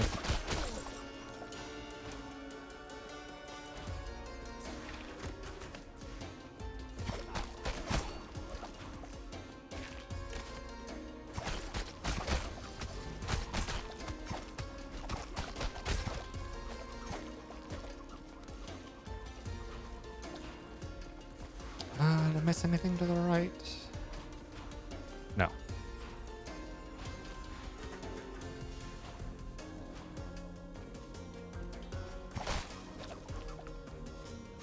This looks like an important room.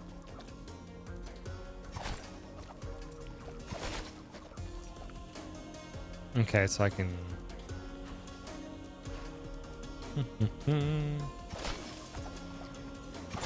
Yes, I am throwing pizzas. I am, in fact, throwing pizzas. This is standard. Oh!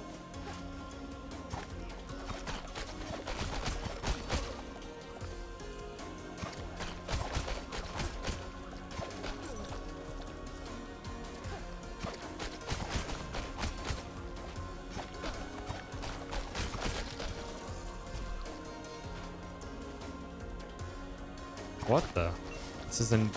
Oh, this is a guardian room. Okay, yeah, that's right. The boss is guarded by guardians. Okay. Let's go get the free HP back from the ability, and then... I got a +1 soup! Yes!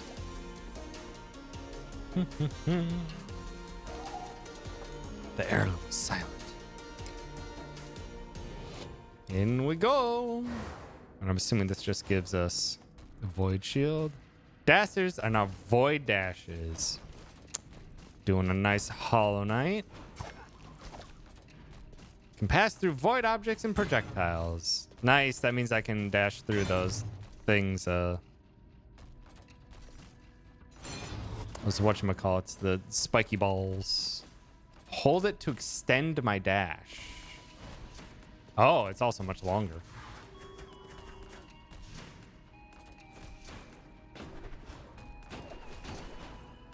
Much longer.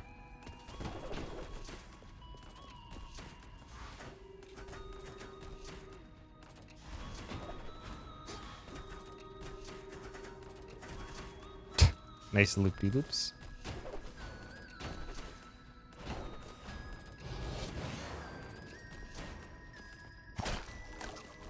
I got maximum soup.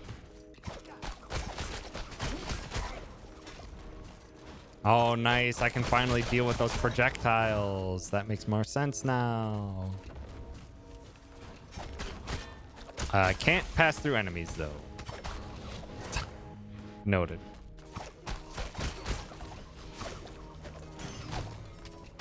Ah.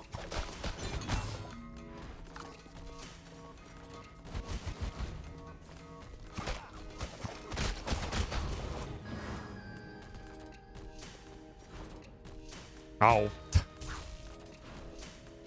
Can stop it early. Fuck.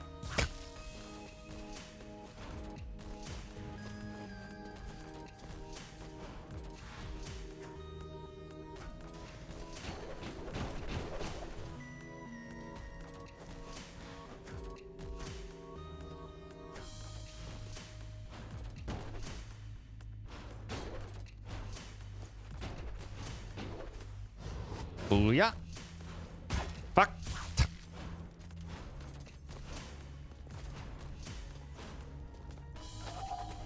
Whoa. Hello there. Sorry you caught me napping.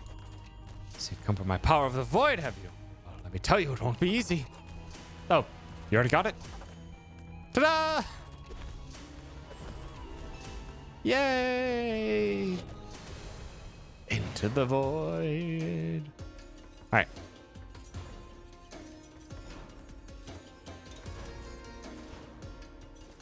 Real question is, how do I... Oh. I was just going to say, how do I leave?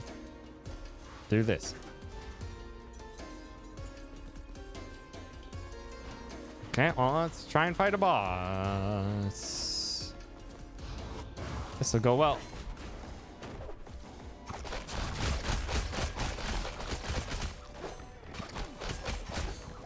Dang it.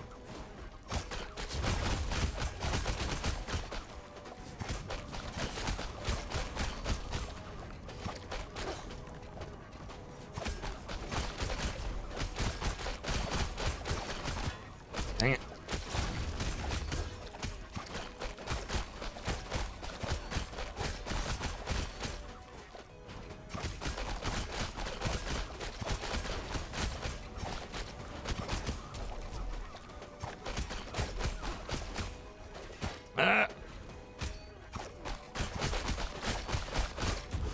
One down. Two down. Sweet. Got him.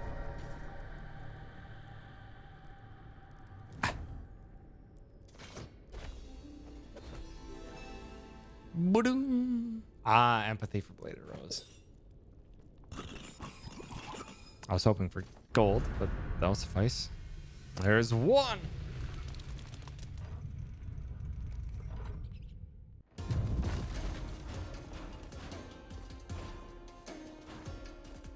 I'm hurt.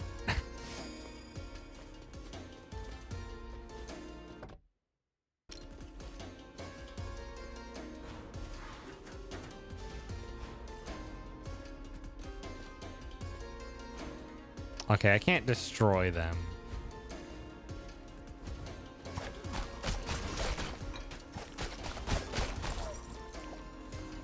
Duly noted. Can't destroy them. Dang it.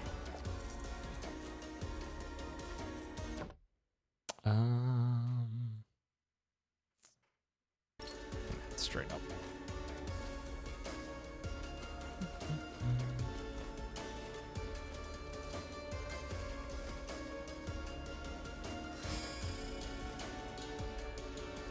Do I go for the challenge? We'll see.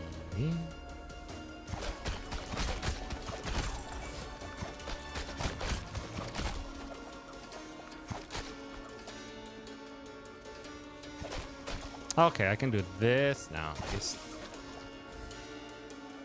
Oh, okay. Well, I'm gonna do the challenge now then. Oh, there's so much. Nothing of value, nothing of value, nothing of value. Sweet.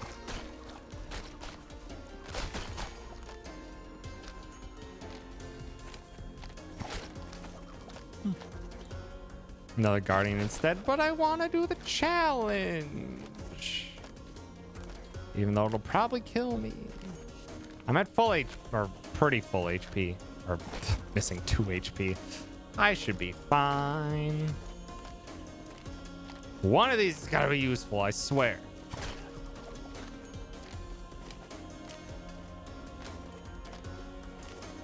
Oh, an analytical breakdown of paint and their differing drying speeds based upon their application on unique surfaces and room temperatures. Volume 1 of 10. That title should keep most prying eyes at bay. These are the personal journey entries of Estuary Enoch, and if you are not me, then your actions are considered a capital crime. If you are me, then please continue reading. It's been nearly 1,000 years since we first sent it down here to tend to the garden, but the tree has yet to bear fruit. Each year during the ceremony of return, my siblings and I congregate and open the garden gates in hopes of finding a bud, but every time we are met only with disappointment.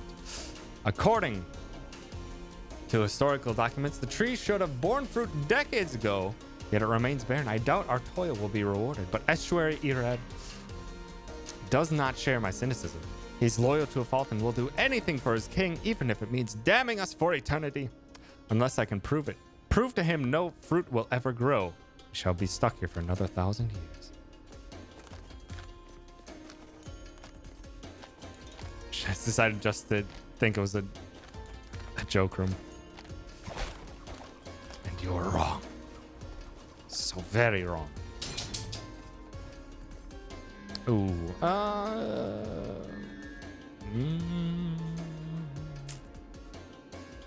It's the only book that's facing the other way. Oh, that would also make sense. Mana when hurt. Okay, well, I haven't gotten this one. No more gold bonuses converted into XP. Fuck. Well, I'm about to get a crap ton of XP, I guess. Lame.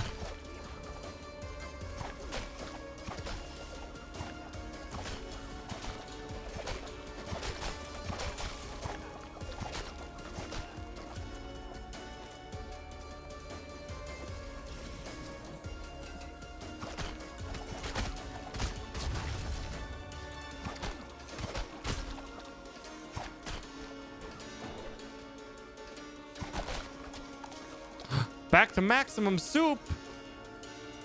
Oh, that's a mimic.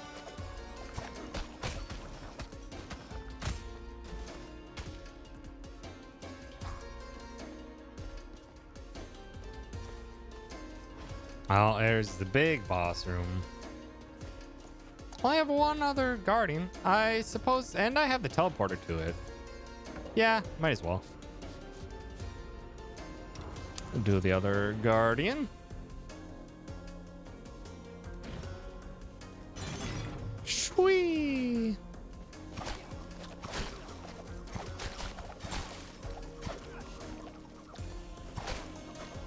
Okay. Let's do this.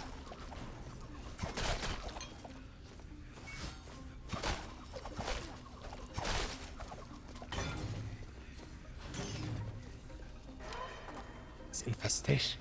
Seen it before. Condemn the archives. Gather what you can and start barricading the hallways. Whatever infested the bodies in the gatehouse has found its way here. Spread the word and keep the guards on watch. The scholars here are lost.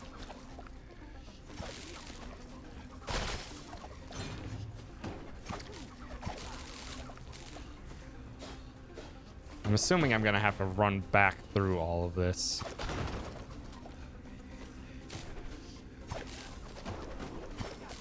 I think I'm right.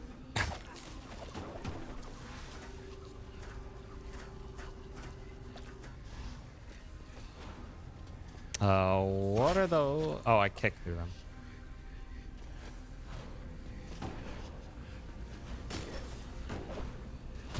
Fuck.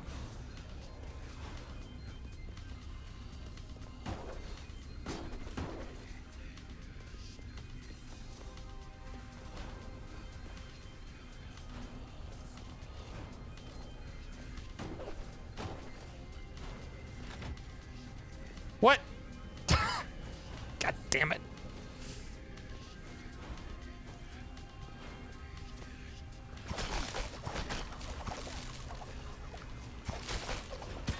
Oh, that's right. I don't get any gold.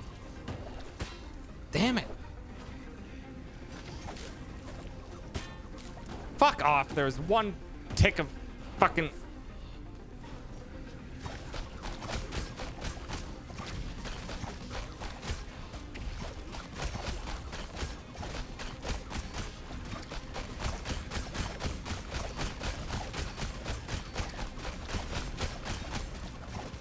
Dang it. Throw your pizzas the right direction. Got him.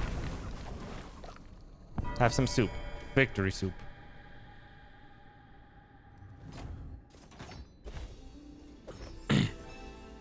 More empathy for that challenge.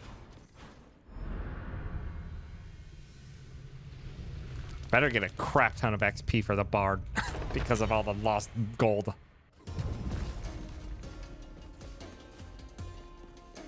Okay, study is unlocked, so could technically try and fight the boss.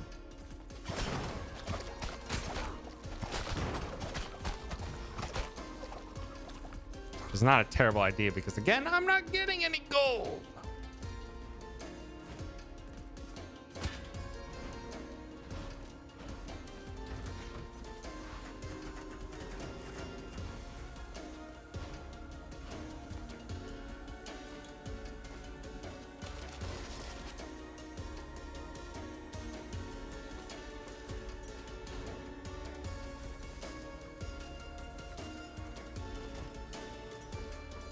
Oh,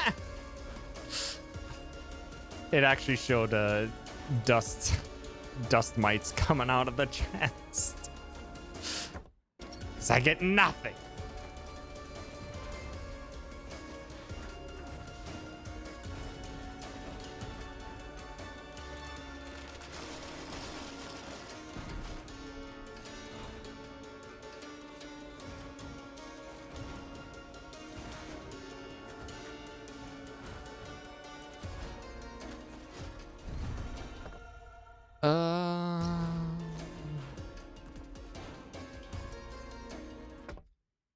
Okay, there's not many rooms left.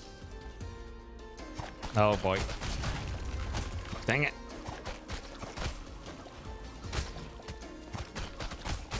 Pretty good for saying there's not many rooms left.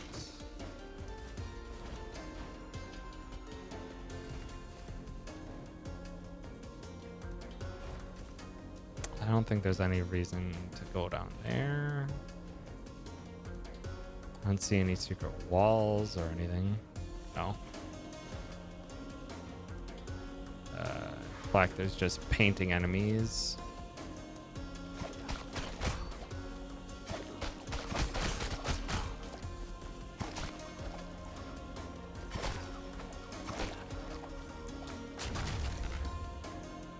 Checking for stuff, secrets.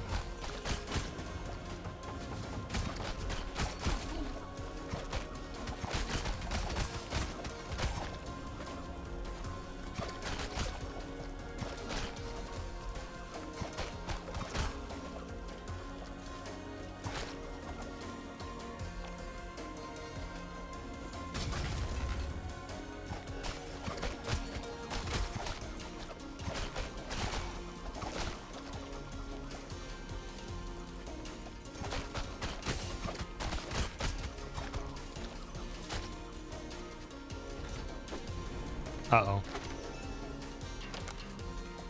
Get out of there. I saw all the exclamation points from all the projectiles that were on the way. I was like, ah! Fuck! Oh?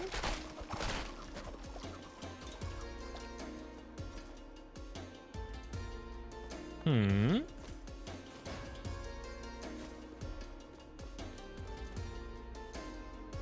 Hmm. I'm gonna have to try it once. Didn't work. No! Okay, there's like, I think there's one room left to search. And then we'll just probably, we'll fight the boss and die trying.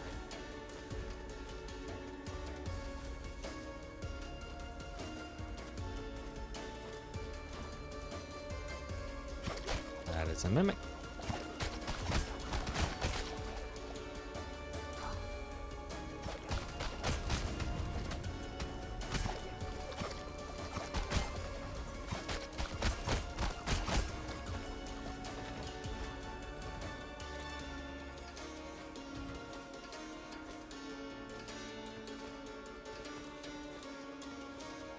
Okay, well, let's give the boss a shot and die trying, and then I'll probably end up calling the stream there. What are you, sir? A mage? Who could have guessed?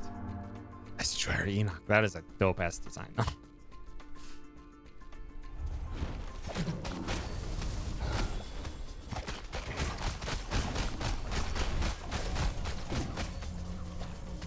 That's sir.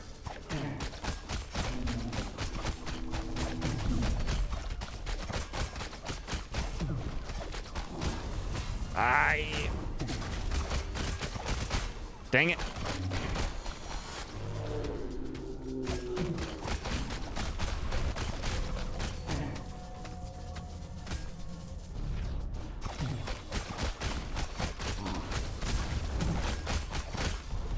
Okay, I'm doing something.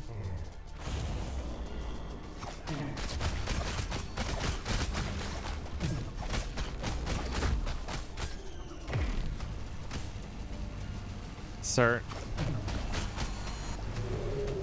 Really wish you wouldn't.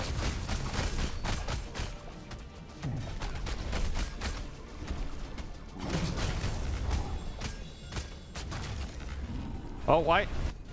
Wait, why was my soup recharged?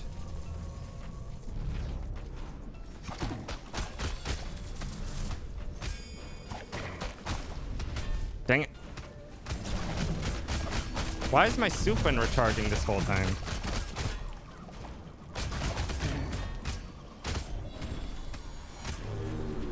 No! I was so greedy. I was so greedy because I had soup. The soup. The greedy soup. I was like, I can go aggressive. I have more healing. Damn you, soup. Damn you, soup.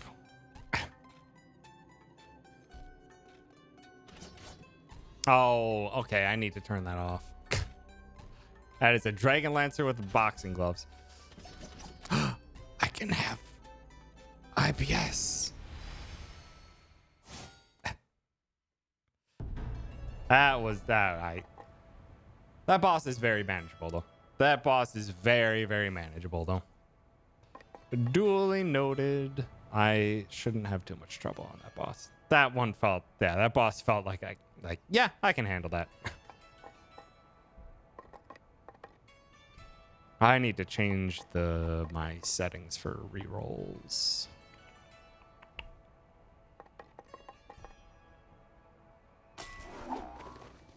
Nice flag. Okay. Yeah, that one felt pretty easy, but then again, I was using the pizza, and the pizza's pretty damn good.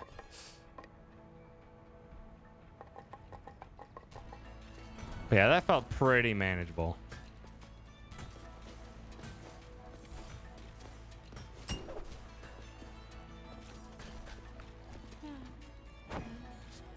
Soul Steel. Restore health for every enemy defeated. Oh, it scales with intelligence. No! Why did I spend all that money? Soul Steel is very good. Any extra health. Any extra health on kill is huge. I need to buy that. Talking to that entrenched friend of yours. She's quite the talker. Lovely as silver, but a talker. Would be interesting to see if she could sit through one of the architect's tales without saying a thing. Ammonite is very strong. Oh shoot, I have leather, but I should have scholar.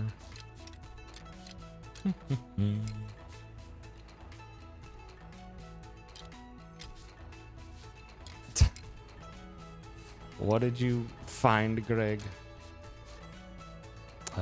Ammonite helm is the best. Scholar. Oh, I should probably take off the weapon in favor of that. There we go. Or was it the IBS? I think it was the IBS. Good story never changes. This kingdom does not have a good story. You should fix that, child. I will do my darndest. But before I end stream, it's the IBS. Okay. Let's see what we can do for this.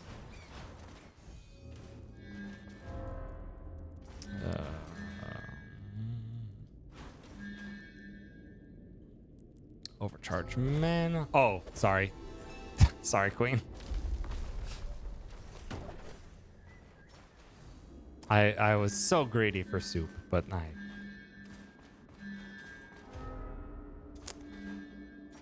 it's hard. Not good.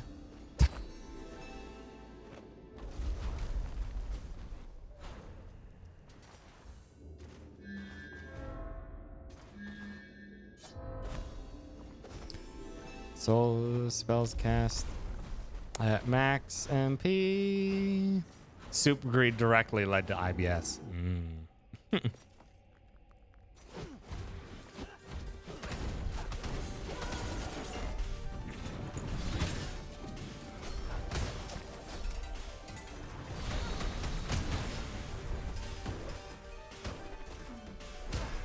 Really? God damn.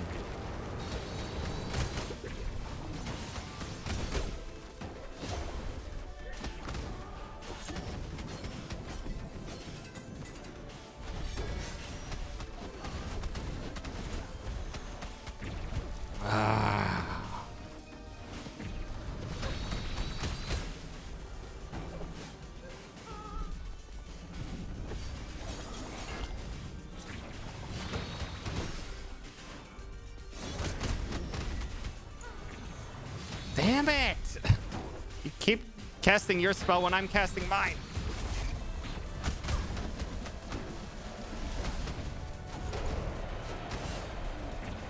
Damn it, I thought I could charge that up in time.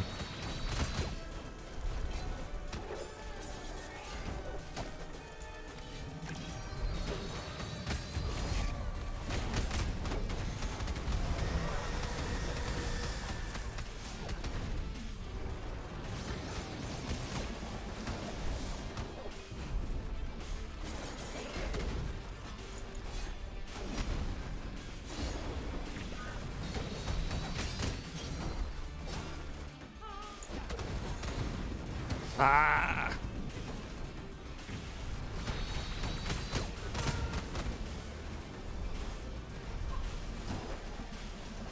Dang it.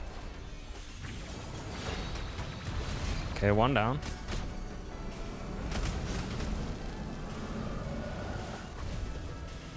I fucking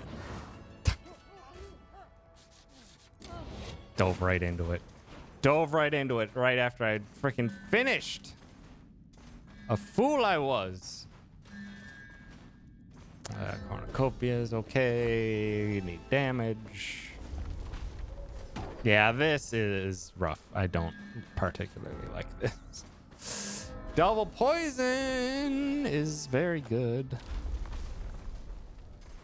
Oh. Didn't mean to waste that.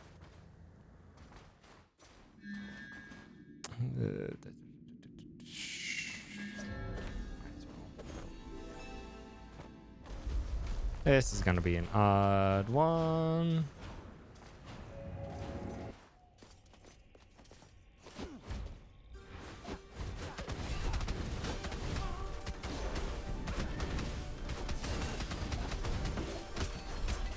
Dang it. Why did I go back?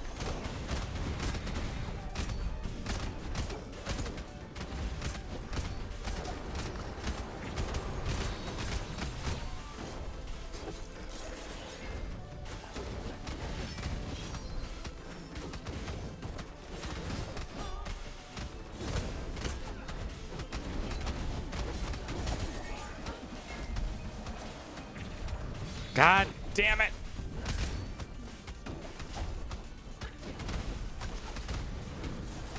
Dang it.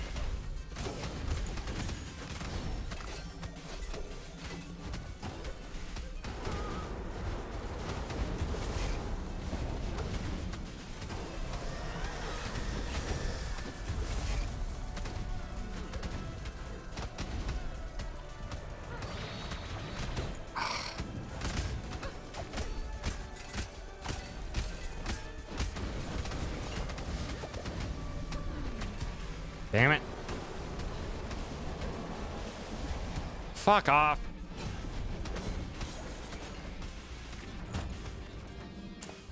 I hate the gravity beam, actually. I hate it. So much time to charge up. Also, I want to change these off. I just want to go back to random. That's a way of selecting which one you want. I don't need that. Yes.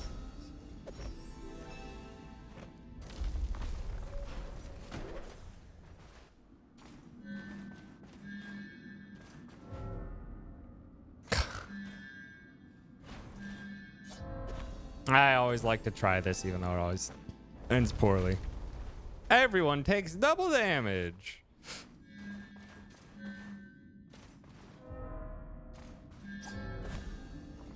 This is bad. I'm gonna die so fast.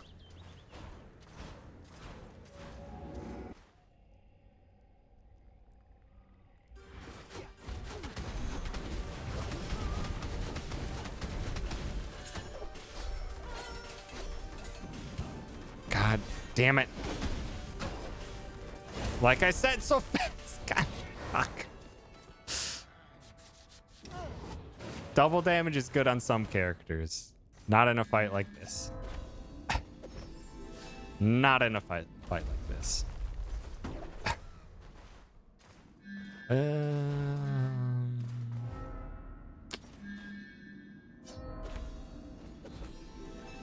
Block 2 hits, whatever.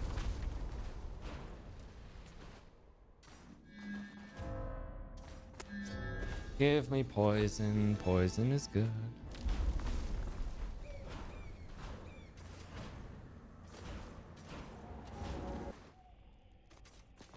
Come on.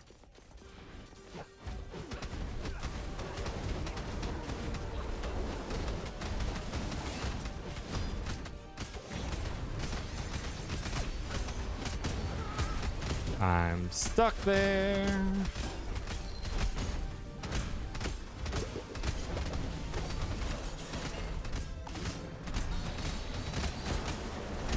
God damn it.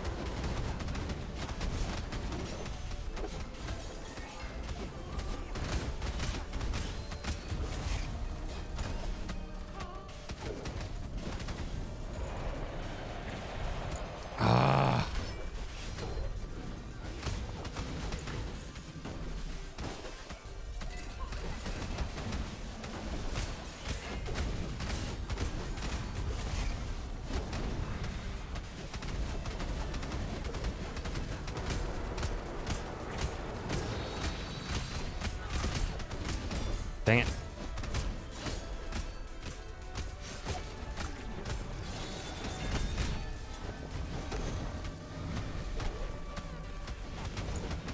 Okay, we should be able to handle the rest.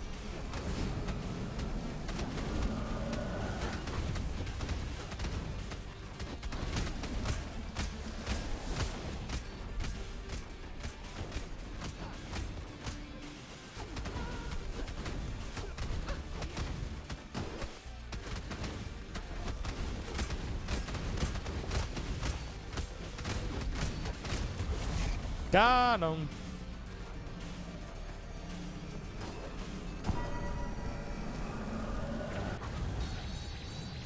Get wrecked. Didn't get me to even silver. Gosh, 4,000 below. Thank you, IBS. Oh, what were the traits on this boy anyway? Oh, yeah, that's right. I started with the arcane necklace. I should probably just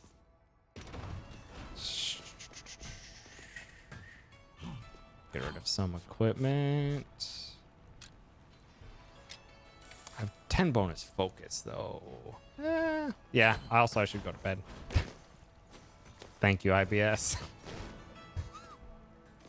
God damn it. Why does it make me laugh so much? Yeah, I should go to bed. Because otherwise, I'll keep playing this forever. Because gosh dang, this game is so much fun. This game is so much fun. Aye. Yeah. I should go to bed. Thank you so much, everyone, for hanging out for the shiny hunt and then for some Rouge Legacy. Appreciate it. I can have IBS. I had to watch the clip. But yeah, thank you so much, everyone, for hanging out. Appreciate it. I'll be back tomorrow where we're gonna be learning how to speedrun Kirby for gore. And then I'll be back next weekend for Friday night Symphony of the Night randomizer with Dan. Then Will Pokemon Emerald every level evolution randomized race. Then Sunday will be our first full attempt at Kirby speedrun. Who is live that we can go say hi to? Ooh. Rena's doing the first Rhythm Heaven game. Gam's doing an Elden Ring. But also Nicole is doing that dang partner push. Playing some more horror. So let's go give Nicole some love and help out with that partner push. Oh, not run. Raid.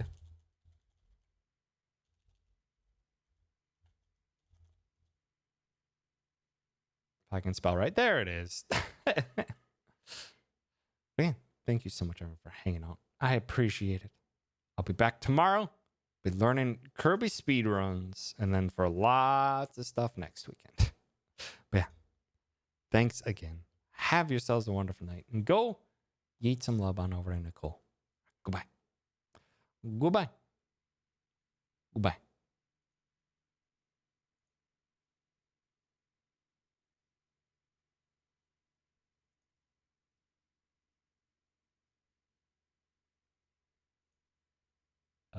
Streamlabs, stop. Yes,